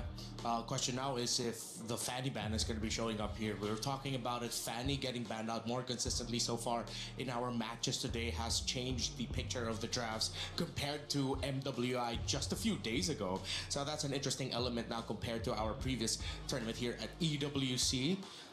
You mentioned Vitality wanting to play their game, and True Rippers, they're reading into it, they're checking them really well. They've denied the Freya, and they've even banned out the Guinevere here, which in the jungle for Eons could have been an option to mess up what Vitality likes to do. Vitality likes that aggression, and we know Guinevere as one of the best stoppers in the game through the jungle. It could also show something in the hands of maybe Vitality wanting to be one of the first teams today to possibly go utility jungle, maybe pick up something like the Fred, maybe pick up something that we haven't been seeing too much of that the Guinevere can go well against. First pick on the gun, Vitality. First pick hasn't really been prying anything major. It's been all over the place, right? Yeah. Been very mixed up today. We've seen heroes such as Ling get rushed, but we saw this earlier in Vamos versus Falcons. Yeah, the Atlas getting picked up, opening a chance for True Rippers to pick up a Valentina as their response, similar to what we saw earlier in Vamos versus Falcons Game 1. We saw the Eudora picked up second as well. The Ling also a character hero that's been prioritized. And there's the Ling as well. Yeah, the Ling has been on fire along with the Eudora, probably the two hot picks of the day. Are you on the Eudora train? I mean, do you see the... At this point, yeah. At this how point, can you not be? It's honestly insane. I'm sure everyone else has been telling you already, but the fact that Eudora is in the meta right now is unheard of. This is... Because the kit, there's no flicker, there's no movement. My only worry about the Eudora and how in the future it could fall off, again, you can't really get the Purify on the Eudora. You have to go for flicker because she doesn't have any type of dash in her kit. Going up against something like the Atlas, there is danger there, right? There's high CC. So how does Vitality counter the Eudora? Maybe that's the answer. High crowd control, and that's the same answer to the Ling, right? Add more dashes as well. You mentioned crowd control, and anything with an Atlas getting rushes the first pick paired up with high crowd control through the jungle, a solid kit in the mid laner who's a mix of crowd control and a lot of mobility through the Valentina. I'm already thinking no matter what Asuna decides to pick up as a battle spell here, it's not going to be a fun time for the Eudora. True Rippers, one thing they could have worked on a little bit more, and hopefully they did leading into this day, is that their priorities in the team fighting, not leaving their backliners a little bit too much. Sometimes their frontliners and their junglers are diving way too deep that their formation gets broken easily. Hopefully they fix that, because Vitality's formation, it's all dive, all aggro, baby. GZG had a couple of moments in that last game, which they will end up playing. The loser of this will end up playing where the May was pretty isolated. Now, granted, they were going up against a Moskov that could take those isolated fights and kind of surprise you. But that's something that obviously you would think True Rippers are trying to avoid. So just a composition that they can team fight with, but also not get caught out. I'm liking True Rippers draft right now. I think it's clean, and I'm not crazy about the Valentina pick, honestly, this early on from Vitality. Why not? You still get the stiff arm of the stun from the Eudora. Yes, you have the dashes, but you're not CC immune when you're dashing in on that Valentina. True. You don't really have a good ult to steal right now. Yes, you could take the Eudora or something like that, but really the big win with Valentina is looking for these high utility ults, big crowd control ults, something like when you're up against the Farza or the Yve or something of that nature. Earlier today, we did see the Yve go against the Eudora. Don't think it won. Pretty sure it lost earlier still. But I kind of like that answer. Beat it with range, beat it with some sort of control. Vitality, yes, it's a solid draft, but I don't know. True Rippers is looking good for me right now. Ooh, I feel like the Valentina came out because Vitality is probably expecting that the best options in the EXP lane for Aeons Rehansha later on would be something along the lines of Yuzhong, Lapu-Lapu, Alice, meaning that's 3 best options for True Rippers. That's easy steal of ultimates for the Valentina. That's why you see heroes such as the Esmeralda, the Uranus taken away, that if you're left with EXP laners as your best in the pool, who have high impact ultimates, then the Valentina pick suddenly looks better. But I get your point, where right now it seems like Valentina might struggle early. So what do we see from True Rippers? Do they go for something not as high utility, something that's as much to steal? They go for the Alice. There we go. Clean pick. A little bit of crowd control to help kind of support the team of True Rippers. On the side of Vitality, they still need a gold laner. Do we see something like the Harith come in here? Is that a possibility? Decent dashes to possibly escape the Ling? Oh, yeah, I wouldn't mind that. Let's see if they'll be comfortable enough with fighting under the AoE of the Ling and the Alice.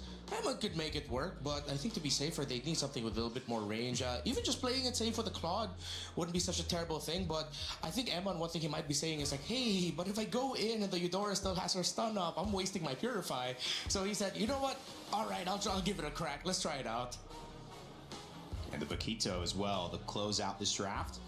One last pick here for True Rippers. You said you like their draft, Trex, but now you've seen the completion of Vitality's draft. What does True Rippers need to pick up here if they're going to keep you in favor of what they've done?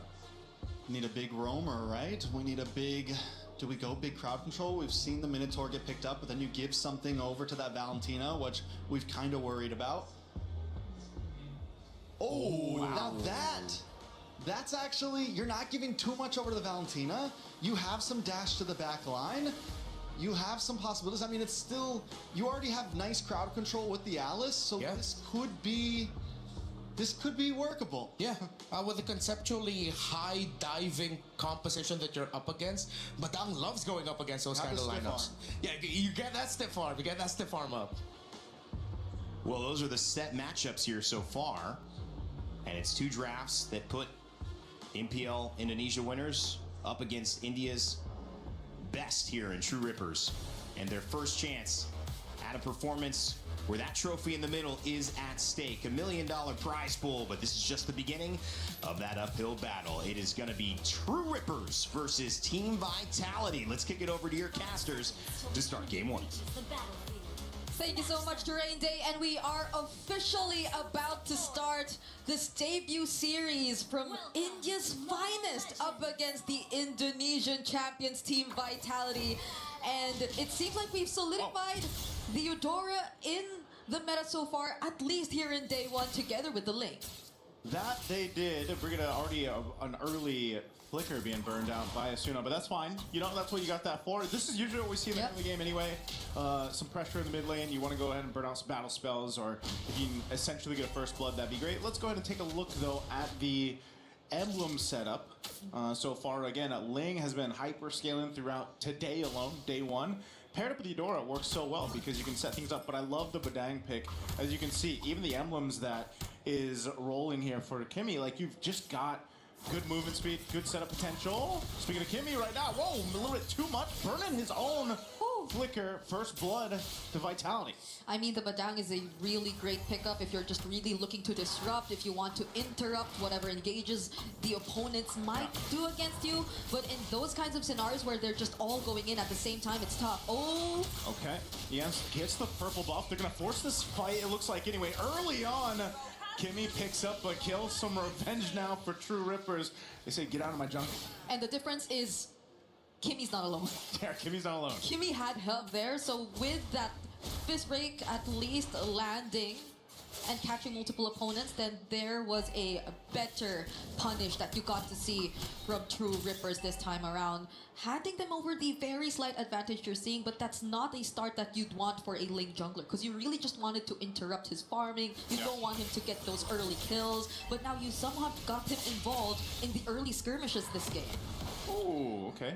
Maestro's up something. Moreno's got his own Tempest Blades. Turtle's gonna be up first objective, but I think True Rippers wants to go ahead and just take their time with this. They know positioning is in their favor. You got half health on your jungler. Ians doesn't want to take this fight just yet. They're gonna hold this though. True Rippers are at least going to position themselves here, but this is an Akai that we're talking about. An Akai trying to fight the objectives, but there you go. Finn finally shows up. There it is. There's a Throne of Ruin already used. Tempest of Blades comes down too. They'll just go for the fight. Moreno uses his own, and now Niall will lock down in there. Emon comes through with a blazing duet. Couple bodies drop in over here into this fight, but the fight for the turtle looks like it's going to go over to Vitality. That was too much crowd control from Team Vitality, and we were just highlighting the impact of an Akai in the objective fight. Oh, wait! He's 1 HP. Oh, Moreno's around the corner, goes in with the flicker to capitalize another kill. That's a massive win you get to see from Team Vitality, taking the objective and multiple kills across the board against True Rippers. Asuna will be here though. I don't think they will get to find any trades from this rotation that you're seeing. But Vitality are just so quick to convert. They're just so proactive across the map, winning it out, and now you see how much gold they've secured for Eman, which you would assume is not going to be the best possible matchup, considering that he is up against the carry, who, by the way, is also a master assassin. Yeah, wanted to basically go 1v1 in that lane, try to get the upper hand for Garcia, but you know, this is one of the cases, right? When you build this kind of composition that's supposed to snowball, and especially for your Ling, again, if you get delayed, then the whole team's affected to an extent, right? And you're talking about 2,000 gold lead. It's nothing too crazy. It's still early on in the game. But my main concern here, Brigida, is that next turtle that comes up. True Rippers definitely wants to get in a better position when it comes to actually taking the objective. And it seems like Team Vitality is just willing to go ahead and force a fight, you know, try to get the upper hand in terms of fight. Yeah, because I like that they're confident. They try to position themselves first, but hold on, Garcia's all alone here. Oh, Garcia's got no flicker too. You're just not going to be able to escape this. An easy pick up there as it goes over to Emon, plus the damage on the turret. Asuna too late to the fight. All right, so this time around, going back to what we were talking about, True Rippers, at least they do make some attempts. They try to position themselves early on. They have the slight advantage because, again, they do have their very own sources of crowd control. But the thing is, I feel like Kimmy is starting to become a much vulnerable target for Vitality because they have much more crowd control. Hold on, though, Niall. Okay, I was going to say, what are they up to? They get the flicker out, though, from Garcia. So, again, a battle spell used. It just came off cooldown. And now you're not going to have it. Plus, your tier 1 turret goes down in that gold lane.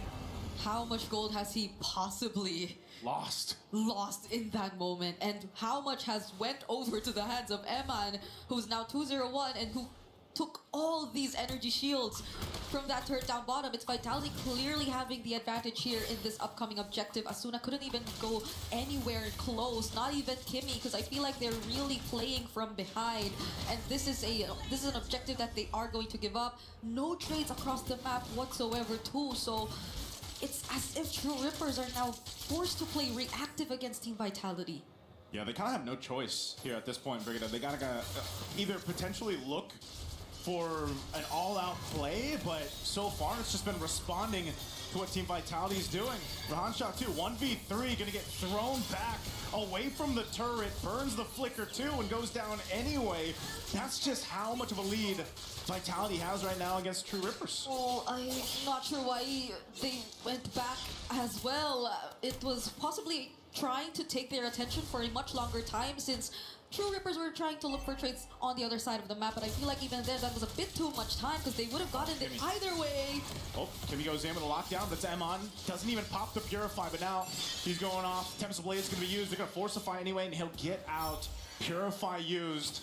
Here's the conceal. Does Vitality choose to fight? No, they're just going to push into the jungle further. That is not the easiest target to catch if you are True Rippers. Going up against or trying to lock down the Claude on a Purify with the BMI, with only just the Badang to rely on for crowd control. Because not even Asuna could come close. Garcia! Oh, Garcia. Just not having a good time in this game. A fatal links once again. It's Kimmy the target. Emon's in the area, but it's a double for Niall. And this is the thing of Vitality just choosing their targets at leisure. This is the problem for True Rippers. They don't really have an answer to this tempo that's been set by Vitality. Yep, wherever Eman is, that lane is just so active. You draw him a couple moments ago down bottom, and now it's already the tier 1 going down. And you see him up top, and now even that goes down. And Rihancha could barely survive this. Ian goes in though. Goes in, comes Blades, but you want to get out of there. Shogun's right here. He's charged up, goes in with a 1-2 punch, and will take out Asuna under it. But can Kimmy get a kill? Convert it over? No, he can't. So it's again just true Rippers scrambling, looking for anything across the map. They're going to lose a tier 1 turret. This turtle, 3 for 3, should go over to Vitality unless they just wait it out for that Lord to come through. Yeah, and they could no longer anticipate the angles from which Vitality are actually coming from. Shogun isn't being checked at all. He's just free to go in for these very aggressive plays, even 1v1, considering the amount of lead that's already in their hands. It's 5K. I feel like a majority of it is in the hands of MN as well, by the way, but you haven't seen the Blazing Duet in action just yet too. So that just adds to multiple layers of the threats that you have to think about when you're going up against Team Vitality. True Rippers, at this point, is it really just counter-engage that they can rely on? Because they have the Badang, they have the Alice, they have set up potential, but their scaling is just mostly gonna take some time. Yeah, Shogun doing what he wants to do here up on this bottom side. Ians will go ahead and survive. Half health. He's actually going to go use the Retribution. Lord's already taken 2. Tempest of Blades used. Shogun might get caught. Does have to burn the flicker. And he's able to escape. Even with the conceal, here comes the rest of Vitality, though, to counter punch. There's the lockdown from Nile, their own version of Tempest of Blades, but from Moreno, and fighting under the turret with Emon, blazing to it, shooting everywhere he wants to, and now Rahansha as well. They'll clean up. Rahansha can't do anything but just watch the team get decimated under these turrets. He can't escape, trying to get away with the gleam, and just barely will survive. And that's the damage from the Blazing Duet that we've been talking about so much. Has been forced out of True Rippers in just that single fight without even the Lord by their side. Now they pop the Holy Shields down bot, and the Lord will get a much easier access to their base turrets. True Rippers, they're falling behind significantly. That 5K gold lead we've been talking about earlier has now doubled the amount, and Finn goes in once again. Devastating here on the defense. Kimmy gone in an instant, as well as their turret.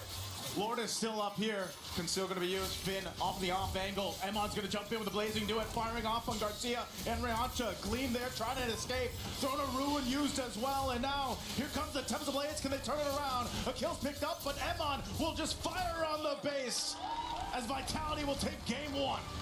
The Lord has not been dealt with, and True Rippers lost sight of how important it is. They were unable to defend, and Team Vitality, with such a clean performance from the laning all the way to the late game, if it was even the late game, took this game away from True Rippers in a very dominant fashion.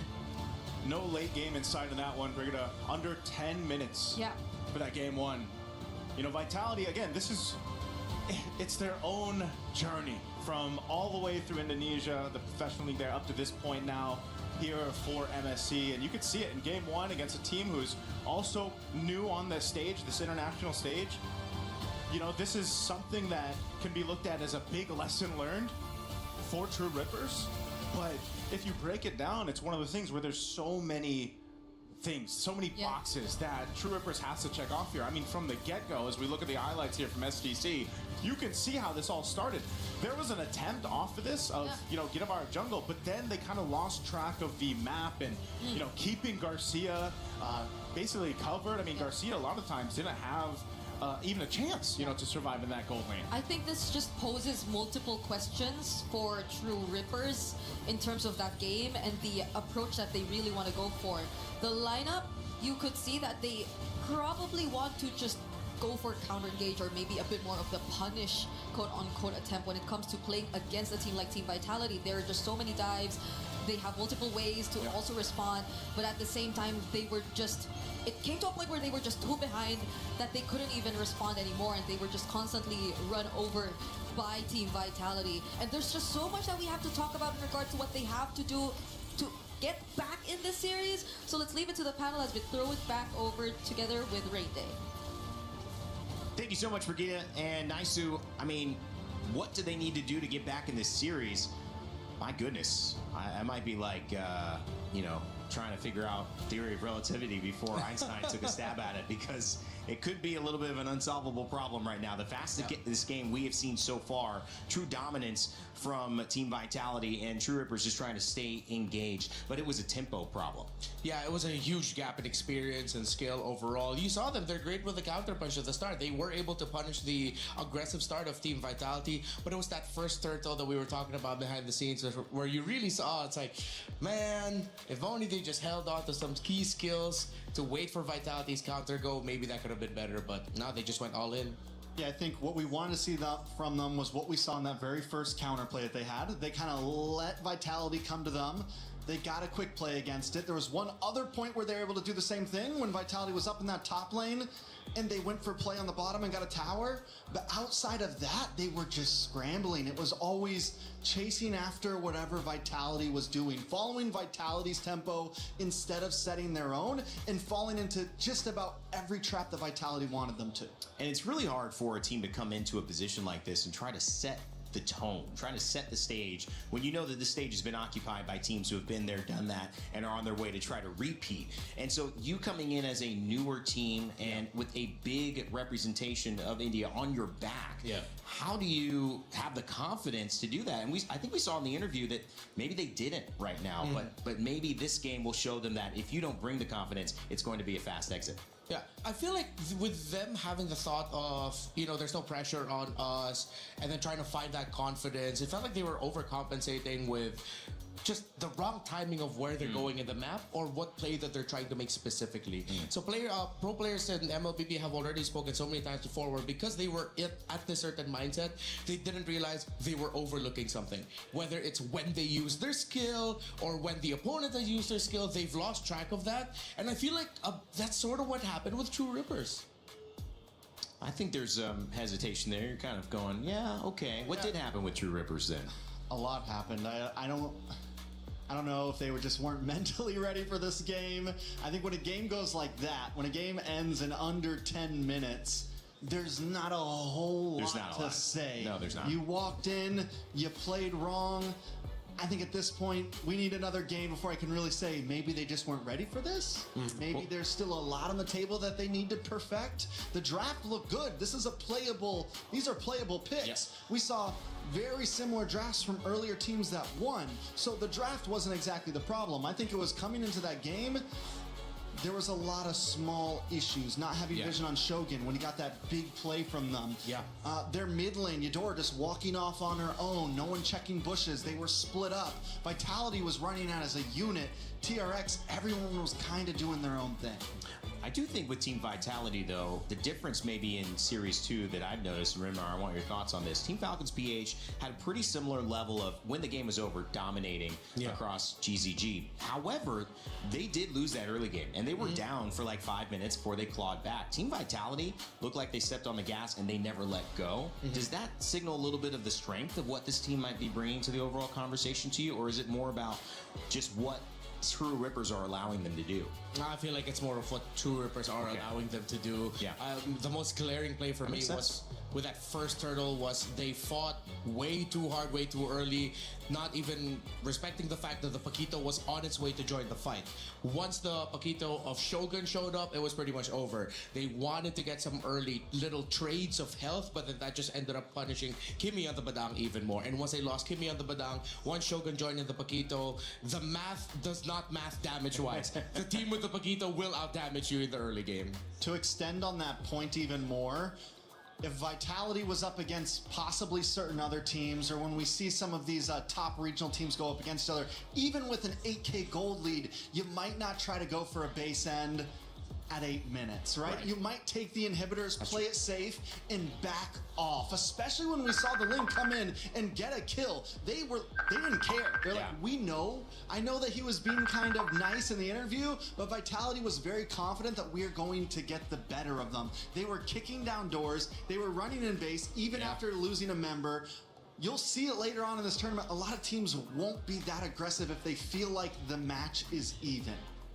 And I think that probably tells us a little bit more. It's kind of like show, don't tell when you talk about film. It's in the same way, it's like they were kind of showing that they didn't really respect True Ripper's defense at this moment in time. Doesn't mean that they can't show us something better. And I think that's what True Ripper's task is now, to go in and say, listen, not a lot to learn. We lost completely. They dominated completely. They feel like they can do it again. So how do we now start working a strategy back to give us some hope? And if I look at you, I mean, what would you think? What is there an answer? All right. Maybe if I was coaching this team, I'd have to talk to my roamer and mid laner real quick. I'll take a quick talk with Kimmy and Asuna. You mentioned a great point earlier where it felt like at times they weren't connected. Like they both wanted to do different things at different times just so that they could regain some sense of control in the map. I think it's best to start there. Okay. And then Rahansha, I feel like Rahansha's doing all right. We mentioned the early EXP lane exits to help your side of the river. He was able to achieve that, but it always starts with a roam mid trio. Roam, mid, jungle, how well are they rotating together? We focus on that. I agree. I mean, I think right now, and that's the problem that we're seeing from the side of True Rippers, some of that rotation was off. There was a few times that I'm looking, and the one fight that they did win, it was on, right? All three, the jungler, we saw the big setup from the Badong. After that, once we started seeing Vitality attack those off lanes, it was either Eudora coming down to bot by herself with Badong somewhere else on the map. It was all of them caught up on that top lane, split up from the rest of the group. Repeatedly, Vitality was running 4-1 once we got into that mid game, to whereas on the side of True Rippers, it was like 2 at top, 1 in mid, 1 at bottom, Ling's over trying to clear lanes. There just seemed to be, there wasn't much glue holding them together throughout that game. And when you're losing that bad, sometimes it's better to just sacrifice the arm to keep the body, right? Let that bottom tier 3 go and group up to defend the rest of your team. Let a couple towers go to not lose 2 or 3 members, and that's where True Rippers started to fall there. Yeah, you can hope that this is maybe just a feeler game, right? Maybe this is just something they were needing to get out of their system, get the nerves out as well. It is a big deal, and going into this next draft, they can hopefully do something similar, but it also like raises a bigger question for me, because we look at like Eudora and Ling coming out. I mean, to the meta for today, you could say perfect 1-2. Yeah. Yet when you get a good draft and you still perform like that, Rinmar, is it more of a conversation like, do we even try to like hit meta that well if we're not comfortable on how we're playing it? Do we try to get more of these comfort picks for us so that we feel good on our heroes? Well, from a coach's perspective, you'd want to be able to tell your players at least one good thing to latch on to. Yeah. It's like, and that thing is right now, it's like, hey guys, our drafts are all right. You guys were able to handle that early game response really well. Let's just fix this and this and this. Hey, the 3 of you talk a little bit more. You start from somewhere. Yeah, I mean, in reality, maybe we're being a little harsh on True Rippers, right? It is day 1. I've seen a lot of teams come in day 1, mess up, come back day 2 without all those jitters. This is their first time on a stage like this. This is their first time against a team like this. And yes, you can do well in scrims or you can do bad in scrims, but nothing prepares you for getting on that stage and facing up against a champion of some of the top regions in the world. Because yes, you're right, they had a good draft, and everything we're saying came down to small bad decisions. And one of the big things that small bad decisions comes from is nerves, is pressure, is the comms are off, everyone's shutting down. So I think at this point, the best thing we can say for True Rippers is just pull it together, guys. Just pull it together. It's a big deal. I mean, you talk about MPL, obviously Indonesia, and winners of that and Team Vitality. But one of the things with regions, especially, and we know this in the Americas, Trex, where you don't have as many representatives, you don't have the highest quality of competition, you have a few stars that maybe make it and you put all your hope on.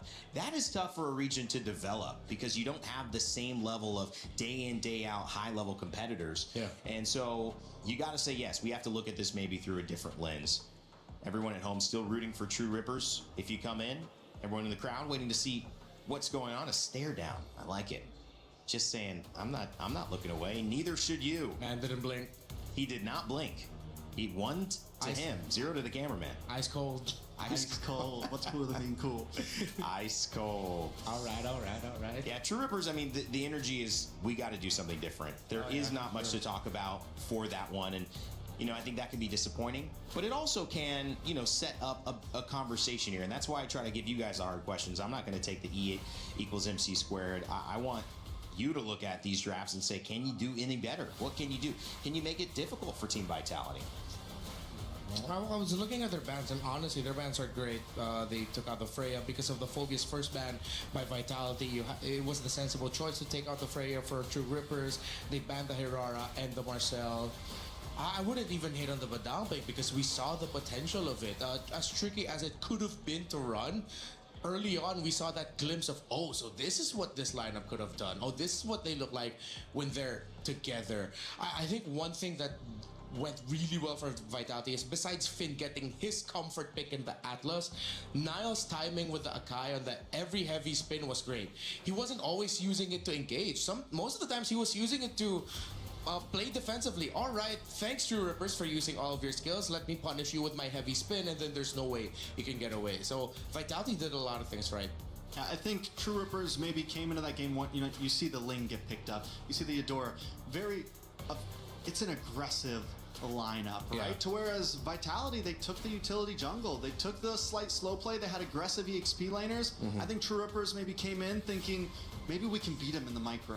Maybe you come from a region like that, and you see it the same with NA. You see it with a lot of, outer regions in a sense. Great micro. They want to go for those team fights. They want to meet you face to face because that's what we're good at. We're good at brawling. Maybe Vitality needs to take the slower play in game number 2. Look for a more, we can kind of just bounce you off of us in the beginning. We look for a mid to late game. We try to slow things down in that first 4 minutes. I'm alright with that too. Weirdly enough, there's a certain level of speed in taking it slow sometimes, where you're going nice and it's easy, then suddenly you go in for the surprise, you put the pedal to the metal, next thing you know, your opponents are wondering, wait, you weren't like this for the first 5 minutes, where is this impact suddenly coming from, where is all of this momentum coming from? And teams that aren't used to going up against teams like that will almost always get surprised by it, and similar to what we saw in game number 1, get run over. Dangerous Grass, our map choice. It was Flying Clouds in previous game 1, so we'll have a little bit more cover towards that base and some of the areas on the map. See how that can help either slow it down or speed it up with those surprise moments Renmar was talking about. Heroes like Hilda always doing well on Dangerous Grass. Some of those more on-the-ground assassins instead of things like Ling, that can kind of really take advantage of the extra hiding spots, right? So this time, True Rippers will be on the blue side. First pick. We saw the Atlas get picked first last game. We've seen the Atlas get first picked before. It's probably been one of the more popular first picks. You don't reveal your hand too much, and it's just a great roamer right now with the crowd control, the amount of movement it has across the map.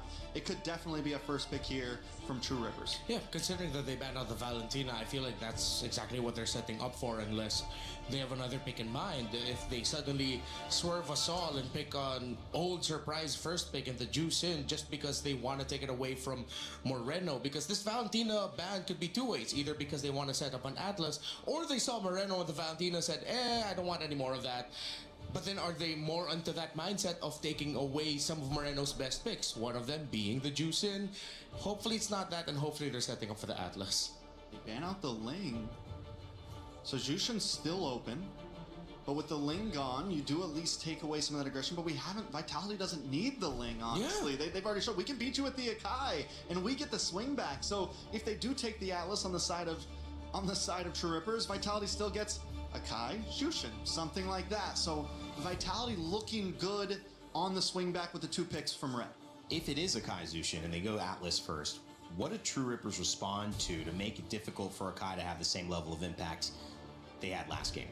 That's more of an execution question now. You're going to be able to poke it, constantly take away its health. A lot of the great impact that Niall had was because True Rippers already used their dashes or already used their skills that could stop the Akai. So a little bit more on the timing within the game itself. So in that question, is it just also prioritizing, if this is our weakness, we're getting caught out, heroes that have a little bit more mobility or have more abilities to deal with CC and still stay in the fight and be relevant? Yeah, that could work too, but then again, it's like, how are they going to use it? How are they going to use all those tools that they have? If their timing is off, it's going to go to waste. Honestly, first pick Jushin, Jushin's able to kite away from the Ikai if Vitality wants to go for it. I know we were kind of like about it, but then you still get the Atlas on the side of Vitality, but you pick up Purify on the Jushin, and then you can kind of play around. They end up going for the Atlas, so there it is. Yeah.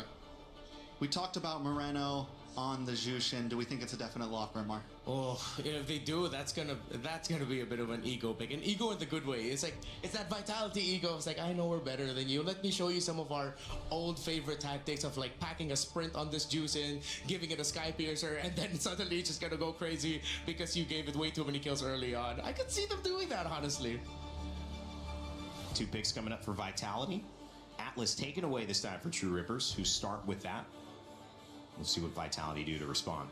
With the way that Vitality won last game, they could also completely steer a new way. And Harara was left open, so we are going to get to see some aggression on the jungle of Vitality. As their second pick, Selena, this is exactly what I said. After winning game 1, we could see them take a complete left turn and kind of switch things up here. Okay, yeah, it wasn't the Jushin, but this definitely goes into that school of thought of, yeah, let me just show you how much better I am than you. That's a hell of a pick. You do not see Selena come out this early. This is coming from a team that... Oh, wait, no, I just realized. Coach Panda is with Team Vitality. The last time we saw him in the MSC stage, he wasn't able to fly out. But that was the meta of Atlas at Rome. Selena was one of the picks he wanted to pick up because at least you could set up some traps so that you could get vision. Now, this is surprising to me because the Uranus is one of the responses to the Selena in the sense of, all right, go ahead and waste your Abyssal Arrow onto me so you have a strong front line. But then they pick up a Yi Sun Shin. This requires them also getting a strong fighter type in the gold because if they go double carries, it might be too greedy. Freya's not open. Yeah. They could go for... Call me crazy, but they could go for something like a Ruby Gold. You're crazy, but that's good. But honestly, the Harara wants to dash in, the Selena wants to dash in. Something that can stiff arm those heroes that want to get up close and personal. It works great along with the YSS. If you want to see at least a fighter in the gold, something bulky in the gold, it could be an option for sure. Belleric gets picked up by the side of Vitality. This is a roamer we've had our eyes on. Is this a first showing so far today? We haven't seen the Belleric yet, I don't think. So far today, yeah, it's been banned, surprisingly enough, yeah. It's gotten banned out more. Oof. What are they going to pick up at the gold? Actually, that's just my biggest question right now for True Rippers. What are you picking up at the gold lane? Unless they swap YSS to gold. Yeah, exactly. It's like, unless they really go a little bit back into the meta and then suddenly bring back YSS in the gold lane. They have the option. They have the option. They have the option, all right. They have the option. We'll see Yi Sun Shin, the last pick for True Rippers so far. We've got 2 more to go. Is Belleric selected? God, I'm not used to seeing that face there. I was like, who's that? Yeah. Who is that? Still getting used to the newer portrait. Yeah. Getting used to seeing that hero anywhere else. Yeah, exactly. We usually see it in a ranking. Wait, that's a hero? Suddenly, it's a meta pick in MSC. Who would have thought? 2026, everyone. Earlier we said fire sometimes needs to be fought with fire. Sometimes you need to cool it down and try to go the opposite direction. In this case, fast game, fast win for Team Vitality. Do True Rippers try to match that pace and out slug them? Or is this better if True Rippers try to find a lineup that just survives and just builds towards seeing more gameplay? It depends on whether they believe they just played bad last game. Right. Or if they truly think that Vitality's a little bit better. What do you believe they think? We're gonna find out. We'll find out. Come on, we don't need to find out for you to believe. I mean, I don't know yet. Do you think they see it as a mismatch? I think they drafted very well last game, right? Okay. Like I said, I agree with their draft last game. So coming into game 2, whereas it all nerves last game, right? Yeah. That's tough, man. That's tough. I already said that I think they should slow play this game. I don't think they should come in thinking, we can just go all out. You're up against Indonesia, which is known as a brawly region. They're great at micro mechanics. They're great at going toe-to-toe, especially with regions like this. They're kind of the stoppers for other brawly regions. Don't get me wrong, Vitality have great macro, but they are ready to headbutt with you a bit. So I don't know if that's the direction True Rippers should go, but hey, they might take it there. They got a YSS right now, so they kind of have to. Yeah. Renmar? Aerith, gold. If they decide to go for like a fighter in the gold lane, they will have the firepower. Ruby Gold, and then they're gonna turtle it out and just hold the fork down for their YSS. With the Selena around, with the Herrera around, that's gonna be a tough ask. Unless True Rippers are gonna surprise us with a pick here. But no, they'll play it stable. They'll go for a double carry, a Gord in the mid, a greedy lineup, but they have the damage. Maybe that's what they felt. I mean, it seemed like the tempo was they wanted to counter engage, right? Yeah. So there was a lot of understanding that they were going to brawl. The choke comes out, and we were going to deal with the brawl. Maybe they felt they didn't have enough damage to properly punish the counter engage from Team Vitality. So a different, but I think clear approach, Renmar, and what True Rippers wants to do in Game 2. Yeah, you can see the idea there. It's just with Uranus games, it's always really good or really bad because your EXP laner doesn't have strong crowd control, but the rest of them do. So the crowd control is there somewhat. To an extent, yes, you have some crowd control with the Moskov, but again, like, it's more defensive crowd control. And my big worry for True Rippers right now is with how they lacked crowd control last time, they're easily able to get dived on. It's looking very similar. All right, well, Game 2, will it spell another sub 10-minute win for Team Vitality, or will True Rippers be able to even up the series? Let's send it over to Naisu and Brigitte for Game 2. True Rippers cannot let this end sub 10, and they have to find a way back into this series in order for us to get into a game number 3, but Team Vitality, they just came into this with a Selena mid, very similar to what we've been seeing from their women's division, but also a Belric XP lane. Belric XP, man. I mean, we've been seeing so much of Belric the past few weeks that, you know, it's like, oh yeah, he's gonna go with XP. There's an arrow landing, Moreno. Okay, Asuna at least holding on to that flicker. Nice little stun with the projectile. Has that damage on Finn too, but will be okay. Chắc là team Vitality đã thắng trong một Obilo. Hiện tại đến từ đến Derek, và chúng ta thấy được rằng là bên phía Vitality lựa chọn cho mình những con bài có khả năng đôi cái đột phá rất chắc và lao vào để từ vị trí của Kimmy.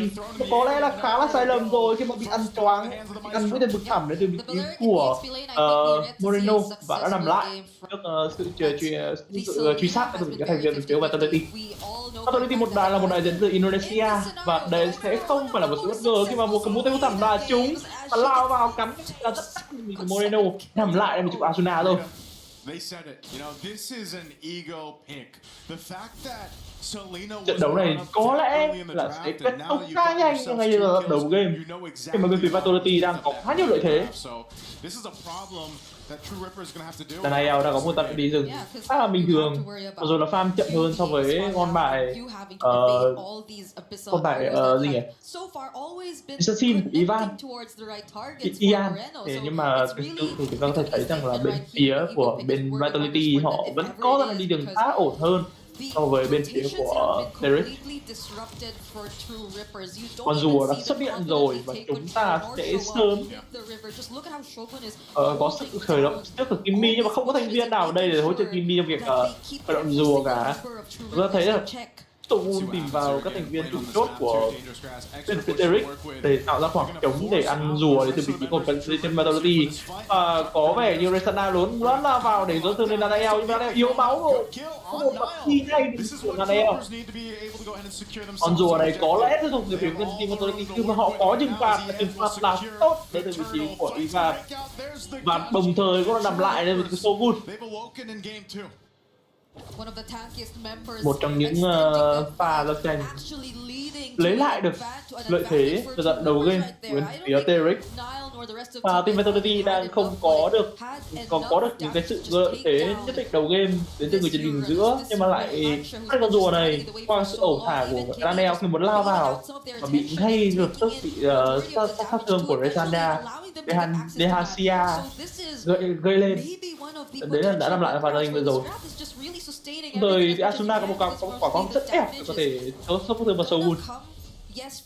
Đấy là sự làm lại trong vào gia vừa rồi từ các thành viên Vitality. Giai đoạn đi rừng khá là nhẹ nhàng của Ian và thấy rằng là Moreno đang muốn có những pha mũi tên bức thẳm. Cả bên bức thẳm đã thấy được vị trí của Kimmy, nhưng mà đồng thời lại bị gắt đầu thì có Finn không hề kéo léo một chút nào thì người cha đảo đường về phía của Vitality. starting to be a Leo đi tới có vẻ một số thương người Kimmy expected chói them Kimmy to nhưng mà be cái một really, ít really mà careful with that fatal không thể làm gì miss được as tiếp we've theo. seen, but Rehansha too, the way that he's Chúng ta thấy người chơi đi cần kinh nghiệm của bên phía Terek đã lên đây rồi. Nanel gặp nguy hiểm, Nanel gặp có và Asuna lấy được của Nanel rồi. Nhưng mà sao Asuna không được thiếu máu. Tới Finn đi đến đây với thương. Chúng ta có động thái muốn hất tung một ai đấy nhưng mà có vẻ như là không đủ tầm rồi. Vitality now in this position where they're second guessing some of these engages against True Rippers. Bên phía của Terek đang lấy đấy những gì là mất cây lên là 1k4 tiền. Họ đang có khoảng cách khá an toàn ở đầu game. Nếu như duy trì được lượng vàng chênh lệch như này đến Snowball tầm giữa đến cuối game thì họ vẫn có khả năng thắng trước đại diện Indonesia. A big damage tool, and that's something they have to watch out for. Because not only are you working, chúng ta vẫn phải xem xem bên phía thành viên của Vitality sẽ xử lý thành viên bên Terek như nào đây. Cho đến thời gian hiện tại thì Terek đang chênh lệch là khá nhiều, chênh lệch là một khoảng cách an toàn. Kimmy lao cho mình cái các bạn thể và có động thái đi về. Họ bắt được giác các thành viên Vitality đang có một giải bắn rùa và Ian đã đến đây rồi, có thể phải động rùa đấy rồi. Và tôi không thấy được rằng là Nanel đi ra đây rồi. Nhưng sẽ là nguy hiểm từ phía của Nanel khi mà bị khống chế là quá nhiều. Sogun đã phải đập lại vào như rồi, đồng thời con rùa cũng phải tiêu diệt với Ian mà thôi. Và Finn đồng thời cũng bị tiêu diệt với Ian. Ivan cũng nguy hiểm, chúng tôi là quá nhiều. Chúng tôi có phải đi chạy đi, nhưng mà Ivan không thể chạy được sự truy đuổi của Rehan Yes. Bruno đạt cho mình bắn cho mình bữa tay vực thẳm nhưng mà chỉ đơn giản là choáng một chút các thành viên bên phía của team Terek mà thôi. Quá khó khăn cho các thành viên bên phía Vitality. Mà cái trục này có thể sẽ mất. Và cái trục đường trên cánh đường vàng có thể sẽ mất bởi người chơi kia Garcia từ Terek. Khoảng cách hiện giờ đã là 3.000 vàng rồi. Bữa tay vực thẳm bắn khi định tìm vào vị trí của Iza nhưng mà không làm được. Finn đứng đây có lẽ là một vắt lẻo với Garcia nhưng mà sát thương không hề nhiều để có thể bắt được anh chàng này. He's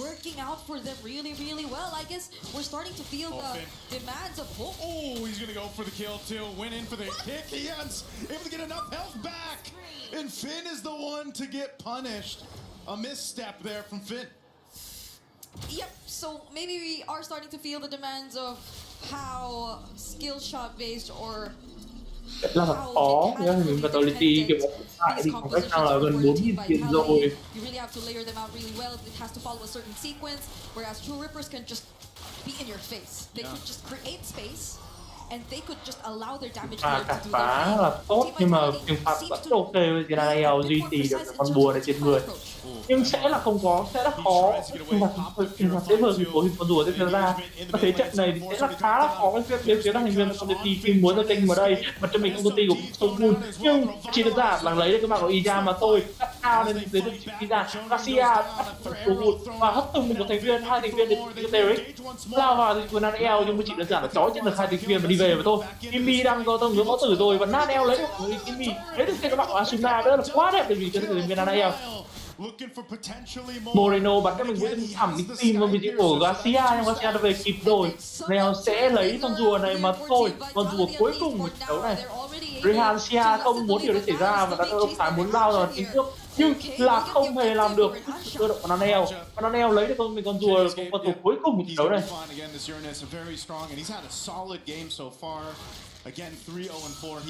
Về thời gian hiện tại thì bên phía Vitality hoàn toàn không hề lỗi.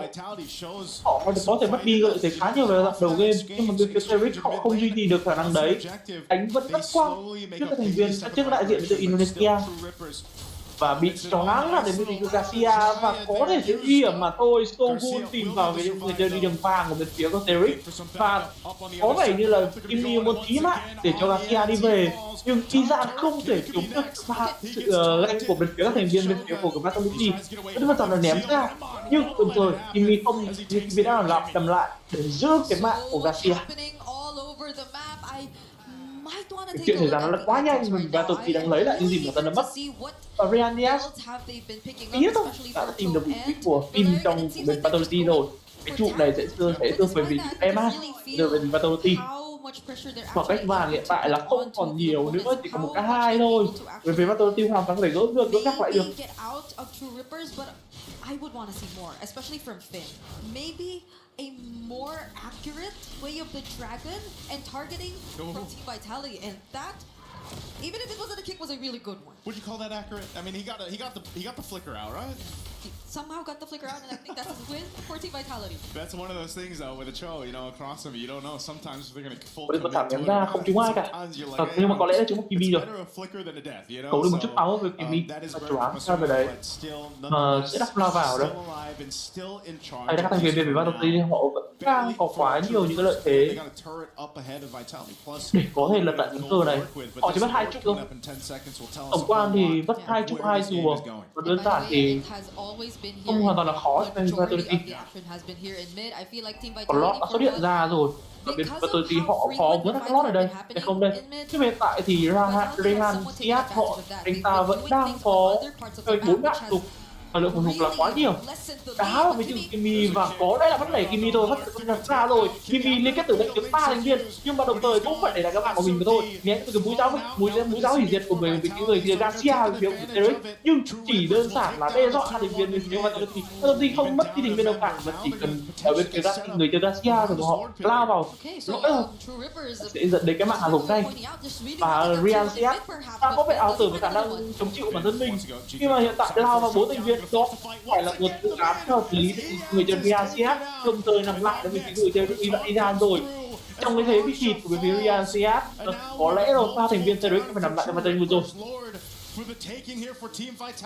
Sẽ là một khoảng cách rất lớn cho người Vitality có thể lót là một tôi. Lợi cho nghìn vàng sẽ không còn nữa giữa hai đội. Vitality đồng thời chênh lệch cho mình là 3.000 vàng rồi. Và liên kết thì mấy kéo lại với số buồn. Hoặc có làm lấy đẩy đến cái giai đoạn nhưng là không hề đâu. Cả Nadeo lao vào, nhưng là quá nhiều. Họ cực kỳ cho Nadeo và khá dễ dàng cho team Vitality có được lợi thế sau cái lót này. Sẽ là một con lót xuất hiện ở đường dưới thôi, và bên cạnh phía các thành viên Vitality sẽ không muốn có động thái đẩy đường chạy đường giữa này. Sẽ là một con lót xuất hiện đường dưới. Và Vitality họ đang làm rất tốt trong khả năng lật lại của bản thân mình. Đầu game mình có vẻ khiến anh em hơi đau tim một tí thôi. Giờ thì vẫn đang làm rất tốt rồi. Là macro là quá tốt đi. Daniel thì liên tục là những pha lên cái áp lực tạo ra những lợi thế tranh là quá tốt. Nói chân đến từ Riyasiat mà chỉ rằng Riyasiat mất cho mình cái ulti về thôi. Có 44 thiên phạt thì có thể không thiết kỳ một chất từ máu giấy nào để người chơi Daniel ở cái bài Jera này nhé. Có lót này ra là một lót free ở phía các thành viên của Derek. Now that you have multiple stacks in this way, you're a big threat to the rest of True Rippers. Yeah, at least for True Rippers, they have decent Vitality họ vẫn đang là một cái niềm cái lối đe dọa rất lớn với các team Derek. Garcia anh ta có vẻ như là hưởng ứng chịu không cao nữa rồi để có thể phản ứng các thành viên phía Vitality. Sẽ là khó thôi. Daniel vẫn đang có động thái đẩy lên là khá cao của mình, và Garcia vẫn đang muốn dìu các thành viên của bên phía Vitality là đánh cao đi, đánh cao tao lấy stack, nhưng mà sẽ không muốn đánh. Bây giờ vị trí Vitality họ sẽ tìm một các thành viên đi lên. Kimi cầm cái bài Beric khống chế để số hụt bị thiếu hit. Asia dọn lính là nhanh và có lẽ là sẽ tìm một cái khoảng cách, một cái góc nào đấy có thể bắn cho mình một kỹ năng hủy diệt để làm về giật thành vị trí của Asia, nhưng mà sẽ là khó. Hiện tại thì các thành viên bên phía Vitality họ liên kết với nhau khá tốt. They already have the Gọi là người trong gia đình họ liên kết với nhau khá tốt. Sát thương của Hydra là quá nhiều.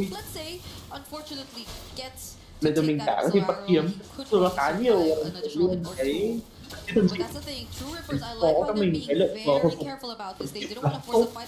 Lao vào từ cái Daniel trói chân người chơi Kimi và cũng là quá nhiều. Kimi đã nằm lại bởi vì em à thật cho mình có một phần phát thực hay không hay không đây, có cái không thế là chưa cần, có lẽ là chưa cần cái em à khi mà hai thành viên của bên phía Derek đã nằm lại rồi và các đối tượng có thể sẽ đặt ra để có thể tìm một cái tiết độ tấn tiếp theo trong một trụ thì các thành viên mà trong những từ không bật thể bật và chỉ đơn giản là Ryan Siat để phát anh ta phải bật ulti để chạy về mà thôi. Bên phía người chơi Garcia đến từ Derek thì đang có động thái là muốn đẩy trụ, nếu muốn cho việc là chúng và tìm có vẻ tìm được góc đẹp để có thể giao tranh rồi, nhưng mà không hề đẹp một chút nào khi hiện tại các thành viên bên phía Battle hoàn toàn chênh lệch sức mạnh là quá lớn, rồi đến Garcia không thể làm gì được, không được công an ném được rồi. Các thành viên của Derek đang có một động thái một unlock phía Battle vừa rồi chưa có Nanel nên chưa dám làm gì cả, nhưng mà sẽ là có gì Nanel thôi, nhưng mà tranh lệch level là quá lớn, nhưng phạt là trượt đến từ vị trí của Iza và sẽ là ăn gỡ đội hình để được Derek. Nhưng mà có vẻ là tôi ngược rồi, khi mà phía Battle họ đã bắt đi phạt thành viên khá là nguy hiểm cho Sogun hiện tại chống chịu là nhiều nhưng mà không làm được gì tiếp. Kenan bỏ được tội là anh thấy là việc phía Battle họ đã tàn hơn đội hình trong vòng vừa rồi, mất đi 4 thành viên. Bên phía Derek không có con lót nhưng họ vẫn giữ được cho mình 4 thành viên rồi.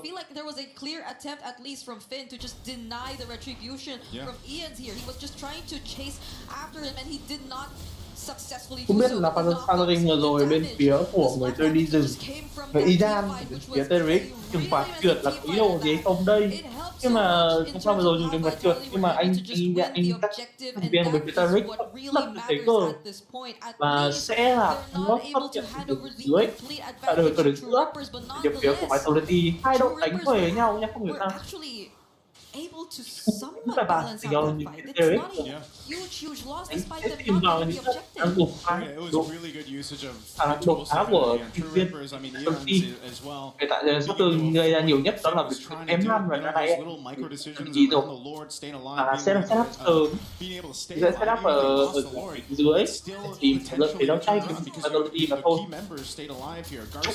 dưới đã mất. Có lóc thì như được vừa ra rồi, vì đường giữa và bị quét đi nó gãi nhanh bị Derek. But now you got to be the guy to also turn these fights in your favor, and there's a whole lot they can do off the fatal link. So Conceal's going to be used, scouting out a potential target. They won't find it just yet, though. Yeah, and even the entries through the SOD, I think, have been really great for Garcia. It's not like he just goes in and puts himself in a very dangerous position. Garcia hiện tại vẫn có một vị trí đây. Calculated timing that you're actually seeing from him. Và xét trên lệch thì anh ta đang có lượng lính lượng vàng là ổn hơn so với phía người Eman. In the gold lane. And the last time we checked, he was actually ahead in terms of goals, so it's really great. Và có vẻ như là Kimi đi lỗi hay Hinaziat đi lỗi vài vừa rồi nhưng không nhớ được khá nhiều. Kimi đến cứu kịp nhưng bị trúng vào đối chơi thảm và nằm lắc cái pha vừa rồi. Eman mà Kimi phát được thành công, nhưng là ít nhưng mà anh ta đã chạy về kịp đồng thời Kimi cũng bị đâm lại pha vừa rồi. Có thấy được rằng là phía người chơi đi rừng của phía Derek đang không muốn liều hiểm vừa rồi. Cái bất kỳ hai thành viên chính và sẽ là khó nhiều phía các thành viên của bên phía Derek muốn là tại thời đây thì hất tung đi đạp về Mỹ Long có rằng là con đèo lao vào giống như là quá đẹp và nằm lại đến từ vị trí người chơi đi được nghiệm đi chung của bên phía Derek sẽ là một khoảng cách rất lớn cho phía các thành viên bên phía Vitality để có lót tiếp theo này đây. Pha máy lọc có răng rất đẹp nên có thể lại pha vừa rồi. Ngọc có răng và lao vào là quá tốt từ Daniel, sửa phát đẹp từ Daniel rồi. Daniel và Pin. Còn lót này sẽ thuộc về phía Vitality sớm mà thôi. Vitality đang chờ gì đây? Có vẻ thì họ muốn chờ phía thành viên Derek muốn lao ra để đánh cướp để ra tranh bất lợi. Và con rùa này đã thuộc về phía của các người chơi bên phía của Derek rồi. Now at this point again, it's Brady in that situation, right? Derek sẽ làm gì đây? Cho cái trận hoàn toàn một chiều như thế này. Người duy nhất làm tốt trong pha giao tranh vừa rồi thì trong cả đội về phía Derek chỉ có Garcia mà thôi, còn cả Garcia nữa. Nhưng mà so với thời điểm hiện tại thì bên phía Vitality họ đang nhìn hơn về cả 5 thành viên. Thì ra đây sẽ là một cái thế rất khó thành viên Derek. Mũi tên cảm là chúng nha, chúng vào vị trí của người chơi Garcia về phía Derek rồi. Còn nó sẽ được giữa và bên phía Vitality không muốn cái gì để với con lót này là họ chỉ đơn giản là đang muốn tìm thể thức ở canh ra. pick up a winter crown to complete Và his là build, so there could be more quá creative là angles vị from trí this người point chơi được onwards. kinh nghiệm và con gót lao vào rồi, sao tranh bắt nổ ra rồi, và trong các trận tấn công tới Eman lao vào đến của Daniel và sắp tao Eman lên Asuna killing spree, cái trụ cũng đã bị mất đi nhưng có vẻ là nguy hiểm cho sự đi rồi. Daniel phải bật chạy về mà thôi, và Garcia ném mũi giáo hiểm tiến ra ép vị trí của các thành viên bên và tí nữa thôi là đã bắt được vào vị trí của Daniel bên phía của Fatality rồi. They should be able to clear it out even with that charged up minion, but wow, we have to take a look at the replay. That could have been the play of the game if only Garcia was able to find the kills, but looking at the replay right now, you have to respect the wave clear. You have to respect the damage. Thực ra là bên phía của Fatality họ chơi không được lời so với các thành viên bên phía so với trận vừa rồi với các thành viên của phong Philippines. Trong Philippines họ chơi họ lấy lợi thế xong họ đi về khá là gọn. Bên phía Nam Fatality họ lấy lợi thế mất đi khá nhiều những cái những cái việc tốt là một thành viên bên phía của Fatality, nhưng đồng thời là làm lại được mì rồi. Chúng ta thấy được rằng là bên phía người Costream lao vào hết tung được hai thành viên bất tử bắn là không thì Garcia bắn rất nhanh ơi kêu rồi và Sogu cũng đồng thời phải nằm lại phần lên rồi Fatality hoàn toàn bắt đi hai thành viên chủ tịch tới thủ chốt và đồng thời Moreno có nguy hiểm mà thôi Moreno rồi. Lẽ rằng Moreno đã quá tự tin một kỹ năng của mình, cứ nghĩ rằng được một cân hai được nhưng mà không. Anh chàng lên bảng số sau pha xử lý tương đối là mạo hiểm cũng như là liệu. Đây chúng ta sẽ là pha replay. Tính ra là Moreno bắn run rất là chuẩn nhé, khi mà có thể trúng liên tục 2 lần vào vị trí của Asuna và sau đó là shutdown. Đây Moreno nhưng mà thực sự thì bên phía của Eric có Garcia bắn con bài mất phút là rất tốt nha, khiến cho các thành viên bên phía của Fatality họ gặp ngợp rất nhiều. Replay pha vừa rồi solo kill đến từ vị trí của Daniel và sẽ là một khoảng cách cao dù ăn loss rất lớn, con loss 3 trận đấu đây ăn từ 4 rồi trong trận đấu lần này không về phía Fatality. But it's Team Vitality still being able to take this Lord freely from the hands of true Rippers. Fatality rằng có lẽ là muốn chờ lượt lính lên, nó có thể ra ngay cùng lượt lính. Và thằng mình trượt rồi sao? Thì thằng mình trượt.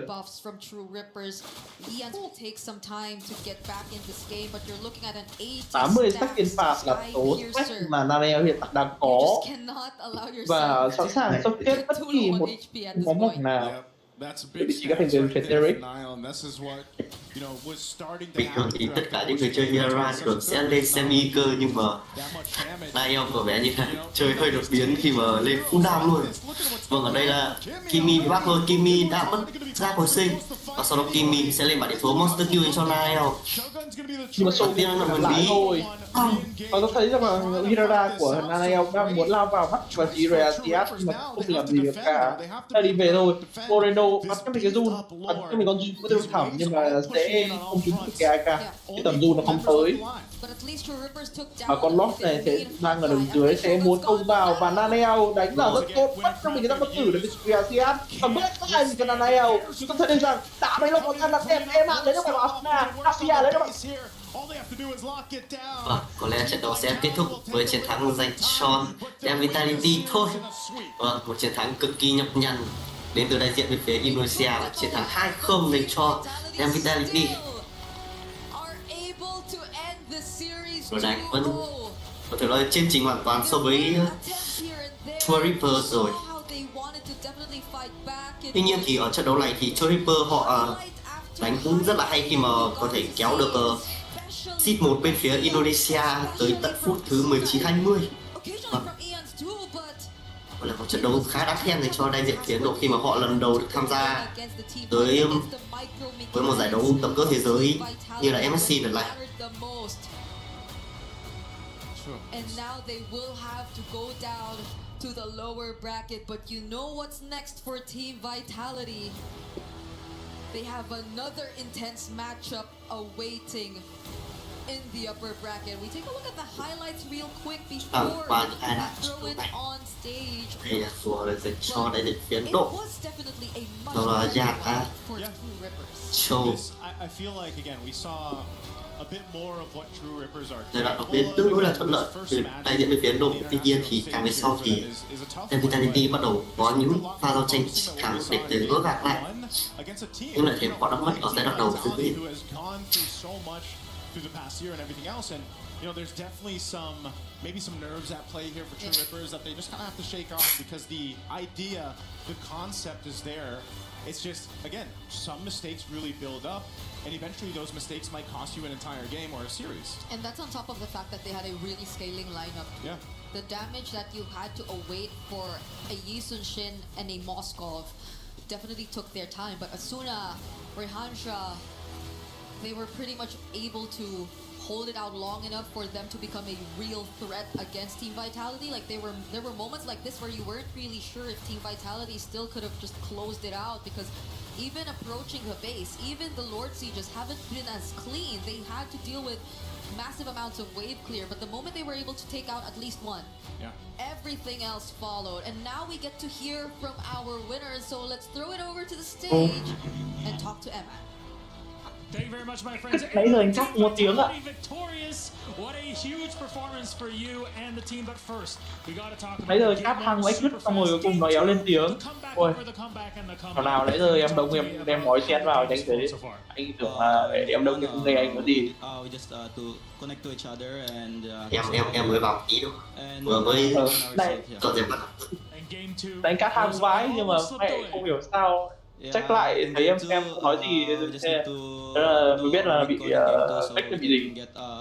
Không sao cả, chúng ta đã thấy một trận thắng rất là thuyết phục từ dòng phía thành viên Vitality, và sự cố gắng có thể nói là khá tốt dành cho các đại diện đến từ Hàn Quốc.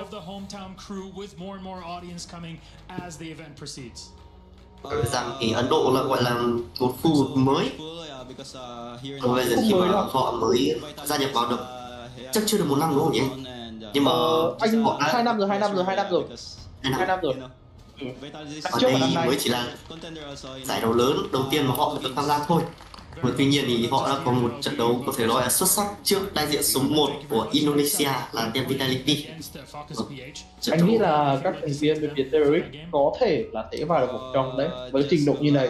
Đặc biệt hơn là khả năng đánh khá tốt từ nhóm phía của Garcia, người chơi được và phía Very much so. Thank you very much then, Eamon. That's it. Team Vitality đấu victorious lại in their kéo game. dài đến tận phút 20 thì mới phải kết thúc được trận đấu với chiến thắng dành cho Team Vitality. We'll leave it to our desk to break it down. ta sẽ nghỉ ngơi trong ít phút và trước khi đến với cặp đấu thứ 4 ngày hôm nay. Là cặp cũ của ngày hôm nay. Sau đó ngày mai sẽ là một cặp đấu khác. That True Rippers were able to provide. It was Vitality who would eventually find their way, but it was a great effort from True Rippers in Game 2. I think something they'll be able to hang their hats high on as they get ready for their game against GZG, the losers of that previous matchup from Team Falcons PH. Welcome back to the desk. I'm Rainday. I'm joined by Renmar and Charles here to break down the action. Team Secret và X9 Gaming sẽ có thể là một trận đấu một chiều tiếp. Và anh em có thể nghỉ ngơi ta lấy việc đánh trước và thử thôi để trận đấu tiếp theo. I think that was a game that Vitality and True Rippers needed to have this early on. For True Rippers, something they could really latch onto as a confidence check for them. It's like, hey guys, champions of Indonesia, we did this. Meanwhile, for Team Vitality, it's that sense of like, hey guys, we're the champions of Indonesia. We need to work on this. I know they're a great team, but I know they're also looking at that and knowing Coach Panda, he's going to be getting the boys through the ringer of this is what we need to work on. And it's better that comes out early in the tournament. Yeah, you could definitely tell there were some sweat drops from the side of Vitality for sure. Yeah. Team Rippers, I mean, a completely different game, a completely different play style. They seemed very able and capable. There were some plays there that weren't just micro. There were some plays there that weren't just macro. I mean, they brought the full package that game. Still fell a little short, still made some mistakes, still maybe overextended at time or lost the point, but still, I think in that lower bracket, they could be a dominating force for sure if they can bring what we saw in that game. I mean, certainly, I think they put up a much better overall game in that game too than we had seen. You know, and comparing, let's say, the people who did not win, the GZG versus Team Falcons, who they'll face GZG, they had a lot of identity in this game. Oh yeah. And I think that is maybe a direction they would want to heading into their next matchup. Yeah, I thought that because of the performance you saw from game number 1, going for this kind of lineup, double carries would have been way too greedy for them, but they made it work. Apparently, greed is good for them when it comes to their lineups. As long as you allow the Professor Kimmy to be able to get the vision, Asuna being able to tandem with Kimmy really well, which was a main point we were making earlier, that as long as their tandem is together, then the rest of the map feels great for True Rippers, and it did. And then even Garcia towards the end of that game was just on fire. Man. One of the best Moskov performances I've seen in a while. Yeah. And it seemed like every player had a moment. Even the Uranus for Hansa from early to mid was just unkillable for a time. Yeah. So now if they can all just be stars at the same exact time, instead of everyone having their own moment throughout the game, I think they can start putting some wins under their belt. For sure. So I'm excited to see how they play for the rest of these days to come. How did this game evolve the tournament's meta so far? We've seen the Assassin approached as a high priority pick. Yep. You know, and we've seen similar first and second picks, including the Atlas being heavily prioritized for both the first picks on both teams. But Rimar, in your eyes, did we learn something here after seeing these two matchups that we'll take to the rest of the tournament? I learned I have a new wish for this tournament. Okay. Wherein something that we usually see at the start is they're willing to be more creative and kind of experimental. Hopefully that isn't just a group stage thing. I hope this continues all the way until knockouts, all the way up until the grand finals, where you see teams taking these risks. Was it risky and egotistic for them to lock in the Selena for Vitality early on? Yes, but it was a big impact for the team. Moreno was a monster on that Selena. But then True Rippers answered with a Uranus, with which you told me the streets have some info about. I mean, yeah, Uranus is supposed to be a very good comfort pick for Rahansa there. And that also leads to what you were saying in a sense of, we are in a meta right now where comfort can sometimes be okay. There is not a set 10 heroes that everyone has to play. Even the YSS we kind of questioned, it did amazing. If you're able to pull it off, everything has a counter, right? Everything seems to kind of, you can go tit for tat. You can get a little outside of the box and still pull off wins. We saw it with the Selena there. I mean, overall, I think the meta's in a very good place right now, a place that we haven't seen it in a long time, if not ever. Seeing some more uniqueness on some of the hero picks as well, and seeing some uniqueness now in terms of these new matchups that will force maybe even more decisions from our players to expand their hero pool. As we look at our bracket for this tournament, it's Group A today. Group B will have their matches tomorrow, but as I've said prior, we have Group A and Group B doing their own upper bracket and lower bracket run. So we'll see elimination matches now coming up for the 3 and soon to be 4 teams that will have lost these initial matchups. We'll then see qualification matches for Team Vitality and Team Falcons PH, Team Vamos, and the winner of our upcoming game, Team Ignite versus Team Spirit, and that will advance somebody to the knockout stage and send someone else into a decider match against either True Rippers and Guangzhou Gaming or Team Falcons MENA versus the winner of Ignite or Team Spirit. True Rippers versus Guangzhou Gaming is going to be a tearjerker because for so long, ever since we saw China come into the scene, we've wanted to see them do amazing things. And now we have this other new region coming into the scene that we're hoping to see do great things. Yeah. And no matter what, one of them are going home. Yeah. That's a tough match to have to watch right there. Yeah, May was one of the first names we saw perform in an international tournament for MLBB coming out of China. And then now he's at the risk of, he cried when he won the qualification tournament because he's been wanting this for so long, to make it into the group stage, not just be stuck in the wild cards, but now instantly at the lower bracket up against a region that's been, again, desiring to be part of this scene for the longest time. It will be a tearjerker in that matchup. You could also look at it on the flip side that either way, somebody's moving on. So you got somebody to root for who definitely has a great story coming into it. As you've been having a lot of fun with Mobile Legends Bang Bang, like us on the desk and our casters and our players, we think there's something else you might enjoy. Make sure to check it out. It's a new idol adventure in the Mobile Legends universe. Take a look.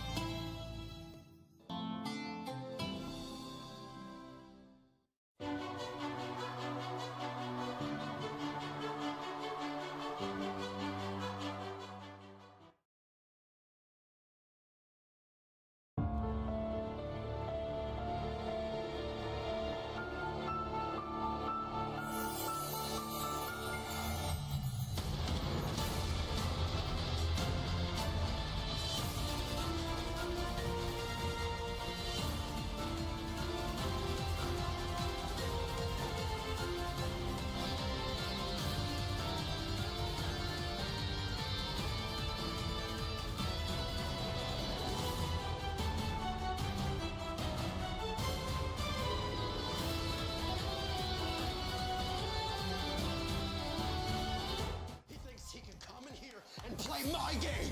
He knows nothing but go! Tyler, why? You're done.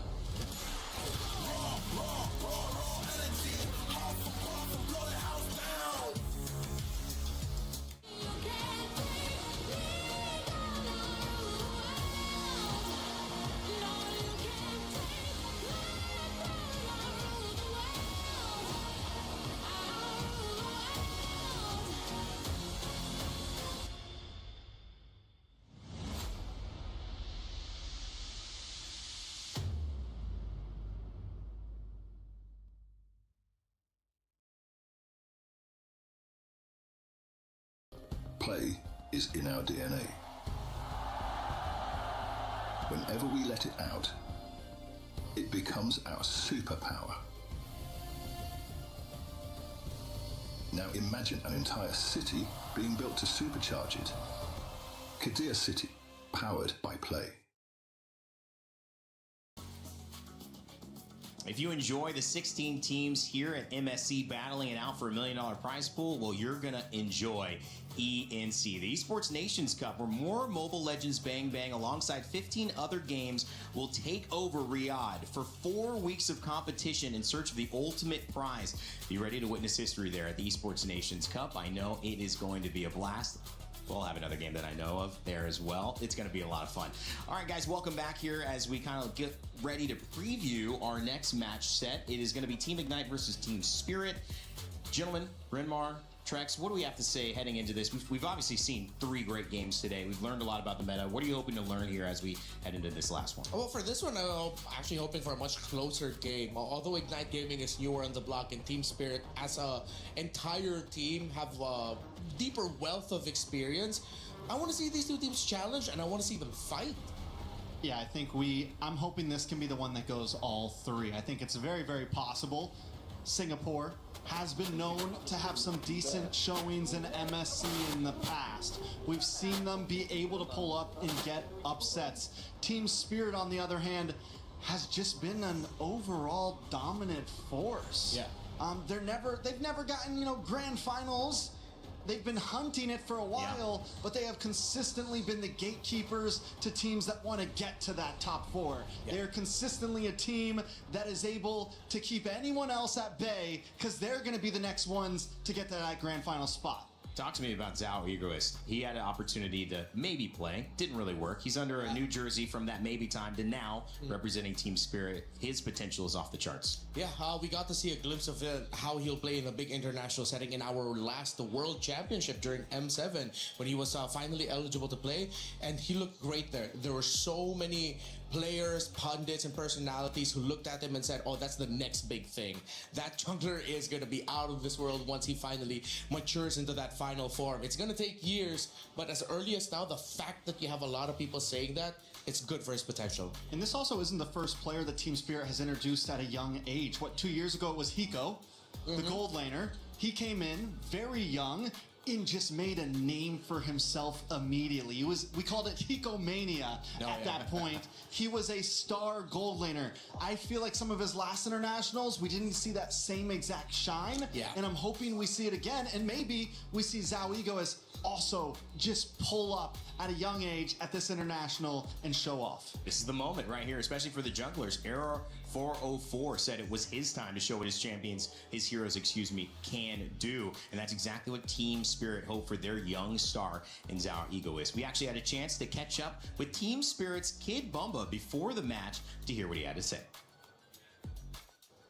We are now here with Kid Bomba right before the match, and obviously we do get to talk to you, and we want to, fact check with you, pulse check with you as well. What's going on? Nothing much. We're just waiting for the game, to be honest. We're happy that we can finally play. We had a really long boot camp, so I'm really excited to play, actually.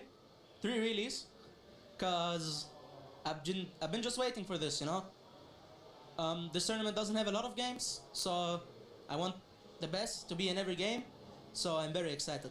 Very excited. And of course, you said earlier on that you had a boot camp. Where did you boot camp in?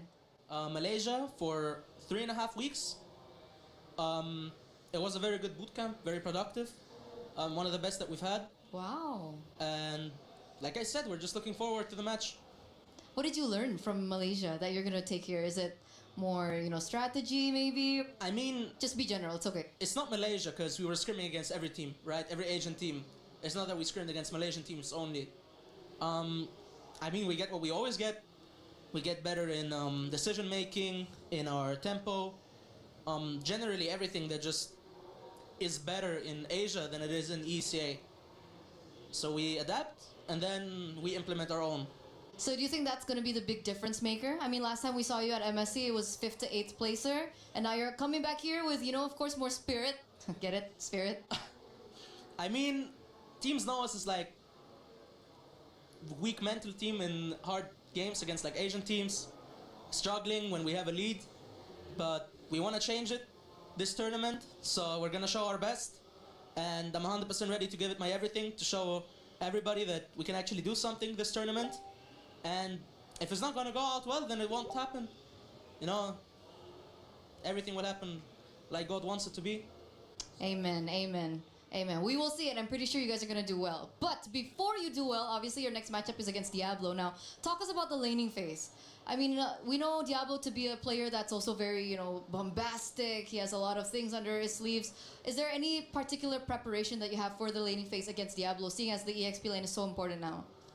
For me, he's just a normal opponent. For me, every opponent that I face is just a normal opponent. I don't think highly of them. Laning phase generally for me it doesn't mean a lot. For me, it's about the team play. In laning phase, I just try to do my best. If I win, I win. The goal is to always be equal. The goal is not to win for me. And yeah, that's about it. I don't think I'm gonna have any problems. Okay, so that's a little bit of insight coming to the XP lane from Kid Bomba's perspective. And into the next match, obviously, we do want to know, maybe do you have a message for Diablo? The usual good luck. Oh, come on. Nothing else? You don't want to give him some... No. No, not yet. No, not yet. You're saving it for later? No. No too? So when? Never. Never. Okay, hopefully we get more from Kid Bomba next time. But thank you so much. And of course, good luck for your next. We are going back to the studio. Might be the best handling of an interview I've seen so far with Eterna. She tried to give him Kid Bumba, saying not at all. But mentioning his master class that may be coming up here against Diablo, the XP laner. We mentioned how big that is in order to help the jungle expand, and also just in terms of the pride for Ignite. Team Singapore comes in winning the MPL for Singapore in 11, but also having a little bit of domestic momentum. Trying to see if they can replicate that here at MSC is going to be a big one.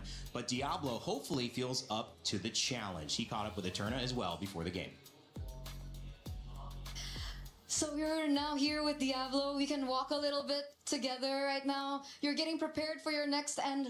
Diablo, it's so nice to see you. Wait a second. How are you feeling? Excited because it's Paris this time around, so yeah, the feeling is different. The feeling is different. What's different about it this time? Because it's a new team. Yeah, I've always been with Flash for EWC, so yeah, new team, new vibes, I guess. Yeah. New team, new vibe. How's everything going with the team though? Are you blending well with one another? Yeah, because some of them are used to be my old teammates, so yeah, we do have some chemistry. Okay, so the chemistry is down, and obviously I think a lot of spotlight is going to come into the EXP lane for you in particular. What do you think about the meta right now? Definitely getting used to it, but I think it kind of favors my team quite a little. Yeah. Favors your team. Can we know why? Because I think my jungler is a very good assassin player. Yeah. Okay, so but are we going to be expecting, crazy picks from you? Because you seem to always stray out of the meta, Diablo. I think it depends on whether the draft allows it, because right now I'm more tuned in to play for the team rather than for myself. Yeah. Okay, so we'll see, right? But if you guys want to see it, maybe if I make it far, I might bring out some cheese picks. Yeah. Okay, we're waiting for that. Once again, good luck for your next match, and Diablo, it's really nice to see you again. Let's just go back to the studio. Goodbye.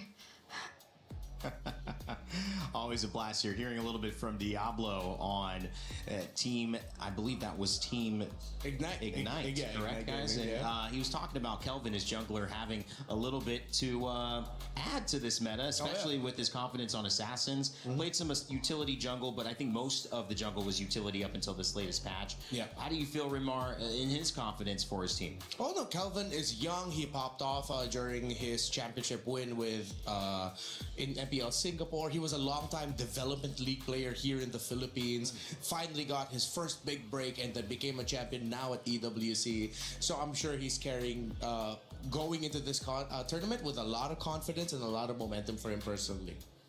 Yeah, I think overall, Singapore, Kelvin, Jay, Diablo, I'm excited to see what they bring to the table. During that interview, they talked about cheese picks. They talked about if the draft allows it. And Singapore is never scared to throw a little bit of spice into the draft. And kind of backpacking off of what we were talking about in some of the last drafts, the meta is a little open to that. There's possibilities. We've seen some crazy things from them before. I think back in 2024, what was it?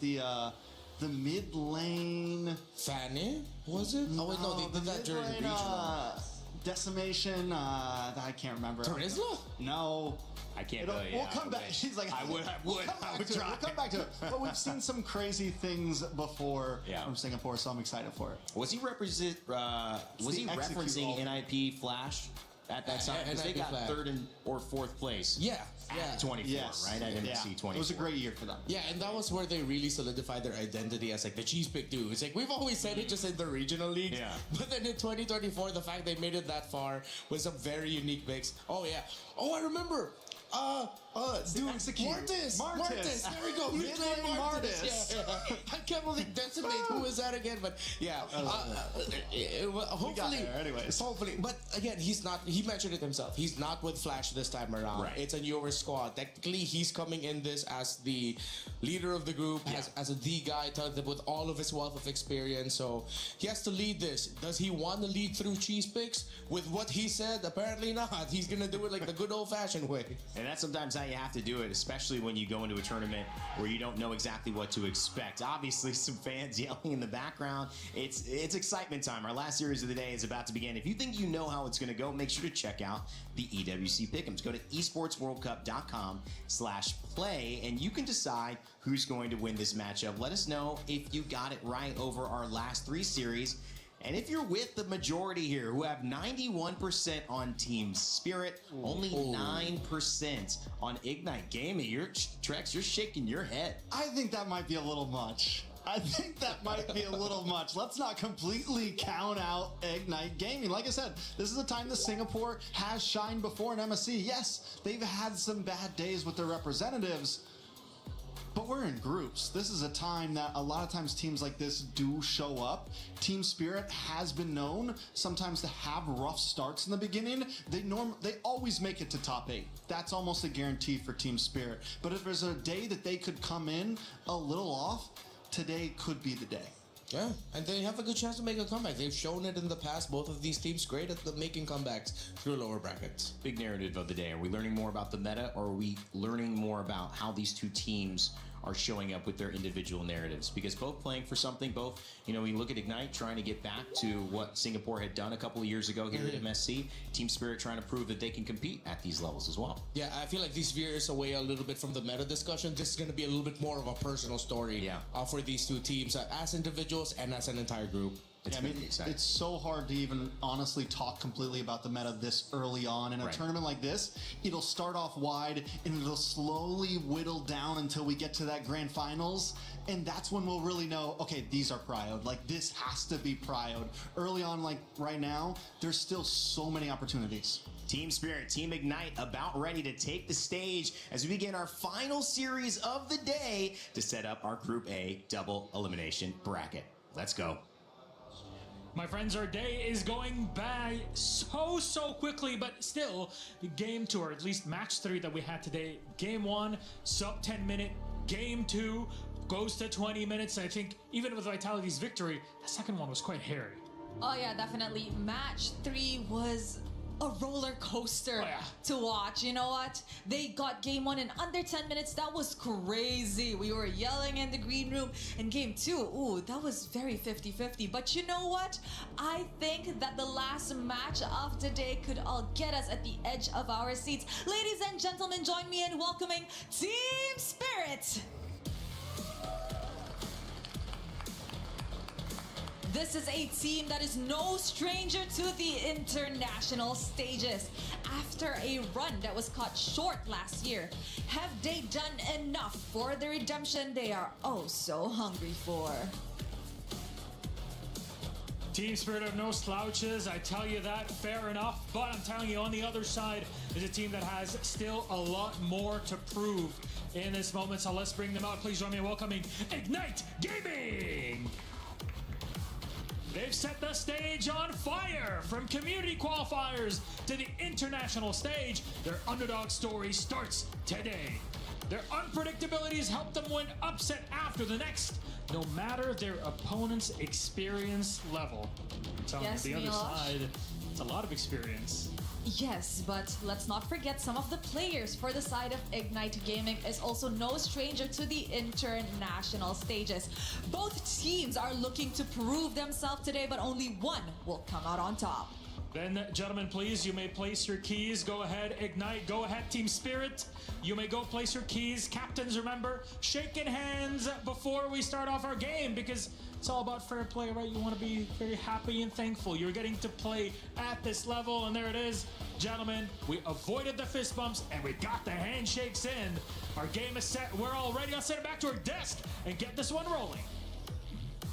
Team Spirit ready to go up against Team Ignite. What a game we've got to close out day 1 here of our group stages. We've got plenty of days. I think it's 9 here with MLBB on the Lenovo Legion Gauntlet. And so the road is truly just beginning. But it all leads to that one trophy in the middle, the MSC champion. Will one of these two teams be lifting it at the end of this competition? Well, today is certainly a way to find out. By the way, just to let you guys know, watching at home, you can get 2 champions in one game. My champions pick. That event is now live from now until July 27th. So make sure to scan that QR code and have a chance to get some exclusive MSC skins and pick your dual champions and win 50,000 diamonds. Man. Lots of goodies available for all of us there, and hopefully we get a goodie in this one. As much as Diablo says no cheese picks, if it's not gonna come from him, hopefully it comes out of anyone in this game. Just give us one new one. Or is it too greedy to ask? We've got D-Roth, Brody, Eudora, Ling making a comeback. Just one more and I'm a happy boy.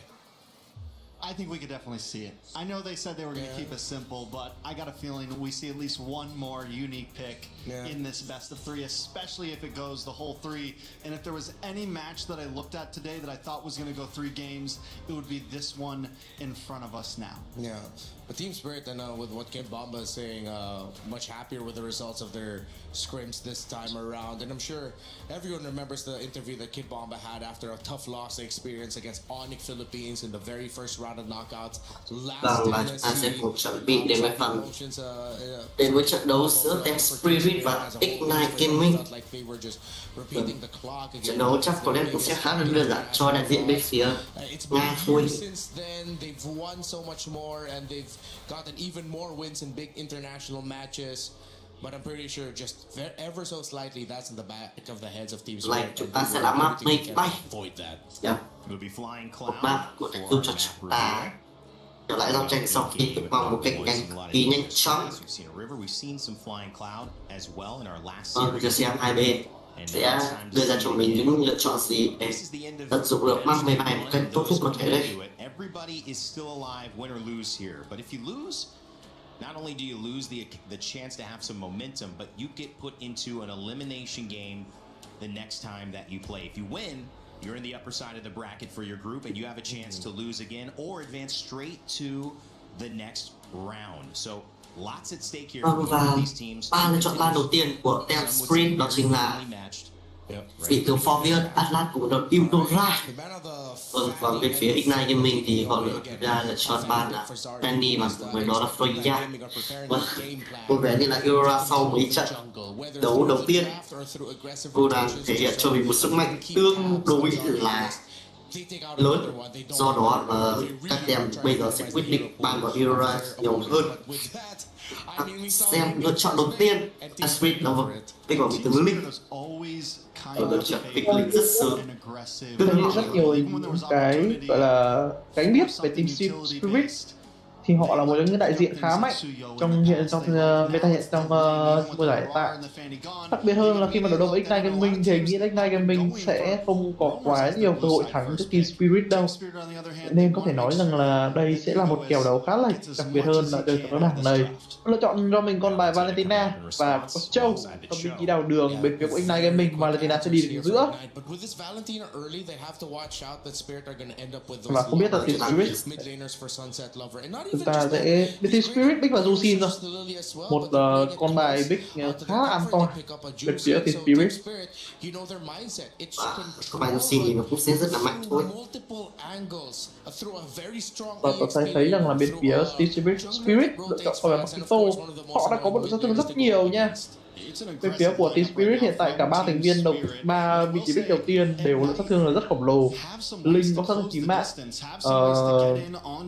Makito có lượng sát thương vật lý cơ bản tốt, và Jusin thì có sát thương phép duy trì đã ổn.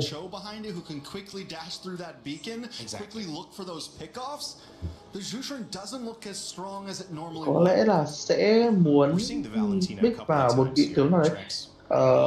Thực ra là bây giờ bên phía của team Ignite Gaming có thể lộ được kinh nghiệm hoặc là lộ rừng rồi, và lộ luôn con bài Suyo rồi, chắc chắn rồi. Một trong những con bài bị rừng khá là an toàn bên phía của Ignite Gaming.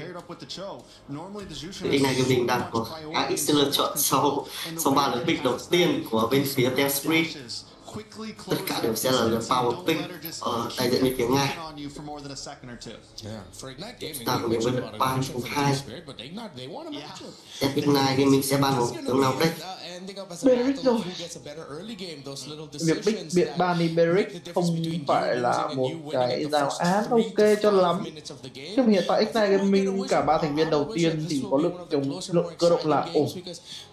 Và ngay cả thế thì ngay cả Châu cũng có cái tiến tấn để có thể lấy được cái khống chế của Beric, thì có thể nói là việc ban vào Beric là không hoàn toàn hợp lý. Có khá nhiều con bài đảo đường khác là cần thiết hơn, phải cấm đi ngoài Beric. Đặc biệt hơn là bên phía của team Spirit cũng chưa hề lộ đường vàng, và việc cấm vào đường vàng nó sẽ là cần được ưu tiên đến từ các thành viên của Ignite Gaming.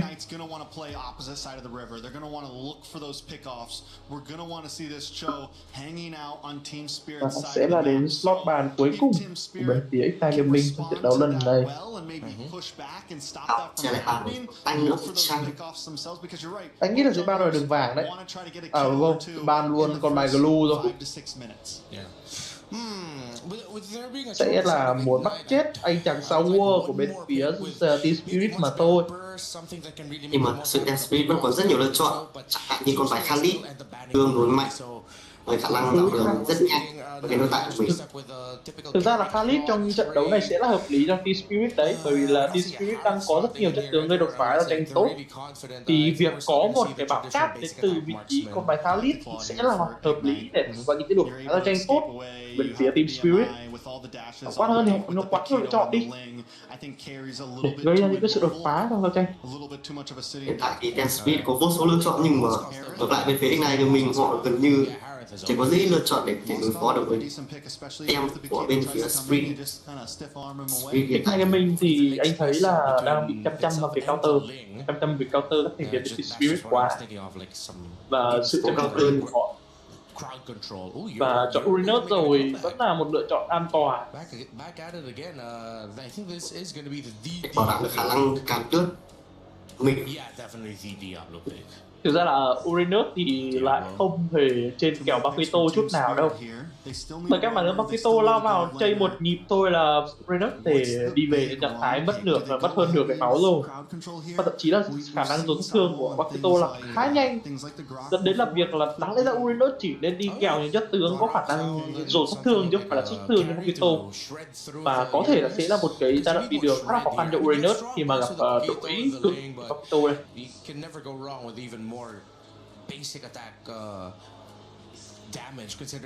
Không hy vọng Ignite Gaming chắc chắn sẽ thắng.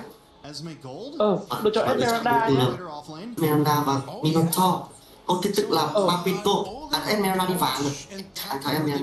Một là Esme đi vàng, hai là Bakito đi vàng. Một lựa chọn khá là mở. Tem Spirit. Họ thiên về khả năng gia tranh hơn. Trận này bên phía của T-Spirit thiên vào khả năng gia tranh hơn. Họ không cần một chủ lực nữa bởi vì lực sát thương họ đã khá nhiều rồi. Và cái tầm đi tìm vào các tuyến sau họ tự có link là cũng có rồi cơ. Thành ra là việc pick như này cũng hoàn toàn không một lý nhé. Bởi vì Esmeralda có thể đi hòa đường, có lượng hồi phục, có khả năng đánh tay bo khá tốt, chỉ cần tiếp cận được vào sớm ở vị trí đường vàng thôi. Hoặc là ngay cả Bakito cũng thế, Bakito có thể lao lên đánh giáp lá cà với sát thủ rất tốt, đặc biệt là khi mà gặp có Moscot thì rõ ràng người Bakito dường là rất nhanh. Moscot chỉ cần để hở thôi là Bakito nó cũng 2 phát là đi là bay màu rồi. Thì em nghĩ là các Bakito sẽ đi đường vàng, bởi vì Esmeralda sẽ phát triển đúng chặt vào vị trí Uranus. Bakito đi đường vàng rồi, không thắc mắc gì nữa. Bakito sẽ đi đường vàng. Ico là con Bakito rồi. Anh nghĩ là CS sẽ có một giai đoạn đi đường khó khăn đấy. Em cũng nghĩ là thế thôi. Khi mà Bakito đam rất đau. Bakito đối với sát thương rất là to, mới cả tầm bắn của con Moscow khá là ngắn nữa. Cũng chỉ có thể trông chờ được vào chiêu 2 của mình để có thể đẩy lùi Bakito ra mà thôi. Nhưng mà cái tốc độ đẩy lùi của chiêu 2 nó rất delay. Đấy là việc là chỉ cần gọi là có một cái góc đẹp cho Bakito thôi, là đập đúng 2 phát thôi là Moscow chỉ nước đi về, chứ không thể đứng lại chịu được. Đây sẽ là một trận đấu rất khó dành cho phía các thành viên phía Ignite Gaming. Kìa pick quá bài bản đi, lại gặp một cái lối pick quá hợp, quá khách với chỉ có team Spirit. Pick quá quái rồi. Họ được các lựa chọn khả năng giao tranh mạnh rất mạnh từ sớm. Kể cả late game thì với cái lượng đam khổng lồ đến từ vị trí của Link thì vẫn sẽ là không quá khó khăn cho Tem Spirit khi mà đến giai đoạn late game. Thực ra thì anh cũng có thể hiểu rằng là bên Ignite Gaming như là tại từ Singapore hay sao ấy. Đúng rồi đó. Một đại diện đến từ Singapore thì việc họ đơn giản họ đánh một cách an toàn thôi là ok rồi. Nếu không trong bong thì quá nhiều vào các phía thành viên bên phía Ignite Gaming, đúng không? Là một đại diện đến từ Singapore. Và thật sự thì anh thấy sự an nguy đến từ vị trí của đặc biệt hơn là phía của CS đấy. Khi mà anh nhìn kỹ đường trên xem, anh ta hoàn toàn đứng núp rồi gần trụ để đề phòng trường hợp bị tổn thương và liên tục là bị đẩy lùi rồi kìa. Bị đẩy lùi mà. Và Hiko chuyện chọn đóng băng lính rồi. Một số vào này là 2 đấm thôi. Rất khổ. Rõ ràng băng lính rồi mà tại sao kiểu đấy. Ui đấm rồi. Rát chưa? Rất là khổ rồi. Thực sự không thể nào đọ lại được một con Bakito đi đường vàng trừ khi bạn có một con xạ thủ có tầm đánh xa hơn, xa vượt trội luôn, chứ không phải là tầm đánh ngắn như Moscow như bây giờ. Nếu mà gặp Bakito thì anh nghĩ là cầm Isia thì nó sẽ ok hơn. Thì bởi vì Isia tầm nó xa và nó có thể xuống từ xa để đè được Bakito, ít ra là có thể đè được. Nhưng mà việc Victor Moscot này thì tầm bắn nó quá gắt để có thể phản kháng lại được Hiko. Và anh nghĩ là sẽ là con rùa đầu tiên để cho phía của Team Spirit và thôi. Mà thực ra thì bên họ vẫn đang chưa muốn ăn rùa trước, bởi vì Zaregois vẫn đang ở động thái là tranh cướp tài nguyên đến từ người chơi đi rừng cho Vin của bên Ignite Gaming. Proxy lính không dám làm gì đến từ vị trí của CS. Rất khổ.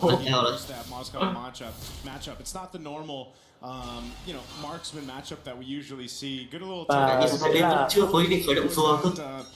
Rất là lạ khi mà đây bắt đầu có sự xâm lăng rừng rồi. Ico cùng với đó cả Zorgos. Họ cướp được bùa đỏ luôn. Xâm lăng rừng là tốt đến từ Zorgos. Sẽ là hoàn toàn là chuối phi trong trận đấu này, bởi vì Team Spirit họ có chênh lệch trình độ là quá lớn, và ngay đoạn đầu game thì Kelvin không làm được gì trước Zorgos rồi. Con rùa này tự khởi động bởi Team Spirit. Và chúng ta thấy xem đồng thích này game mình có khởi động rùa không? Bị chênh lệch rồi. Bị chênh lệch rồi con rùa vẫn chưa đi hạng mục. Rất là co. Bên đánh nhây nhau ấy. Thực ra là Hiko có thể đi xuống để sẽ cướp rùa luôn, nhưng mà anh nghĩ là Hiko sẽ muốn đè vào vị trí của Moscot hơn, đẩy lùi đến vị trí của CS rồi. Ignite Gaming họ đang muốn có con rùa này, nhưng mà bên phía của Spirit nói không, Keep Bomba đến đây cản phá được người chơi đi rừng bên phía Ignite Gaming, lao vào với cái tàn lực phá của mình và Dỗ Dương nó rất nhiều, nhưng mà Linh bên phía Team Spirit vẫn đã được rùa, bật cho mình cái ulti của Sunset Lover và Dỗ Dương là rất nhiều từ bên phía Sunset Lover và thôi bật cho mình cái chuỗi tiền kiếm trận, hai kiếm và chúng ta thấy là Diablo đang tiêu máu first blood thì phía Keep Bomba rồi.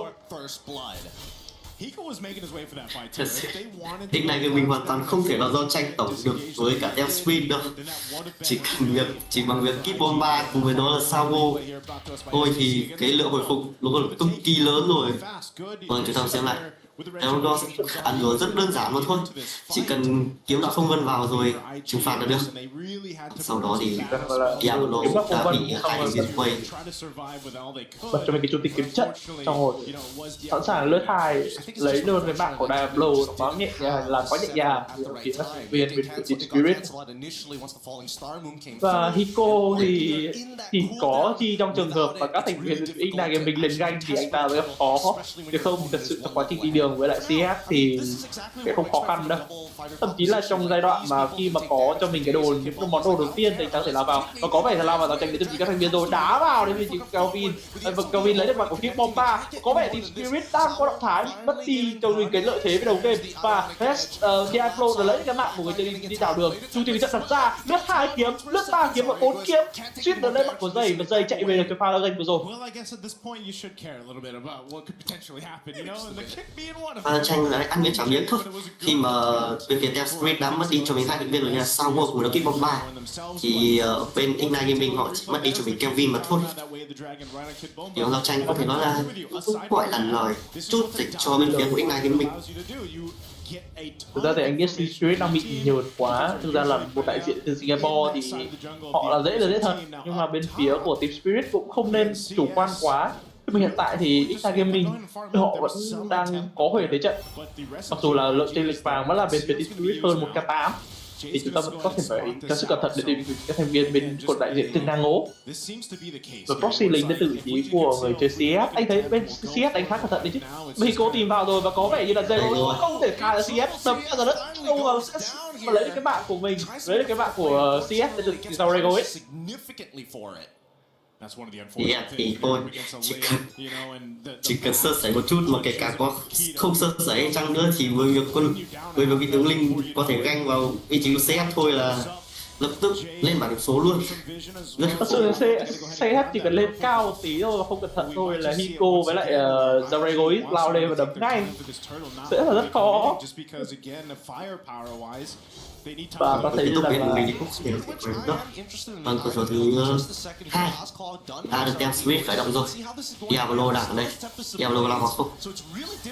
Lao vào nhưng mà có làm gì được đâu. Kelvin lao vào nhưng mà mình chủ tịch cái trận đặt ra bị hắn lướt 2 kiếm mà mất mạng rồi. Diablo bật cho mình ulti và để chạy về đường mid có vẻ là khó khăn rồi. Bật cho mình ulti một người chơi đi mid và Sunset Lover bật cho mình đồng thời luôn lấy cái mạng của vị trí của Diablo đến từng Zorego rồi sẽ là muốn chạy về trong pha lơ chân lần này, nhưng mà chúng ta thấy rằng là Roy sẽ là có bật cho mình kéo cho mình cái đồng đèn, sẽ là có thể kéo dây về và dây đang gặp trong tình thế nguy hiểm, lượng máu tử rồi, nhưng mà Roy sẽ không tìm vào dây thôi.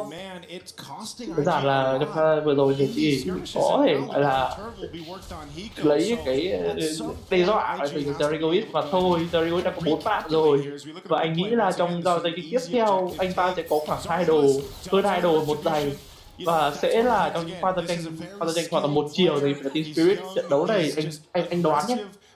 Bây giờ chúng ta không bàn về thế trận là ai hơn ai nữa, mà chúng ta sẽ bàn về vấn đề rằng là trận đấu này để kéo dài bao nhiêu phút. Em nghĩ đến phút 12 là Ignite mình sẽ gãy thôi. Bởi cái thế trận nó ép như thế này thì không có cửa mặt luôn. Vâng, ở đây dây tốc biến và đã vâng Savo quá cứng đi.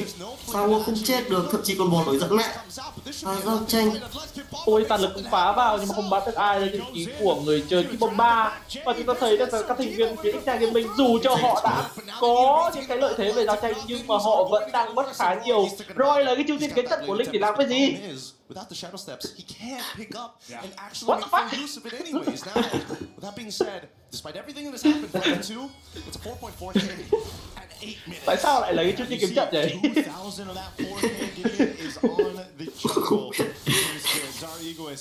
Em nghĩ đừng chuyên đi kiếm trận để tẩu thoát. Em nghĩ khả năng cao là để tẩu thoát của thôi. Sao rồi đây bị bắt mà không vấn đề gì cả. Anh nghĩ là với ai làm real time trận đấu này thì nên các đoạn mà lấy cái ulti chuyên tình kiếm trận của Darigois ra để làm content. Anh Roy vẫn cứ như cái tật để làm cái gì không biết đấy. Roy vẫn không chịu hủy ulti đâu. Quỷ là bắt rồi. Quỷ rất cố chấp kiểu ném cây cái cháu của diện nhưng mà lao vào là chết ngay đấy. Darigois lướt cho 2 phát là bay đầu cái máu rồi. Bích một con xạ thủ đến đường vàng mà bên kia không biết xạ thủ đến đường vàng sẽ là một bắn bài khó, bởi vì là dù nói ra như nào cho nữa đấu sĩ là kiếm sát thủ như là con bài Forvier nhưng mà Pito này nó đè một con Moscot là làm như cầm bố rồi. Sẽ không thể không được lắm. Thật sự là trận này ăn ít mạng nhưng mà quá cái trình này hiện tại là 6.000 muốn được tiền rồi. Rất khó. Ở mỗi phút thứ 9 thôi. Rồi vẫn không hủy chiêu cuối của Linh. Thật sự là nếu như anh chàng này hủy chiêu cuối của Linh thì giờ này anh ta đã hủy chiêu cuối để cướp đi một chiêu cuối khác. Để ví dụ như cướp đi chiêu cuối của Savo rồi nhưng mà anh ta vẫn chưa chịu. Thật sự không hiểu nổi Roy đang làm gì nữa. Roy đang cầm một cái chiếc kiếm trận chỉ để kiểu gọi là đấy thấy không, tao vô lô bị đấm không ai làm gì đâu. Rất khổ. Đây á, thậm chí là đợt lính này có thể lấy cái trụ này luôn. Nào bảo nó tranh cái em Roy chưa kiếm trận rồi. Cứ đi kiếm trận để chạy. They have to move away. Oh my goodness. Để chạy trong pha vừa rồi. Kiếm trận tới tốc biến luôn. Chúng ta sẽ lại pha mở giao tranh của những vị trí của Sunset đi vào. Đi về tốc biến. Is insane. So you can force this fight into this. Yes, now the base turrets went down, but look at the lead that Team Spirit has. Chắc có lẽ là bên phía này mình khả năng cao vẫn xem là vuông thôi chứ không thể nào đánh được rồi. Chút vô không làm được gì cả. Sao không làm gì cả? Ui sao xem là ui đúng. Kéo về là đẹp rồi. Như phim xét rồi cứ một tỷ của Linh nữa không đây. Anh Roy cái cướp liêu gì ai đây? Anh lao vào đây. Từ từ anh nghĩ làm gì đã hồi ulti là một cướp đấy. Ôi Roy này bảo rồi, không cái cướp tỷ của ai cả. Anh cướp chút thì kiếm trận lại về được rồi. Còn nó không cướp được, không cho cướp.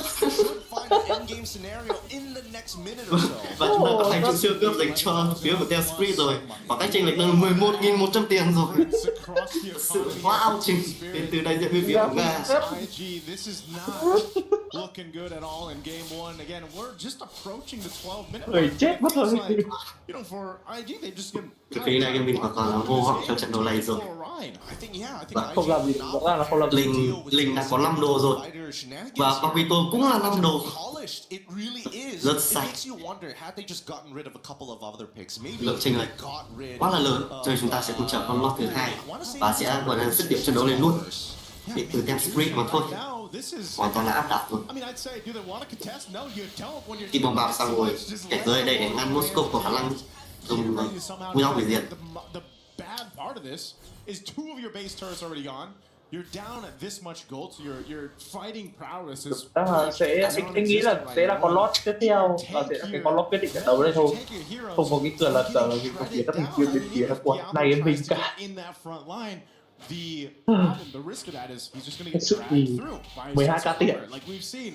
And so you have to be able to Anh chỉ có trông chờ việc là trận đấu này kết thúc nhanh cho nó xong rồi. Có lẽ là game mới. Anh nghĩ là bên phía Moontoon nên có cân nhắc về việc là rút vốn đầu tư bên phía cùng Singapore. Em nghĩ dồn vào Việt Nam đi. Dồn vào Việt Nam. Trời thậm chí bên team tấn công thêm đánh chỗ. Lót về lính tự đánh hết rồi. Lót về lính tự đánh hết rồi luôn. Mẹ cha đấy. Một game đấu quá đơn giản và 1-0 dành cho bên phía của Dem Squid. Đấu không thể nào đơn giản hơn. Hai game mình gặp thế như đánh như trận xét. Không biết là game mình sẽ xử lý thế nào với các đội thủ khác nữa. Ở game đấu thứ 2 em hy vọng thì Ignite Gaming sẽ có một bài vở gọi là tốt hơn. Chứ hiện nay thì thực sự là quá khó cho Ignite Gaming rồi. Có một cái nào đó thì họ đánh như thế này nhưng mà Moontoon vẫn cho khu vực Singapore một slot đánh MSC chính. Kiểu đánh như thế mà vẫn có cho mình một slot để tham gia MSC. Là bên stage không cả đại diện Mông Cổ rồi. Cả em mua cơ, thậm chí là Việt Nam đánh còn tốt hơn.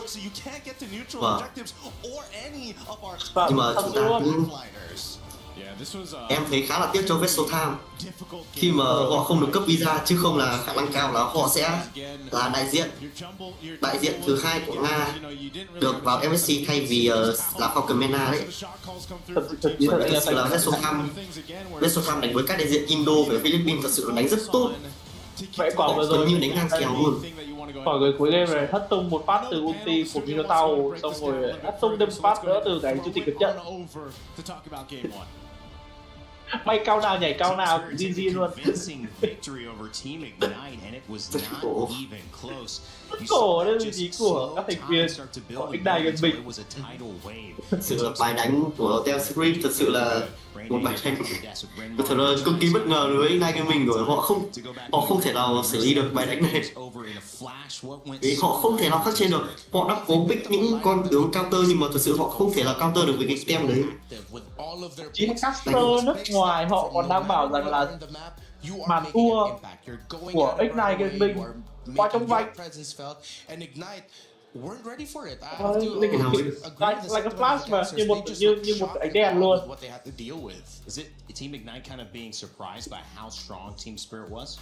I think Team Spirit was just such a steady burn that Ignite, maybe even when they wanted to bring the fights, there was always a good answer from Team Spirit. Team Spirit never. Ta sẽ cùng chờ đợi đến cho tới hiệp thứ 2 trận đấu giữa Dem Squid và Ignite Gaming thôi.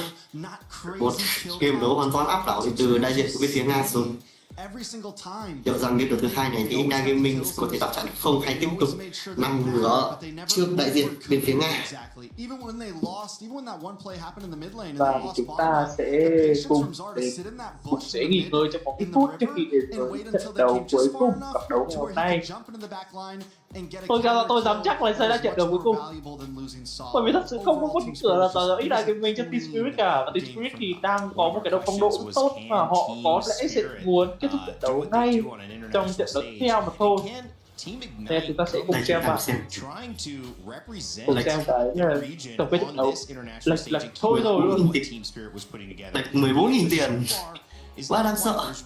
13 phút thôi. But as we break down the graph of the end game, Renmar, it Có was thể đáng đấy từ chính kill Spirit này. difference, it was an ace difference that allowed Team Spirit. Em nghĩ là Team Spirit game sau sẽ lên tình người một chút để cho anh này gaming có một trận đấu cân một chút xong bắt đầu sẽ chiến thắng sau. Chứ còn đánh như game đấu này thì rất tội cho đại diện bên phía của Singapore rồi. Thực ra là anh thấy không tội lắm đâu, bởi vì là bên phía Singapore mấy năm nay họ biết bác về mặt về cái mặt gọi là phong độ và về mặt thành tích mà, cho nên là không thể là khả năng là bên phía của XI Gaming nó có quyền lật được. Em cảm giác thời kỳ đỉnh cao của khu vực Singapore là thời của RSG Singapore cùng với đó là Team Spark, chứ còn đâu là cái bây giờ là quá vô vọng. Thực sự là cái thời ISG thì họ đã làm rất tốt rồi, nhưng mà đến tận bây giờ thì tổ chức ISG sau một thời gian bị bỏ ngỏ thì họ chuyển sang bán linh kiện máy tính rồi. Hồi trước là họ là có 2 hay 3 khu vực em nhỉ? Em nhớ là có ISG Philippines, ISG Singapore. Em không nhớ là còn có một đại diện nữa không? Có 2 tổ chức ISG là ISG Singapore, ISG của thôi, và họ từng tham gia M3, M2 nhé. Và cho đến tận giờ để mà nói thì có thể nói rằng là ISG họ đã không còn trong cái roadmap của MLBB nữa. Nhưng mà tổng quan thì họ đã làm từng là từ đội làm tốt, đặt ra nền móng của MLBB. Because again, remember, I mean, you know, it was Ube that destroyed the assassin meta years and years ago, right? It was things like that. That's what brought the utility jungle into the meta, first of all. And I'm wondering, will that counter response once again at MSC this year? Yeah, maybe. Let's see. Is time really just a flat circle, or we're gonna go back to what the Estases, the Matildas, the healers of the world? I don't know, but I like that day one, and even though we're not done yet, it's already set a precedent again of just the options are wide open. Yeah. And who is brave enough to take these risks of these unique choices are often rewarded. Again, Team Spirit is another example of that. With what they did here, you do not see this kind of lineup often, but when it works, it really works. And it put them in a great position here as well to excel in game one, which sets them up now to lose 2 in a row if they're going to be into that lower bracket on Group A. If they just win 1 out of those next 2, they're going to be feeling really good about their chances to advance to the next stage. And speaking of your chances, you've got a brand new chance to check out a new interactive effect for Rhino Day. It's now available. Check out and join the celebration. You can see all those new interactions there in the shop. Looking pretty fun. Make sure to grab your chance to enjoy it here with the Rhino Day. Happy Rhino Day, everybody around the world. I keep saying it sounds like Rain Day, Rhino Day. Oh yeah, we're just throwing it out there. I'm comfortable with that, so make sure to check it out. Let's kind of get ready before we head into the next draft to talk about what is going right for Team Spirit. Again, this is a team that many people know have done well on the international stage. But Renmar, I mean, with this start, putting a stamp, an exclamation point onto the end of day one, how far can they go in this tournament?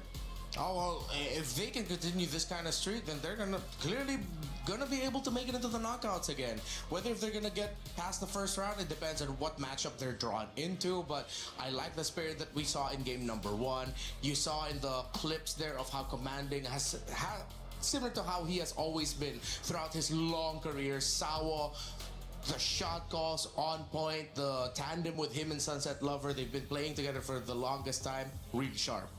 And now I'll ask you, Trex, because you've been kind of my guy for the other team, and it was with True Rippers earlier on in our series, and now it's with Ignite Gaming. What do we need to see to change up this matchup? For True Rippers, they had an answer in game 2, and I think it worked really, really well, though it didn't get them the win. I think True Rippers, for example, kind of got into their groove. They found that sense of self, they picked some comfort picks, and they were ready to play. I think we saw from True Rippers' sense that game 1 might have actually been nerves. Yeah. I don't know if it's the same thing for Ignite. These are players, at least Diablo for a sense, has done this big stage many, many times. Now Kelvin, on the other hand, is new to the big stage, so there could still be some nerves there. But I think, yeah, get comfortable. It's day 1. Don't overpress yourselves. if they get blue side here, then they get first pick up front, and they can kind of focus on themselves a little bit on what they actually want to play instead of constantly playing the counter game. If there's anything that I would ask them to change, is like, just give Diablo something a little bit more active, man. Even if it's not exactly like, oh, this mashup looks really great and this is what we need right now. Diablo has always been the player to, no matter what he ends up with, he'll find a way to make it work. Right. As long as you can stay active in the map, it looks like that's what they sorely needed. With the Uranus, yes, Uranus is a good pick, but I don't think it's the Diablo pick. You need something that gets out of the lane quickly, makes his presence felt, something that allows him to be a superstar and a hero sometimes. What do you want to see? Oh, well, we mentioned the Benedetta backstage. That is his pick. It is currently meta. Why the heck not? Something explosive right out of the gate. Yeah, and that's obviously the matchup we kind of looked forward to. Kid Baba, Diablo in that AXP lane. It just didn't end up being the kind of fireworks that we expected. So you can, if I were the coach of Team Ignite, say, we need to make sure that we have our win conditions set up. And that means making sure Diablo can, like you said, Renmar, have an impact. Maybe Rome is the Benedetta that they bring out coming into this next game. Draft shortly upon us, as well as we keep speculating after these quick games. There's not really too much to go off of, but in some ways, though, that's kind of nice because it leaves everything open for us to discuss and kind of pick at. And you know, it's the last day, it's the last game of the first day. I think these teams too, if you're last, Trex, you're probably focusing on your game, but you're also probably aware of the results. You're seeing what's working to a sense. Your coach has certainly got eyes on what is working with these other games. What do you take away, and do you even take away anything from these first three matchups against teams that you're going to Ok, và chào mừng anh em đã đến với trận đấu cuối cùng. Tôi chắc trận đấu cuối cùng trong ngày hôm nay rồi. Bởi vì thật sự là Ignite Gaming tôi dám chắc là sẽ không có cửa lật gì so với bên phía đại diện từ Nga, Team Spirit đâu. Nên tôi dám đoán rằng là đây sẽ trận đấu cuối cùng ngày hôm nay. Từ là 4 trận đấu 2-0 rất trông bánh. Tôi biết là Ten Spirit sẽ có bài đánh nào để gọi là cân kèo một chút so với Ten Spirit hay không. Anh nghĩ là không. Em hy vọng sẽ có điều gì đó. Anh chỉ mong có tình người thôi. Anh chỉ mong có tình người thôi. Còn thì nếu như không có tình người, chắc chắn là Team Spirit sẽ hoàn toàn trên kèo Ignite Gaming. Thắng Ignite Gaming một cách triệt để luôn. Không có bất cứ lật nào phía đại diện đến từ Singapore hết. Em nghĩ chắc sẽ lại là một bài đánh dị nữa thôi. Và Ignite Gaming sẽ lại là một bài đánh cơ bản. Sẽ là câu chuyện như vậy thôi. Nhưng mà đợt này em cũng khá trông chờ vào Aurora Gaming nhé, tại vì ở giải quốc nội họ đánh những con bài rất là dị luôn. Họ mang cả Rafaela vào, họ vẫn có thể áp đảo được đối phương. Thì em cũng hy vọng là Aurora Gaming sẽ làm một điều gì đấy ở trong giải đấu hôm nay. Thực ra là Aurora Gaming thì họ làm tốt cái vai trò của bản thân mình ở khu vực Thổ Nhĩ Kỳ, và họ tạo ra khá nhiều những cái đột phá của họ ở khu vực, đặc biệt là ngay cả ở quốc tế cũng thế. Họ có thể vươn tới những vị trí như top 6, top 7, và đôi khi là nếu như không có sự cản trở quá nhiều từ các khu vực lớn thì họ có thể lên đến top 4. Đấy là ánh xét về trình độ của bên phía Aurora Gaming nhé, Aurora Turkey nhé. Và map lựa chọn hôm nay thì là map bay bay, trận đấu cuối cùng ngày hôm nay. Vẫn như trận đấu đầu tiên cũng là map bay bay thôi.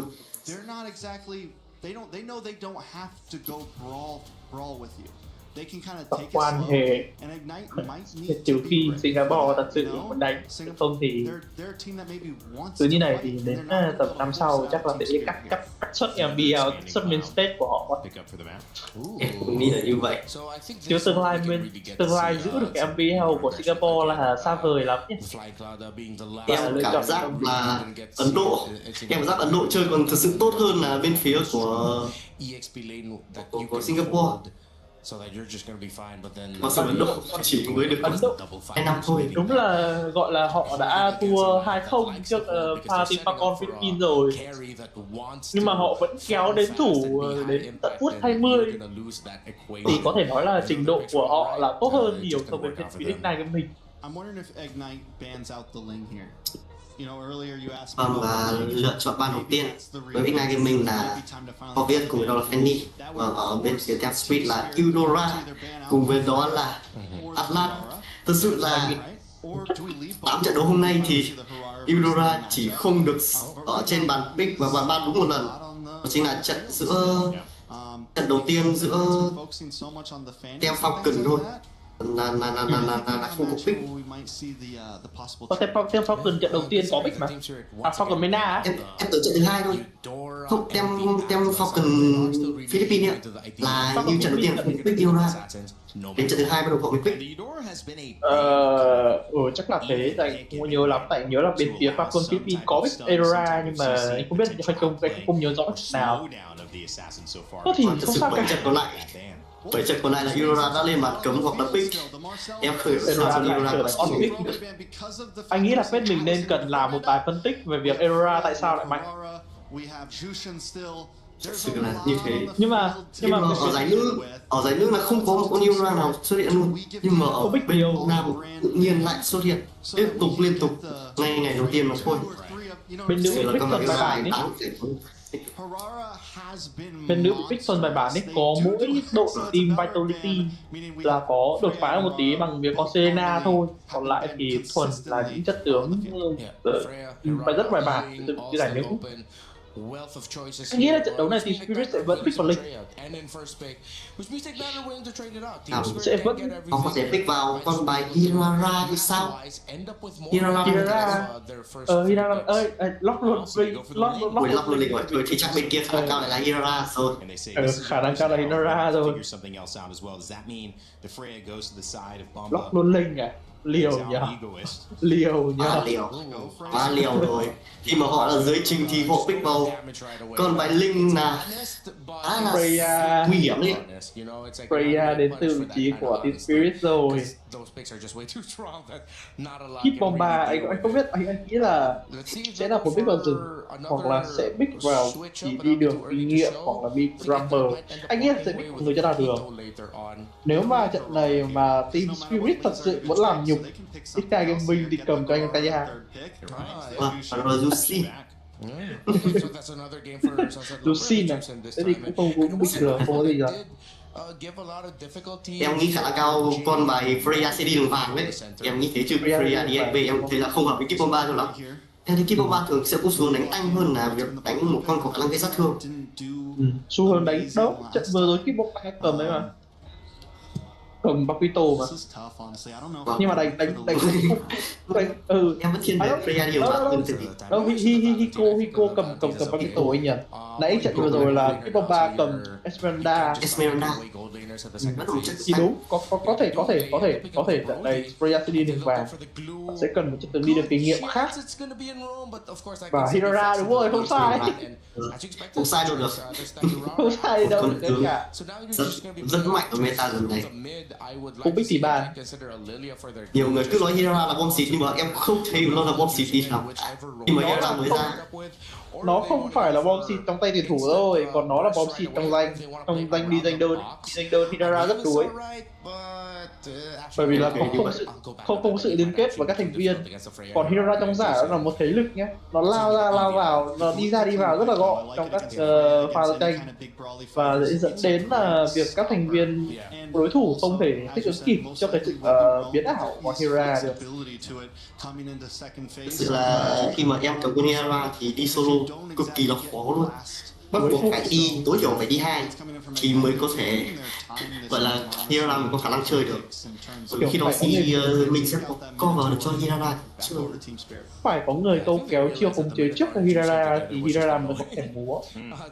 Hoặc là sẽ giải tán đám đông như kiểu là giải tán chất tướng tanker đi để lộ ra chất tướng sát tương chính ở đằng sau, để khiến cho Hirara có khả năng lao vào bắt ngay về vị trí, đặc biệt là xạ thủ và đi đường giữa bên phía đối thủ. some priority for Zushin. Đấy là cái lối chơi của Hira trong meta hiện tại. Với ở trong danh nhé, trong giải thì nó sẽ là về một khả năng hợp tác giữa thành viên. Hira thì có thể lên đối semi, có thể được cooldown, nhưng mà nếu mà lên semi thì sẽ thiên về khả năng tạo ra cái dạng khống chế để tanker có thể lao vào, như kiểu khống chế và trói được khoảng 3 người thành viên đi thì Atlas có thể lao vào và liên kết tử mệnh hất về, tạo ra một thế giao tranh hoàn toàn một chiều. Thì Hira có khả năng hợp tác tốt, sát thương cao và độ cơ động nó quá nhiều. Em thích việc một con Hira lên semi thôi, tại vì tank của con Hira khi mà lên semi cũng khá là ổn rồi, không nhất thiết phải lên full tank được. Mà khi Hira có 4 người trong chiêu thì thực sự là nó rất là biến thái, nó có thể lao vào giao tranh cực kỳ tự do luôn. Kể cả không có ai, kể cả không ai cover. Thì ra Hira rất là nhẹ nhàng. Suddenly team fighting front lineup playing around the Brody looks even more difficult. So they cover their bases and do not have the damage to deal with. Bao nhiêu điểm kinh nghiệm, Hira sẽ đi đường rồi. Sẽ có khả năng là khó nha. Anh vẫn phải xem xét rằng là bên phía T-Spirit sẽ lựa chọn gì đây. Hiện tại chưa chọn nào được và chưa cầm Matilda thì T-Spirit nên cầm Matilda đấy. Nó sẽ là một con bài kéo giao tranh tốt cho Barat đi vào. Và lựa chọn Lydia sẽ hay không? Barat Châu Alice rồi. Châu à? Ok. Phần đột biến. Rất đột biến đấy. Alan cực. Bây giờ Châu có thể sút về, sau đó Barat sẽ nuốt và ném về cho tem đánh thôi. Một bài đánh khá là hay đấy. What I love about it is it's showing how much trust they have in their brand new jungler, picking up these funnel strategies where they know that, listen, we're gonna pick this big bulky box and just do your things, are, and right now chúng ta sẽ đến với trận đấu cuối cùng của ngày hôm nay. Team Spirit getting a little funky here with the Grots on the side of Kill against Alice. Em một sprint rất lạ nhưng mà em cảm giác họ vẫn có thể thắng một cách rất dễ dàng mà thôi. Kiểu team càng dị thì team Spirit đánh càng bay. Đặc biệt hơn là kiểu gặp cái đối nó rất bền như này thì cái binh nó không cửa lật. Như vậy. Đây thật sự thì họ khởi đầu vòng dừng cơ bản thôi. Phía của hai bên sẽ đánh ngược, đánh thuận vòng với lại rùa nhé. Họ sẽ gặp nhau ở đường dưới, ở cái trên. Bên phía của em nghĩ là em đã biết lý do vì sao con Hira được pick nhiều như vậy, bởi vì cái chiêu một của nó hiện tại đã có thể sử dụng được liên tục rồi. Khi mà sử dụng khi mà có nội tại siêu dẫn của Hira thì thật sự là chiêu một của nó có thể sử dụng liên tục luôn. Rất bất ngờ đấy. Lướt 2 lần bấm này xong rồi sẽ là lướt 2 lần nữa thì thường là vẫn là ăn được cái con cô vàng cái tên CS. Hiện tại thì thấy rằng là con Freya thì vẫn cần chờ đến level 4 để có thể giao tranh, để có thể đánh thẳng với lại con bài Brody và thôi. Sao lao vào và muốn pha trận nhẹ với Jay, nhưng mà Jay bật biến của chiêu 2 nên là lợi thắng thường là có nhỉ. Chúng nó vẫn thấy rằng là hai bên chưa có những sự va chạm nhiều. Có vẻ như là chúng ta sẽ cần phải chờ đến con rùa thì mới sẽ có những sự giao tranh của đã bùng nổ hơn. Còn hiện tại giai đoạn đầu game thì sẽ là khá là an nhàn cho tay tem một chút. Linh farm dừng lại chậm hơn Yara nhé. Yara bắt đầu vào từ 2 rồi thì Linh vẫn đang mới xong con thằng lặt. Thì bây giờ chúng ta sẽ đến con rùa đầu tiên trận đấu này, và sự khởi động con rùa này đến từ Zaregois mà thôi. Zaregois có lẽ là muốn tìm vào vị trí cái ăn được con cô đỏ đấy nha, cô đỏ đấy, và sẽ là khởi động rồi luôn đến từ vị trí cái Zaregois. Dây bắt đầu tìm thấy ôi rồi bị trói chân rồi, dây có rồi. Nguy hiểm nhá. Đây là trói chân được hai thành viên đến thậm chí của người chơi Diablo nha. Nhưng mà First Blood cũng thuộc về phía Uhiko mà thôi. Nó sẽ là mở bật cho mình ulti, nó sẽ được quá nhiều được bên của Kelvin và Kelvin đồng thời cũng phải làm lại mà thôi. CS lao vào muốn hỗ trợ giao tranh nhưng mà không làm gì được cả. Diablo đi về với trạng thái còn một ít máu. Và con rùa này sẽ thuộc về phía của team Spirit mà thôi. một khởi đầu rất là dễ dàng, không có gì khó khăn cả. Sự điều hình của bên phía team Spirit không hề có lợi cho giao tranh. Đặc biệt hơn là ngay trong vừa rồi thì thấy rằng là các thành viên bên phía của anh Ngày Gaming lao vào và khống chế là đẹp nha, thậm chí là kiểu cái ulti của gì nhỉ? Cái ulti của Alip của chơi Diablo lao vào choáng được 2 thành viên. Mà thực sự thì sau pha choáng đấy thì bên phía Ngày Gaming họ thấy rất hỗn loạn, dẫn đến là việc là không có bất kỳ ai bên phía của team Spirit phải nằm xuống cả. Và gần như sau khi Diablo vương quyền diệt của góc rất là đẹp nhưng mà không có thành viên nào có thể gây thêm sát thương được nữa, thì dẫn đến việc là team Spirit có thể phản ngược lại giao tranh, và từ đó là họ đã có cho mình 2 mạng, từ đó là một con rùa. Ui, vương quyền. Và ở đây vương quyền sẽ trúng một thành viên mà thôi. Được trúng mất sao vua. Nhưng mà sao vua là làm đường mà nó có làm gì nữa đâu. Và thậm chí là để việc đảo lên đường cánh trên để farm như thế này được khiến Diablo mất đi 2 con lính rồi. Chủ tịch của trận được đặt ra và lướt đi 4 kiếm lên từ vị trí là dùng rất nhiều khi bóng 3 không ham đi về được. Một con Barat đi đường kinh nghiệm thì sẽ là một con Barat khá đáng sợ. Thực ra là anh sẽ thích một con Barat ngày xưa hơn. Bởi vì cũ của Barat ngày xưa nó ổn hơn so với Barat bây giờ. Barat bây giờ có khoảng khống chế nhưng mà lộ hồi phục từ lấy ulti không cao, không có hồi phục từ ulti. Dẫn đến làm việc là đến tận bây giờ thì thấy con Barat đánh từ về đoạn đầu game thì ngon mà đánh về đoạn cuối game thì quá đuối. Em cũng thấy là như vậy. Con Barat nó khá là lạ bởi vì nó cũng không được vào meta từ khá lâu rồi, em cũng không hy vọng vào việc con Barat có thể Barat nó cần sự hồi phục từ chiêu chứ không phải là sự hồi phục từ đồ. Có nghĩa là nó cần một cái chiêu tân tiêu để có thể hồi phục từ để có thể tạo ra sự hồi phục ấy. Đánh Diablo bị hất tung được sao vua. Và con rùa này anh nghĩ là bên phía team Spirit vẫn nắm thế chủ động mà thôi. Egoist thì vẫn đang ở đây. Và đặc biệt hơn Kelvin thì anh nghĩ là Kelvin sẽ cần phải ý. Vì Diablo đang giữ tích sai là khá tốt rồi, dây lao vào và nó phải trói chân cái bóng 3 và có vẻ cái bóng 3 bị trói là rất là nhiều đến từ cái thành viên bên phía của Ngày Gaming, và con rùa này sẽ được khởi động lại cái sự chỉ của Ngày Gaming thôi. Chưa gọi là có một giao tranh gọi là lớn ở đây cả, Ico thì cũng chỉ gọi là lướt đơn giản thôi, sẽ là đã bật cho mình trước cuối thôi. Làm ở vương quyền hủy diệt thì chúng mỗi một cái bóng 3 đạp cho mình cái thằng mãnh long quá giang, có vẻ như là cũng chỉ đơn giản là đạp của thành viên bên phía team Spirit về và bật ulti là đẹp CS lấy được bạn của sao vua trong mạng vừa rồi. Reboot cũng bị Kelvin lao vào truy đuổi và có các thể thấy là khi bóng 3 đang nằm trong trạng thái nguy hiểm rồi, và bên phía của Diablo lấy được cái bóng 3 và có 3 bạn hàng gục trong pha giao vừa rồi.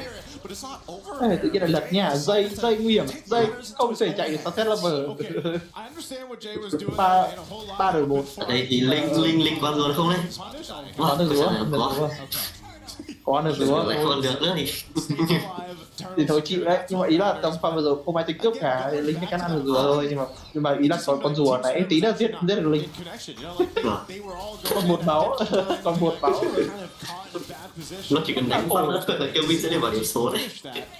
But then, of course, they need to continue building up on that. And that's why I was saying, playing into their cards. Chúng ta cũng phải xem là các thành viên bên phía bánh nóc quá giang vào lấy cái bánh nóc quá giang à? Anh thấy Roy đi về, là bánh nóc quá giang và Roy đi đạp về, nhưng mà sát thương của bên phía của team Spirit hiện tại đang chưa có. Và chúng ta thấy là lính đến rồi, bắt đầu bị sao vua. Ta đánh khá nhanh đến thì Kelvin nha, lao vào là tốt và thậm chí là nhảy xuống và gây sát thương là lướt chim hai là tốt và lấy được cái sao vua. Team Spirit thì lại mất cái lợi thế đầu game khác với trận vừa rồi vẫn đây. Thực ra là anh nghĩ là do là bên Team Spirit đang bị gọi là đánh test bài, hoặc là test một con bài Barat. Và nói rằng là một cái vai trò đi đường kinh nghiệm thì sẽ cần một chất tướng có khả năng điều tiết giao tranh tốt hơn. Thay vì là một con Barat thì sẽ là một đơn mục tiêu mà lên chống chip đơn thường. targets because like in the last one again, whether you hit 1 or 3 members, that hiện tại changes thì the đang vẫn là farm hơn tiền ở người chơi Team 3 trong Diablo, và tổng quan thì bên phía của Team Spirit thì họ vẫn đang cố gắng. Anh phải nói là họ đang cố gắng, nhưng mà hiện tại thì các thành viên Tiger Gaming thì họ sẽ đánh đang vẫn có ok, nhưng không biết họ giữ cái trận được đủ lâu hay không. Sau World mấy năm qua nhưng mà Kevin bị bắt rồi, Kevin tôi chưa tin nhiều trận, Kevin phải vượt qua được mà thôi, lại còn gây ngược lại đam cơ. Tôi ngược lại đau lên Zaregoid nha, mất free được cái máu là khá đau. Và anh thấy Kelvin cầm con linh đánh khá ổn trong trận đấu này. Một lựa chọn khá nhiều đánh khá ổn. Con rùa đấy thì không khởi động bởi phía Hiko của team Spirit, nhưng mà bên phía của X9 Gaming họ đang có lợi thế thì tại sao họ không dám chích chỉ? Họ nó nuốt được đấy rồi. Được, làm sao nó đổ ra. Rồi thấy nó không loạn, xe có chưa bạn, mình mạng đi vòng 3, dây có lên bản điểm số không? Dây cũng rất ít máu thôi. Diablo cũng phải gặp lại bởi Zaregoid mà thôi. Lao vào về trong CS, nhưng mà tại sao lại đứng giữa cái hàm rùa để xả chiêu như thế hả CS ơi? Và anh Doi đồng thời cũng bị lấy mạng bởi vị trí của người chơi đi đến thẳng Hiko. Và chủ thì cái trận đặt ra và cái thứ phía Sunset Lover nguy hiểm là có vẻ như Sunset Lover tốc biến bắt kịp nhưng vẫn không thể chạy được với Kelvin. Kelvin hồi phục là đủ nhá. Và sau cũng suýt nữa bị Kelvin lấy cái mạng của mình. Anh Kelvin anh múa linh đạo hồn là đẹp nhá. Chỉ là đơn giản chơi solo. Không hay lắm. Bây giờ anh chơi linh khá là ổn đấy. Vâng, và hiện tại tỷ số hiện tại 6 đều mà nhưng mà lượng tiền thì đang nghiêng về Team Spirit, chỉ có là 1.000 tiền mà thôi. Cũng gọi là Spirit có 2 dù Team Spirit có 2 dù 2 chút thì thành ra lượng bạc hiện tại họ vẫn là ok, vẫn là ổn hơn so với các thành viên của X9 Gaming. Chúng ta có thể xem lại trận định vừa rồi, chúng ta thấy rằng là đây nhá, anh ta không hiểu anh CS tại sao cái pha này nhá, lao chiêu 2 vào ở đây mình nó cả ra vào hàng gì bị bánh nó quá ra tấm phẳng vào nhảy lên. Vâng, đây vui vẻ giữa tốc biến chúng được 2 thành viên và sẽ lên bảng điểm số luôn. Ở đây Kim Bomb 3 chắc sẽ không sống nữa thôi. Double kill cho Diablo. Còn Diablo chơi con Alice đấy cũng rất là cháy khi mà cái này anh chàng đang là 3-1-4 rồi. Kéo tất kéo nhiên là X9 Gaming sẽ là đội đầu tiên, sẽ đội đầu tiên đưa được chúng ta đến với game 3 hay chăng? Nghĩ là sẽ đến game 3 đầu tiên trong ngày. Có khả năng về game 3 nhưng mà anh không nghĩ có khả năng đấy nhiều lắm đâu, bởi bên phía Spirit thì họ đang mất lợi thế đầu game thôi. Và về lết thì anh nghĩ là về lết thì con linh này đi sẽ dần đẩy này và không tạo ra được quá nhiều đột biến trong chiến tranh. Diablo thì thực ra là các cái mấu chốt xương của bên phía của X9 Gaming thì chỉ nằm ở Diablo, nằm ở Roy và CS. Và lấy được cái slot đầu tiên từ phía của X9 Gaming rồi, và Team Spirit đang hoàn toàn tăng với đội hình Hiko lao vào lấy được 2 cái mạng của CS và tôi lấy được Tiger đồng thời luôn lấy được một team 1-3. Đây cũng CS lao vào, có vẻ CS lao vào làm cái gì đấy, tại sao vậy? Zaregoid lấy được cái mạng của dây và Diablo lấy được cái mạng của Diablo rồi. Họ bên X9 Gaming họ có con lót nhưng họ mất đi cả 5 thành viên. Tại sao lại CS rồi? CS rồi, 2 phát rồi đấy. Anh CS khả năng đủ bạn rồi chứ không thể nào tốc biến nhảy thẳng vào vị trí của Hiko như vậy được. Nên chúng ta xem lại pha highlight lần này. CS anh ta đã đánh rất tốt khi mà giữ cho mình con lót rồi, nhưng mà đây chúng ta xem lại pha này không hiểu sao CS lại tốc biến nhảy vào giữa đội hình bên phía Team Spirit nữa. Sau đó để cho Hiko triple kill. Team Spirit thì thật ra là vừa nguy hiểm nha, vì cái trận nguy hiểm nha. Sau bị 2 kiếm chọc vào khá đau, nhưng mà vẫn sẽ chạy về đường với 2 thành viên của Team Spirit. Team Spirit anh nghĩ là bên họ sẽ cần đánh cẩn thận một tí, mặc dù quét sách rồi nhưng mà họ sẽ cần đánh cẩn thận hơn một chút trước khi bị X9 Gaming lật. Và thật sự thì cái Boba trong pha này cầm con bắn thật sự hơi phế, và cái mấu chốt bị thua ở trận đấu này bên phía Team Spirit sẽ nằm một cái Boba mà thôi. Nếu mà muốn đặt lại thì cái Boba sẽ cần để ý hơn, an toàn và sẽ lên phần tay một chút để kéo tới trận nó được ổn định hơn. X9 Gaming họ có lót nha. Thực ra là trong tactical thì họ không mất quá nhiều. Và tổng quan thì bên phía X9 Gaming vẫn rất là mà rồi Team Spirit họ kéo lật lại và nhanh vách đứt.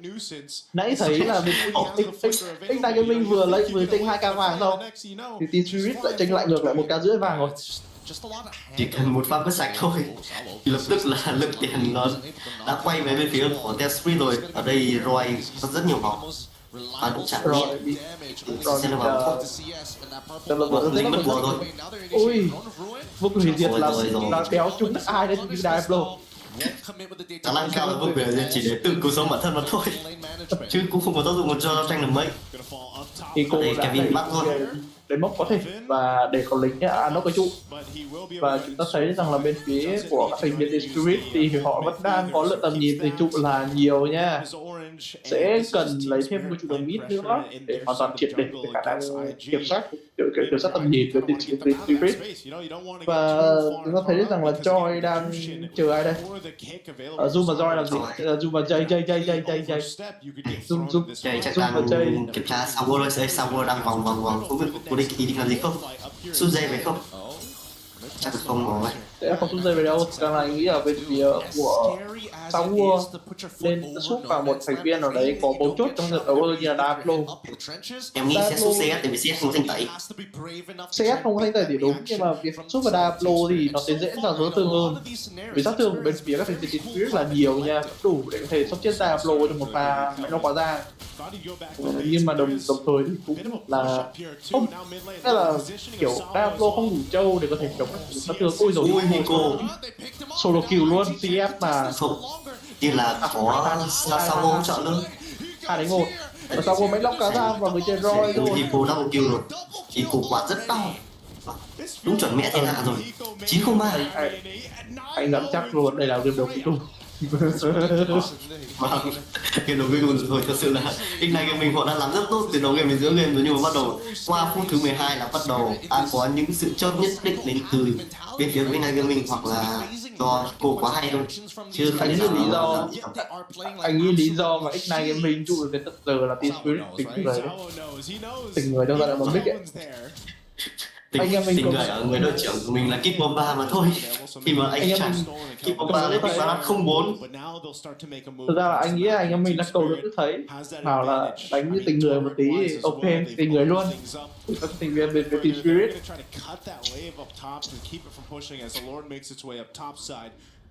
Linh có vẻ như là đang ở tầng trên để chặn con lót này rồi, nhưng mà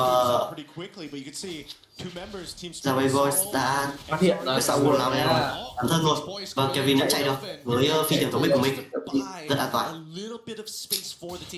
May mà sau biến đấy, sau một có tục biến là khả năng cao và Kevin lên bản điểm số ngay lập tức luôn đấy. Cũng đúng là rõ vào kiểu pha đấy chỉ cần tiến tấn với lại hát tung đúng phát rồi, cho quả tăng một phát là lao vào sâu thương ngay từ Zarewis. Nhưng mà Zarewis vì sâu thương cũng nhiều nha, một con bài Hemra lên full sát thương là khá nguy hiểm trước những pha truy đuổi của thành viên lao vào. Con lót tầm này là bây giờ không có sóng trụ nữa thì sẽ là một cái nguy hiểm rồi, bây giờ đợt trụ với cái X9 Gaming và thôi. Khi mà hiện tại thì con lót bị hạ gục rồi. Con lót cũng không tác dụng mấy nhỉ? Tại vì chắc là do Linh đã có một phần đặt chặn rồi để khiến cho Team Spirit cử 2 thành viên đi để chặn Linh, thì từ đó mà X9 Gaming sẽ gọi là cắt cử thành viên mình để đi dọn lính, đó mà họ đã tổ chức thành công. Ở đây thì Kevin có gặp nguy hiểm hay không? Không gặp nguy hiểm đâu, thì cô không truy đuổi được Kevin được. Phi thiên tổ bích để chạy, nhưng mà anh ta hết nội năng rồi nhá. Hết nội năng rồi, anh ta chỉ cùng chủ tịch điều trận để chạy thôi. Chủ tịch điều trận là anh ta sẽ lên bảng số rồi. Lên bảng số rồi, không có cửa chạy. Và đi cả. Ôi lao vào rồi. Lao vào mẹ thế nào đang quạt, và quạt là rất đau. Rồi nguy hiểm này. Giữ lại Zarewis đấy đức mạng của Roy thôi. Vào chỉ cần là người chơi Jay đi xuống thì là sẽ bị quạt ngay lập tức. Đến vị trí của các thành viên không chạy kịp. Spirit bật cho mình ẩn thần nhưng chạy không kịp. Bật cho mình cái đời. Liệu có sao về đầu tiên hay không đây? Sao về đâu? Không sao về được. Không sao về đâu rồi. Không cho sao về được. Nhưng mà là Maniac nhớ buổi rồi. Sẽ là Maniac. Không liên rồi, Diablo này chơi không đẹp rồi. Chơi này không đẹp rồi. Ôi rồi. Ôi gió mới lao vào sao vậy nữa. Gót lại, không sao cả. Ôi chơi kiểu trận nó phi tự mình chạy rất nhanh từ Kevin. Nhanh à, Kevin đánh khéo ấy. Họ quyết định họ không thắng. Họ quyết định họ gần hết địch. Rất cố chấp. Rất cố chấp. Kevin ăn mùa tím, nhưng mà thực sự thì bên phía Kevin nên ra lót tốt hơn. Vì là các thành viên Kevin có lót rồi, Kevin mất trừng phạt rồi. Kevin nó mất trừng phạt rồi, thì không có lót nữa rồi. Thực ra là các thành viên bên phía Team Spirit họ ăn lót rất là nhanh thôi. Lấy cho mình có lót là dễ dàng. Cái thành viên Team Spirit là thôi. Họ gọi lót luôn, không có nhiều cả. Quá đẹp. Quá dễ dàng, quá dễ dàng rồi. Tớ lót ra thời điểm chênh lệch cả hai tiền. Để phía thì Ignite Gaming sẽ khá chắc là họ không có gì cả. Và anh dám chắc là bên phía các thành viên của Team Spirit trừ cái vòng 3 ra là full đồ rồi. Em không nói như vậy. Ôi, ở đây Kevin có làm gì không? Phi tiền để chạy mà thôi. Chắc khả năng lại quay về mà. Thực sự là Kevin không về đâu. Biết chắc là thua rồi, anh múa ở ngoài thôi. Biết chắc là thua. Em nghĩ cháu vẫn sẽ về đấy. Không, anh thấy là không động thái về đấy. À có về. Đi qua đi lại thôi. Tìm bắt Torre Gois. Giờ vẫn phải ra linh rồi. Sợ. Rõ ràng là sợ. Thực sự cứ nhảy qua lại rất tăng cường. Kiểu thực ra là pha vừa rồi thì Kelvin không làm gì được. Kelvin thực sự là pha vừa rồi là lính vào nhà, lót vào nhà không làm gì được. Đó là bởi vì là nếu mà chỉ cần lao vào thôi là bị khống chế ngay. Là nó không quá nhiều vì còn linh là quá giấy. Để linh không lên. Chắc chắn là thấy rồi và đang cắt được giao gót. Ui, giao gót kiểu bắt lẻ vào lưng kìa. Ôi. Chạy. Hết mùa tím. Kelvin hết mùa tím. Kelvin chắc sẽ về mà thôi. Torre Gois quạt đúng phát rồi đi rồi. Và sẽ là tình người một tí. Em thấy trận đấu chỉ đang phút thứ 19 rồi đấy. Nhưng mà CS với một con bài Pro đi về lết nó lại không được mạnh cho lắm cơ. Nên khổ, mặc dù họ có cho mình vị trí xạ thủ đấy nhưng mà con Pro đi lại không phải chất cứng về lết. Thế nên là Ignite Gaming họ hoàn toàn không có lợi thế trước Team Spirit ở trận đấu này. Họ đang mất đi quá nhiều thứ. Linh thì có chỉ 14k tiền full đồ từ khá lâu rồi. Trở lại thì các thành viên bên phía Ignite Gaming thì lại họ không tốt như thế. Họ mất quá nhiều lợi thế đi. Và hai người duy nhất full đồ của bên phía Ignite Gaming là chỉ còn Johnny Mid và cái Johnny Hansen. Đó là anh Roy và anh Kelvin. Đây bây giờ là chúng ta thấy là góc trên kia Sauer đang đứng chiêu nháy. Anh nghĩ là đây là trận đấu tình người của Team Spirit. Họ có lính vào nhá, nhưng mà họ quyết định không giao tranh. Họ quá nhiều lợi thế giao tranh. Họ quyết định trả lót thôi. Họ quyết định trả lót để họ đang gia tăng nỗi đau cho Ignite Gaming. Họ quyết định không cho Ignite Gaming được quyền nghỉ ngơi sớm và lót ra thôi. Anh nghĩ là thực ra là bên phía Team Spirit quyết định ăn lúc tình an toàn, hoặc là muốn ra tranh nàng lót để thắng các thuyết phục. Sao vẫn là cảnh giới ở trên kìa.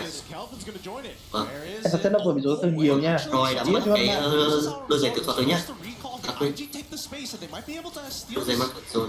Và Kevin đây nào mà Sao đang bắt lẻ rồi. Ui Sao hạn linh xuống bình thường rồi. Được một sút không? Sút rồi nhưng mà không có ai để gây sát thương cả. Thì Kevin vẫn rất là an toàn. Spirit định dính vào người chơi Diablo và mất đi các bạn Q3 rồi. Legendary dành cho phía của người chơi Torre Gois. Lính vào nhà nữa kìa. Lính đẩy vào nhà và có lẽ là phải điều động một thành viên nào đấy để về xử lý con lính này thôi. Chơi sao? Sao chứ phải ra dây bị phát hiện ra rồi. Dây là gặp nguy hiểm nhá. Có vẻ như là vẫn áp vào thôi, bởi vì sau bây giờ mới hồi cho mình cái mẫy lòng hóa giang. Vâng, và con lót thứ 3 trận đấu này bán cao sẽ dành cho Team Spirit. Hoặc không, khi mà Kevin đang ở đây, Kevin đang đeo được, Kevin lao vào Sanchez bật vung miệng mùa đông lên và Sanchez túc điếm luôn. Chạy luôn, chạy về. Chạy rồi. Bạn phải chạy rồi. Lao vào cho tiền kiếm trận và gặp 4 kiếm xong rồi lại bị phi tiêu tổ bích đi về thôi. Rất khổ cho Linh về lên game. Thực sự là Linh về lên game thì có đam đấy nhưng mà khả năng lao vào của nó tương đối là khó khi mà kiểu anh này mình không mở ra tranh được. Các đội của có nghĩa là nếu như đội hình có một chất tướng thạo thủ của giấy thì Kelvin thì một con linh về lết nó sẽ có tác dụng. Nhưng mà nếu như trong tập trường hợp đội hình bên kia không có bất kỳ một chất tướng nào có cái gọi là một lượng máu thấp và khả năng tự đề kém thì con linh không có đánh trụ thôi. Kết thúc trận đấu, kết thúc đối đầu 22 phút rồi. Và sẽ là 2-0 ở trong phía Team Spirit, một trận đấu toàn 2. Có lẽ là nếu như anh làm một cái tỷ số, có lẽ là nếu như anh làm một cái tỷ số trận đấu ngày hôm nay, anh sẽ làm đúng một cái số 2-0. Tất cả các đội thắng ngày hôm nay một bên, tất cả đội thua một bên. Thật sự là một trận đấu thứ hai mặc dù nhìn thì có vẻ là lâu đấy nhưng mà nó quá là dễ dàng cho Team Spirit đi. Kiểu họ đã có quá nhiều rồi, họ có quá nhiều thế rồi, muốn thắng lại được. Đấy, nên là phía X9 Gaming họ bị thuần gọi là bị câu kéo.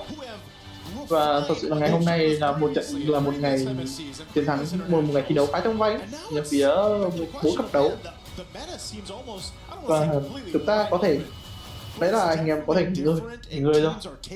Trận đấu hôm nay thật sự hôm nay tầm này là xem cái trận đấu hôm nay khá là buồn ngủ vì là nó không quá gì không cái gì gọi là đặc sắc trong ngày hôm nay cả. Trận đấu nó bị đồng bánh quá. Chắc là có trận giữa True Reaper với cả Team Vitality ở trận đấu thứ 2 thì phải, đúng rồi, là trận đấu đấy có vẻ sẽ là căng nhất trong ngày hôm nay thôi.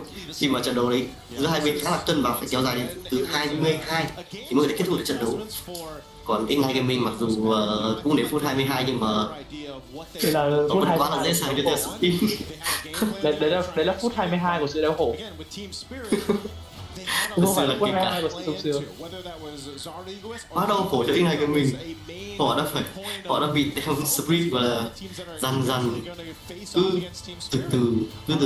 cứ từ từ mà đánh rồi cho đến phút 22 và sau đó họ kết thúc trận đấu. Họ không muốn kéo dài nỗi đau của X9 Gaming ra thêm một tí nào nữa cả.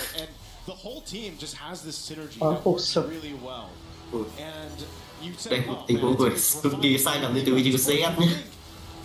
Vâng, và đây là highlight cuối cùng trận đấu này khi mà Team Spirit quyết định là đánh trụ thay vì đánh người. Again, congratulations to them. We're going to be throwing it over on stage, I believe, to hear for our winning interview with Milosh. We have the one and only Zar Egoist with us here. Congratulations to him and to Team Spirit. A few questions post-game. Now, how does it feel to finally play at MSC now that you've hit 16 and officially part of competition? Thank you.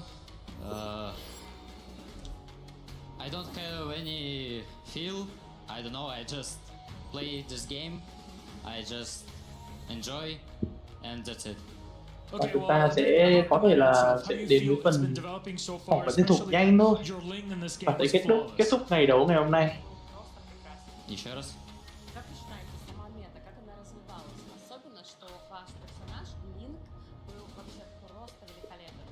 I think it's very good meta for me because I like play assassin hero, and yeah.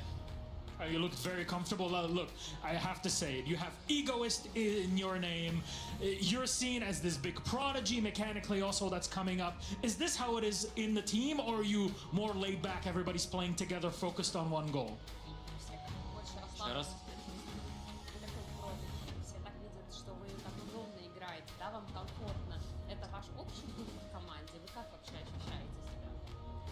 Да, это общий дух. Yes, this is a general team spirit. General team spirit. It's not Team Zar Egoist. It's the entire squad together. Yeah, of course. Very much so. Thank you very much, Zar. Thank you to you and to Team Spirit. Congratulations. Big story for them. Let's send it back to our desk and wrap it all up.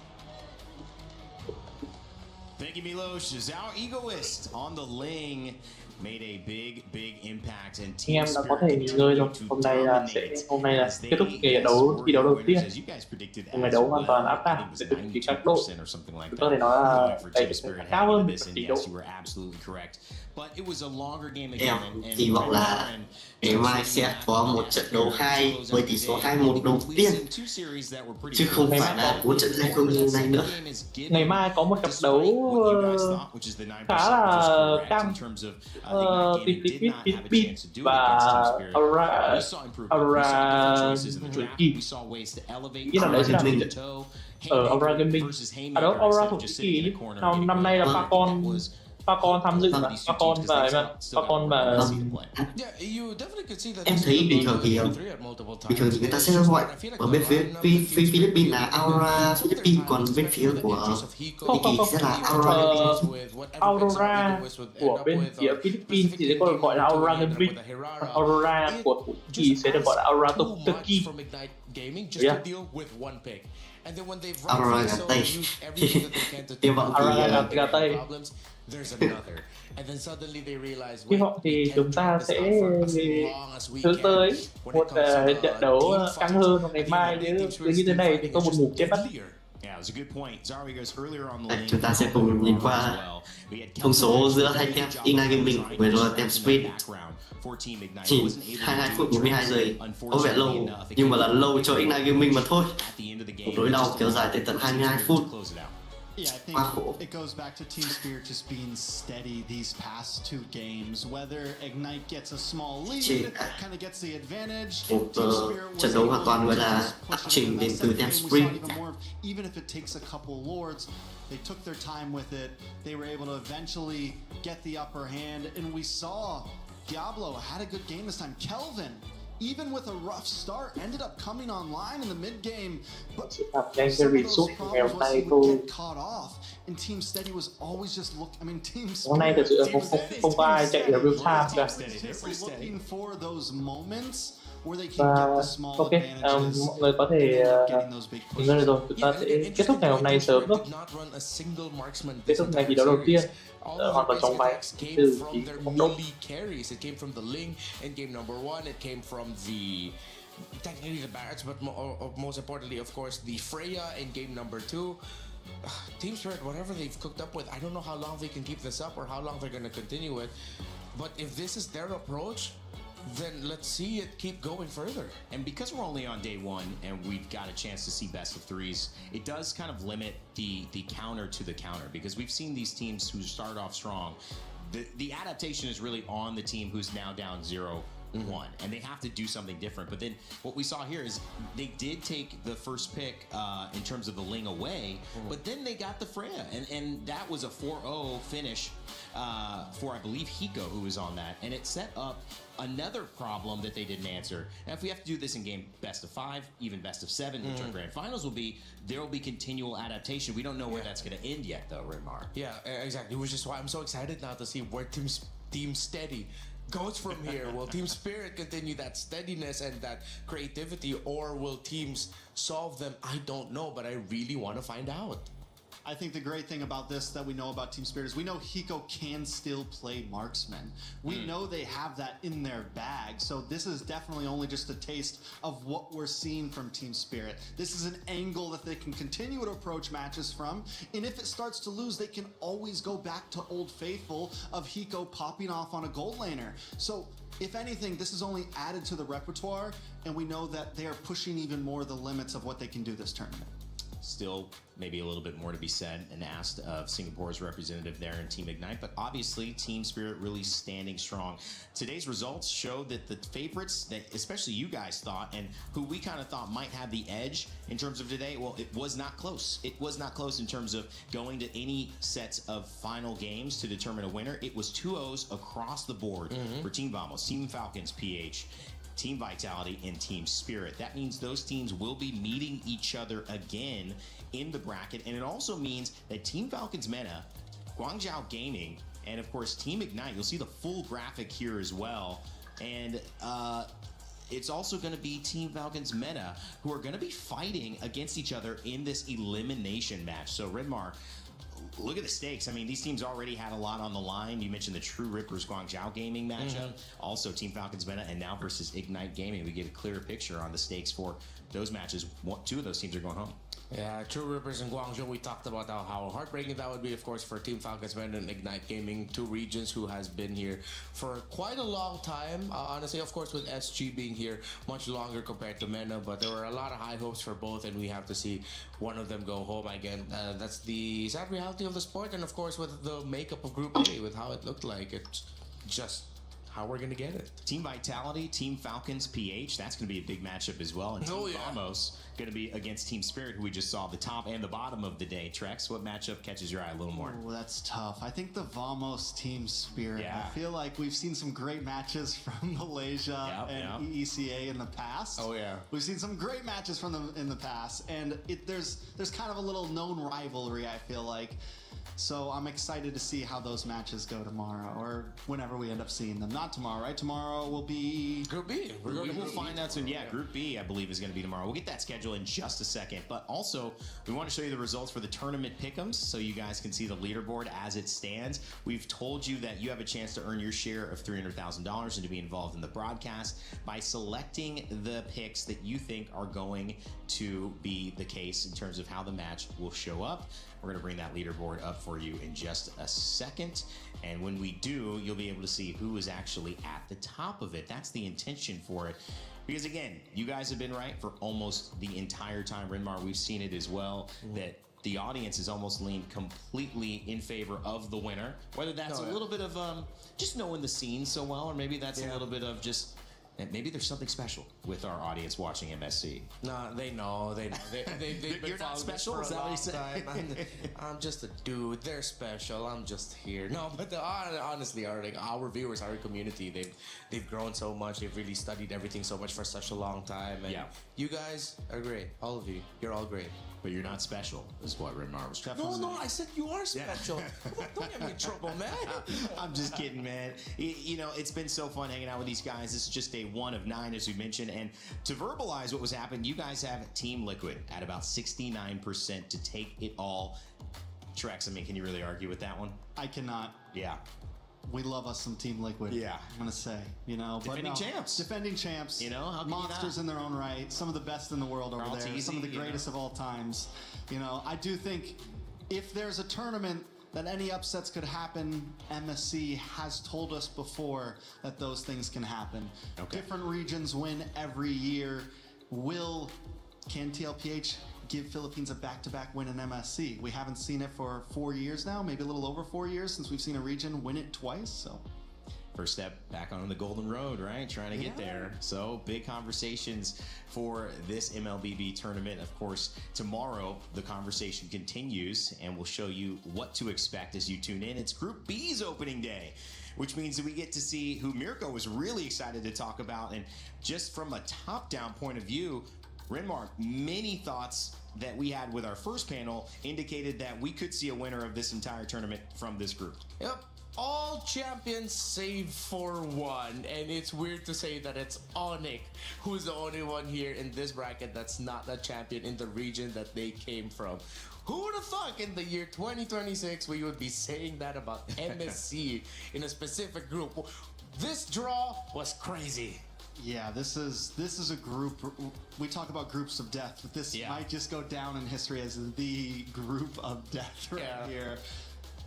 Only 4 are going to make it out. Yeah, that's what's crazy about it. It's that they have to face each other, and they're going to send each other home even to get to the other side of the bracket. So we're seeing some serious stuff there, guys. Just some final thoughts on day 1, what we've noticed so far, Renmar. Happy with the meta. Happy with the performances for the winning teams. Hope to see more from the teams that struggled. Trex. So many teams have brought something different to the meta. I'm excited to see how it evolves, and I'm even more excited to see tomorrow's games. All right, well, it's been amazing here on desk with Trex, Renmar, and of course we had an earlier showcase of all of your talent across this MLBB scene. My name's been Rain Day, and I'm going to leave you with the STC recap to close out day 1 of MSC. We will be back tomorrow, so don't go anywhere.